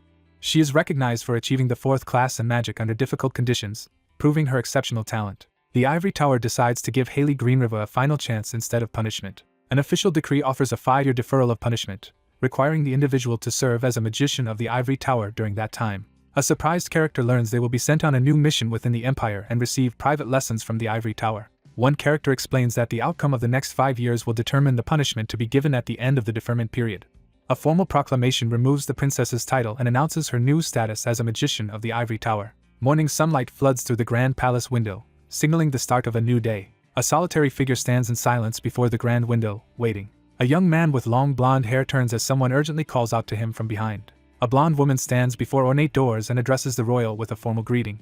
She firmly rejects her royal title and asks to be addressed by her name. A man in ornate surroundings engages in polite conversation, asking if she is enjoying her life in the ivory tower. The woman reassures her companion that, although people were distant at first, they have now accepted her. One character sincerely thanks the other for helping them join the ivory tower, and the support is warmly acknowledged. A blonde woman pauses in the ornate room, visibly nervous and uncertain. Haley hesitantly brings up the news about the protagonist stepping down as ivory tower master. A young man reassures someone that his decision to teach magic is not influenced by their request. He reflects on the tasks he cannot accomplish while remaining with the ivory tower, his hand resting on a closed wooden box. One figure opens a case and offers its contents to the other in a formal exchange. A ceremonial cloak is displayed in an ornate case. A startled woman reveals that the robe she holds was a gift from the emperor. The young man prepares to return the heirloom robe to its rightful owner. In a grand hall, someone presents a staff while a blonde woman listens attentively. A figure in ornate robes presents the legendary staff of the Great Plains, highlighting its rare origin and mana-enhancing power. A woman in a cloak tests the weight of a glowing magical staff and reacts with surprise. A young woman grips her staff tightly as she reacts in shock to a sudden magical phenomenon. In an ornate hall, one character eagerly accepts a staff from another. A long-haired man stands in a grand hall, smiling softly as he surveys his surroundings. The long-haired man earnestly asks for a favor in the well-lit room. A blonde character in formal attire asks about the nature of the favor being requested. One character announces their intention to leave the capital for an extended period. A concerned figure earnestly asks someone to protect their family in the capital during their absence. A startled woman demands clarification after hearing an unexpected request. A blonde woman holding a staff anxiously questions someone about their sudden departure. One character refuses to reveal his destination, explaining he doesn't know where he's headed yet. One figure reassures the other of their intent to seek out and resolve hidden dangers in the world. A blonde character pauses in silent contemplation, visibly weighed down by concern. Clutching a staff, the character declares a firm decision about the life they want to pursue. The speaker outlines plans to use their power to support outcasts and build a relief foundation with their brother, receiving encouragement from their father. Startled by something unexpected, the blonde character reacts in shock. A blonde character reacts with visible anxiety, a drop of sweat forming as tension rises. A blonde woman earnestly asks the man to remain by her side. A distraught young man pleads desperately for someone not to leave. He closes his eyes and pauses, lost in thought. A remorseful figure apologizes to the man in ornate robes after their confrontation. A luxurious mansion stands empty in the bright daylight. A uniformed man reacts with alarm upon hearing that someone is leaving the capital. A robed man formally greets two uniformed men as they enter the grand room. A decorated man anxiously confronts another about his sudden resignation from the ivory tower just as recent turmoil was ending. He observes that Haley has been crying continuously. One character bluntly accuses the other of dumping someone, causing a shocked and confused reaction. A man awkwardly admits his admiration for Haley's impressive qualities. A young woman is praised for her exceptional magical talent and admirable personality. He expresses his sincere hope that she will find someone better and live happily, setting aside his own feelings. A young man in a uniform yells in frustration, overwhelmed by the situation. Two men in formal uniforms confront a woman and prompt her to speak in the elegant room. A solemn figure reveals that he was entrusted with a final request before Sir Paul Lance passed away. A uniformed young man instructs someone to relay a message to His Highness and Captain Oliver. The young man listens as he receives an apology and words of gratitude on someone else's behalf. A long-haired man bows and apologizes to two uniformed men in a lavish hall. A solemn character stands with clasped hands, expressing gratitude for the support that enabled him to come this far. A man acknowledges that another person's support helped him overcome his feelings of powerlessness. One man vows to work harder and become a worthy successor as the other listens in the ornate room. The man earnestly asks for help in the future after the other finishes his tasks. A composed man with long blonde hair gives a respectful response to the person he addresses. Two chibi characters excitedly agree to carry out a vague plan, with one proposing the idea and the other expressing confusion. A blonde man in a decorated green uniform presents a ceremonial staff to a brown-haired man in formal white attire. A young man in a decorated uniform unsheathes his sword with a confident smile. One young man confidently demonstrates his sword skills while the other reacts with nervous surprise, questioning his intentions. A man in an ornate uniform solemnly presents a sword as a significant gift in the sunlit hall. A sword is slammed into the ground as a tense declaration about the imperial family is made. A formal pledge of unwavering support is offered to the high-ranking magician as he listens in the grand hall. A young man solemnly declares that the conflict will persist through the descendants of both families. In an ornately decorated hall, one uniformed individual raises a ceremonial sword and swears a formal oath before two witnesses. A man recalls admiring the territory lords as a child and wanting to imitate them. A man calmly reassures someone that he will wait while they handle their business. One character embraces another in gratitude while a third quietly observes in the sunlit hall. The sun rises over a grand mansion, establishing a new setting. A man reviewing documents at his desk pauses as someone knocks on the door. A blonde woman knocks on the door and asks if she can come in. The young man answers his mother with visible tension. A man checks on a woman's condition and urges her to rest after her tiring journey. A long-haired character reacts in shock, sweat forming as they stare to the right. A man urgently checks the woman's condition, noticing her cold hands and pale appearance. A blonde woman forces a small, uneasy smile as she tries to reassure someone that she is alright. A young man is caught off guard as an older woman suddenly embraces him in a surge of emotion. An anxious woman urgently promises to fetch help while supporting someone in distress. A trembling figure clutches their clothes, stubbornly insisting they are not sick despite obvious distress. A woman struggles to say goodbye as she and a man hold hands in a bittersweet farewell. A young man stands silently, calling out for his mother. A blonde woman pleads for Ian to stay, her head bowed in sorrow. A man in a cape informs the group that he learned about their situation after returning to the capital. Someone is overwhelmed and struggles to breathe after hearing shocking news. A woman stands frozen in shock, tears streaming down her face as she covers her mouth with both hands. A distressed woman breaks down as she laments the hardships her child must endure, while two others silently support and listen. Crushed by overwhelming guilt, the narrator is consumed by regret. Overcome with anxiety, the young man admits he feared never seeing his mother again while staying in Mogrian territory. A woman anxiously admits she cannot go on if anything happens to the person she cares about. Determined not to lose anyone else, the figure stands alone in the shadowy forest, steeling himself for what comes next. He stands silently in the lavish room, lost in thought. Two hands clasp as a heartfelt confession begins between mother and child. In a warmly lit room, a man quietly tells a woman that he met their father. A woman struggles to process surprising information she just received. Two figures stand together, sensing the enduring presence of the dragon's spirit within. A character stands quietly in the sunlit room, coming to terms with the love left behind by someone he once resented. A kneeling woman, comforted by a man, declares her resolve to follow the path of the departing figure stepping into the light. One character expresses a desire to better understand the protective feelings the other has toward them. One character earnestly asks to fulfill their father's final request while holding hands with another in a warm, glowing light. Bathed in gentle light, the man stands calmly, radiating serenity. A blonde woman stares ahead in shock, her eyes filling with tears as she reacts to devastating news. Someone acknowledges that another has matured, expressing a sense of pride and reflection. Moved by realization, a teary-eyed figure gazes ahead, struck by how much someone has grown. A blonde man reassures a distressed woman, telling her not to worry or feel alone. A gentle young man assures someone that they now have a loving family. A man reflects on how Sir Ridio's kindness helps him understand paternal feelings despite lacking personal experience. A boy stands with a gentle smile, holding white flowers as someone describes his cheerful and considerate nature. A man gently holds the woman's shoulders as he offers her a sincere farewell. A man reassures a woman as they share a tight embrace before his departure. The character pauses at the entrance, hesitating before stepping into the brightly lit hall. One young man wipes away tears while the other stands silently, both reacting to distressing news. A grand mansion stands behind lush green trees in the daylight. A cloaked figure prepares a horse for departure. Someone asks if it's time to leave. He quickly turns around, sensing an unexpected presence in the woods behind him. One man announces his decision to leave as the other silently watches. A man recalls a previous departure as he comments on someone leaving with only one horse. Two characters tease each other about one's past trouble with horse riding, with the other insisting he has improved. The young man solemnly asks for his mother to be protected. The man firmly promises to protect Madame Phage with his life. A young man quickly turns his head, startled as someone shouts his name. One character grins mischievously while another reacts with visible frustration. A pouch is offered forward with both hands. One young man confidently hands over a pouch containing a powerful mana elixir and healing potion to his companion outside. A cheerful alchemist offers to provide more potions if needed. She laughs loudly, finally letting her guard down after the tense moment. A girl with an indifferent expression reluctantly expresses her gratitude. A woman in a pink dress urgently calls out while two others turn to face her. A woman hands a bundled package to a long-haired man as two others watch, marking a heartfelt farewell. A woman encourages someone to eat well, stay healthy, and write back often as she offers caring advice. Ian gently reminds his mother to take care of her health. One character leads a horse and prepares to leave while three others watch. A horse strides purposefully onto the stone floor, signaling someone's arrival. A calm figure walks beside the horse, approaching the destination under a quiet sky. Someone steps confidently onto the scene, signaling a new development. The cloaked figure surveys the area, ready for any potential threat. The narration reflects on having a place to return to at any time. A grand mansion appears beneath a clear sky, establishing the setting. A silver-haired young man stands outside, quietly surveying the surroundings as leaves drift past. Three family members reunite in front of a grand mansion, warmly greeted by the staff. A character pauses in a tranquil moment as leaves gently drift by.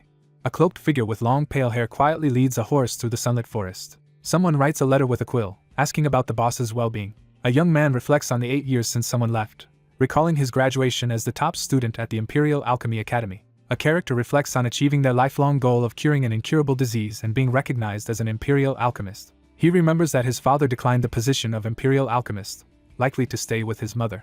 After overcoming their initial awkwardness, the couple is now happily married. The king remains weakened from the poisoning years ago, so the crown prince now governs in his place. The crown prince stands in the hall, exuding confidence and competence far beyond his former self. He signed a peace negotiation involving 3 countries, including Coldwood and the Principality of Ro. 2 individuals solidify their alliance with a firm handshake. Trade thrives, driving significant advancements in the empire's economy and technology. Haley's 5-year punishment deferment ends, and she is officially recognized as a high-rank magician of the Ivory Tower. She gains widespread support by founding an organization for the underprivileged and is now considered the leading candidate for the next Ivory Tower master. A man quietly writes a letter at his desk, reflecting on someone he misses. Someone writes a heartfelt letter, expressing eagerness for a reunion and asking if they can use a more familiar term next time. Sitting back in his chair, the young man thinks about someone he misses and wonders where that person is now. Hearing the summons, the young man quickly stands up from his desk and prepares to head downstairs. A figure in formal boots descends the red-carpeted stairs with determined steps. A young man reacts in astonishment to something his mother has done. A character receives an enthusiastic compliment, while standing serenely in a decorative floral frame.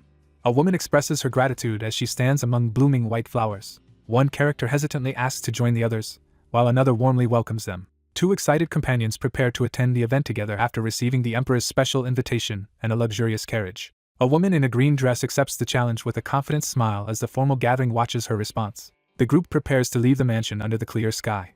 Morning sunlight filters through the forest as a gentle breeze stirs the treetops. A young man in a white cape kneels before a gravestone, silently paying his respects. 2 uniformed men stand outside as one reminds the other that it is almost time, prompting a focused acknowledgement. A figure strides confidently onto the grassy field, ready to face what lies ahead. A young man in a white cloak arrives calmly, leaves drifting in the air as he makes his entrance.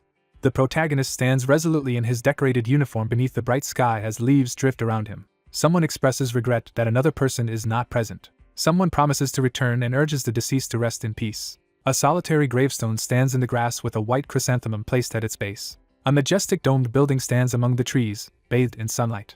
A young woman with long hair and glasses opens the ornate doors in response to a summons. A calm figure accepts an invitation and steps forward among blooming flowers. A blonde woman in a blue cloak approaches a staff displayed in an ornate study lined with bookshelves. A hand reaches out to grasp the staff, signaling the start of a decisive action. A figure in ceremonial attire signals it is time to leave for her brother's coronation.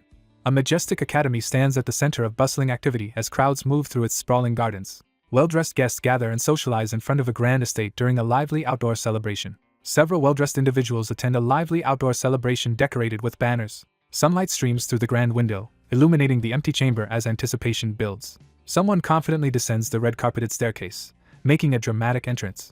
An older man in ceremonial attire delivers a proud public address to the gathered crowd in a grand hall. A solemn figure announces the intention to pass down a significant honor during a formal ceremony before an ornate altar. The formal announcement declares the succession of the crown prince in front of the assembled court. A high-ranking figure announces a major change in tradition for the good of the empire. A new emperor is formally introduced to the people as the promise of a prosperous future is declared. Massive doors open, signaling the start of a grand entrance. A regal figure enters the ornate hall as the new emperor is introduced to the gathered audience. A young man stands in ornate ceremonial attire, illuminated by a golden glow as he prepares for a significant moment. A young man stands solemnly in ceremonial attire, preparing for a pivotal ceremony. Two men in elaborate attire confront each other in a grand hall, setting the stage for a tense encounter.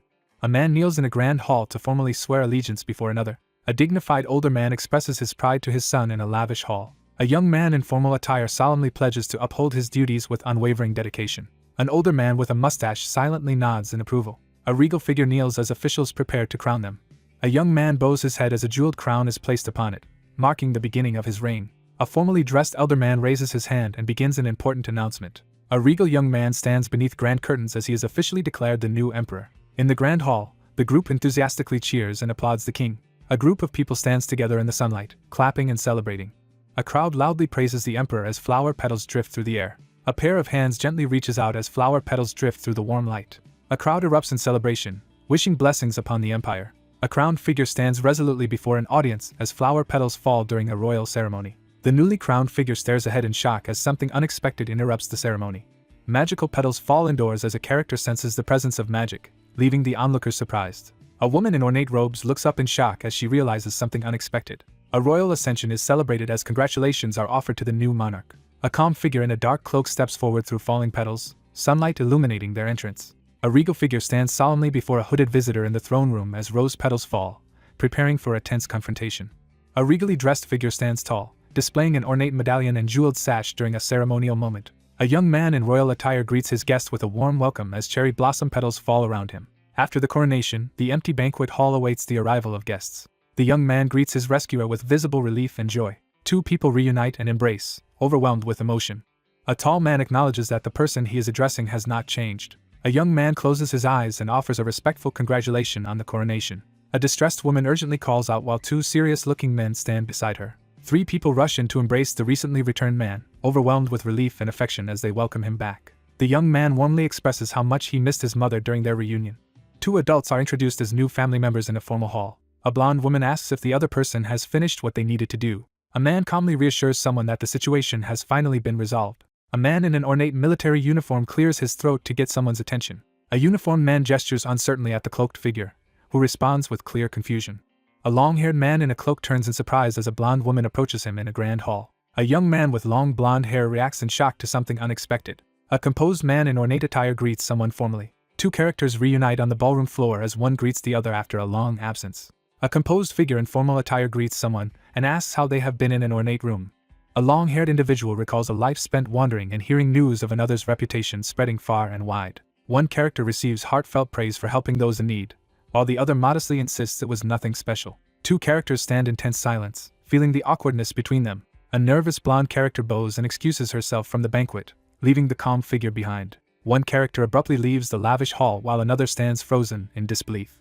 A young man stands silently in the ornate hall, pausing in contemplation. One man questions the other about looking disappointed, prompting a nervous denial. A man is stunned as he learns that Haley is not married. He explains that despite receiving many marriage proposals, she turned them all down because she was waiting for someone. He quietly reflects on the reason for her 8-year wait. Someone reveals that more than one person has been waiting for the arrival. One character informs the other that many tasks await them from this point forward. The man in ceremonial military attire invites someone to join him in his next endeavor. A young man bows respectfully, awaiting orders from the monarch. A grand tower rises above the surrounding greenery as the scene shifts to a tranquil setting. A lone figure kneels in the garden, silently lost in thought among the flowers. Sitting alone in the garden, the character silently regrets not spending more time talking to him earlier. One character silently reflects on whether the other has forgotten the events of that day as they stand together in an ornate room. In the quiet, somber light, The character stands silently, lost in thought and preparing for what comes next. A blonde character in a blue cloak lowers his gaze and apologizes solemnly. A woman sits alone on a bench, doubting that the person she cares about will make time for her. A calm man suddenly approaches, startling the woman as she recoils in shock. The man quickly apologizes for unintentionally frightening her. A surprised woman encounters a calm man in the garden as he explains he came after greeting the magicians at the ivory tower. The blonde character nervously asks the group a question, seeking confirmation from everyone. A character is surprised to see that the once wheat-filled garden near the tower is now beautifully maintained. A magician reflects on growing plants in the garden, hoping it will become a peaceful sanctuary for others. A young man smiles in the garden as he expresses enthusiastic support for the plan. One character politely asks to be shown around the garden, and the other agrees with enthusiasm. Two figures walk side by side through the tranquil garden. As they stroll through the palace garden, one character explains how the Landers flower is considered rare in the Green River Empire but treated as a weed in the Coldwood Empire, despite its importance to those who once suffered without it. A young man describes traveling to a lake in the west that appeared ordinary until sunset, when it shone with a golden light. A lone figure stands by the glowing water at sunset, quietly taking in the unforgettable scenery. A blonde-haired woman reflects on someone's impressive journey while standing in a garden. Two elegantly dressed characters walk together near a castle, discussing their desire to see a lake with a golden shine. Two people stand together in the garden, quietly lost in their own thoughts. Someone offers to guide the other person to their destination. Amid falling petals, a figure in ornate clothing pauses in quiet contemplation. A man gently takes the surprised woman's hand and offers to take her wherever she wants. A hopeful figure extends his hand, inviting connection. The scene shifts to showcase a series of extraordinary locations, including a lake, forest, desert, and sea. A heartfelt confession is made as a smiling woman listens under the sunny sky. A young man stands in a sunlit garden, reflecting on how thoughts of someone turned into desperation. The character reflects inwardly, coming to understand the emotions they are experiencing. After completing everything in the world, someone begins to reflect on their next thought. A character stands beneath falling petals and admits that their feelings were always the same. A male character drops to one knee, gripping his thigh as he struggles to stay upright amid falling petals. A man kneels in a garden and proposes marriage to a woman as flower petals fall around them. The man earnestly pledges to remain by the other person's side for the rest of their lives. A woman is startled as a man unexpectedly approaches her in the garden. The young man stands outside in silence, visibly embarrassed and hesitant to speak. A character looks up and asks if the other is planning to stay for good. A blonde girl promises unwavering loyalty as cherry blossoms fall around her. Haley breaks down in tears in front of Ragnar, who stands frozen in shock. A young man urgently confronts a distressed woman who turns away, trembling. A young man in an ornate uniform stands among drifting petals and finally confesses how long he has waited. A blonde character smiles warmly and gives a confident, heartfelt answer under the blue sky. A woman warmly grants permission to the kneeling man in the garden. Someone urgently calls for another person to come over. A young girl sits alone on the grassy field, quietly lost in her thoughts. She suddenly notices something unexpected and looks down in surprise. A girl smiles brightly as she cheerfully speaks up. A young girl runs happily toward her father as her mother watches, and the family reunites beneath a bright, sunlit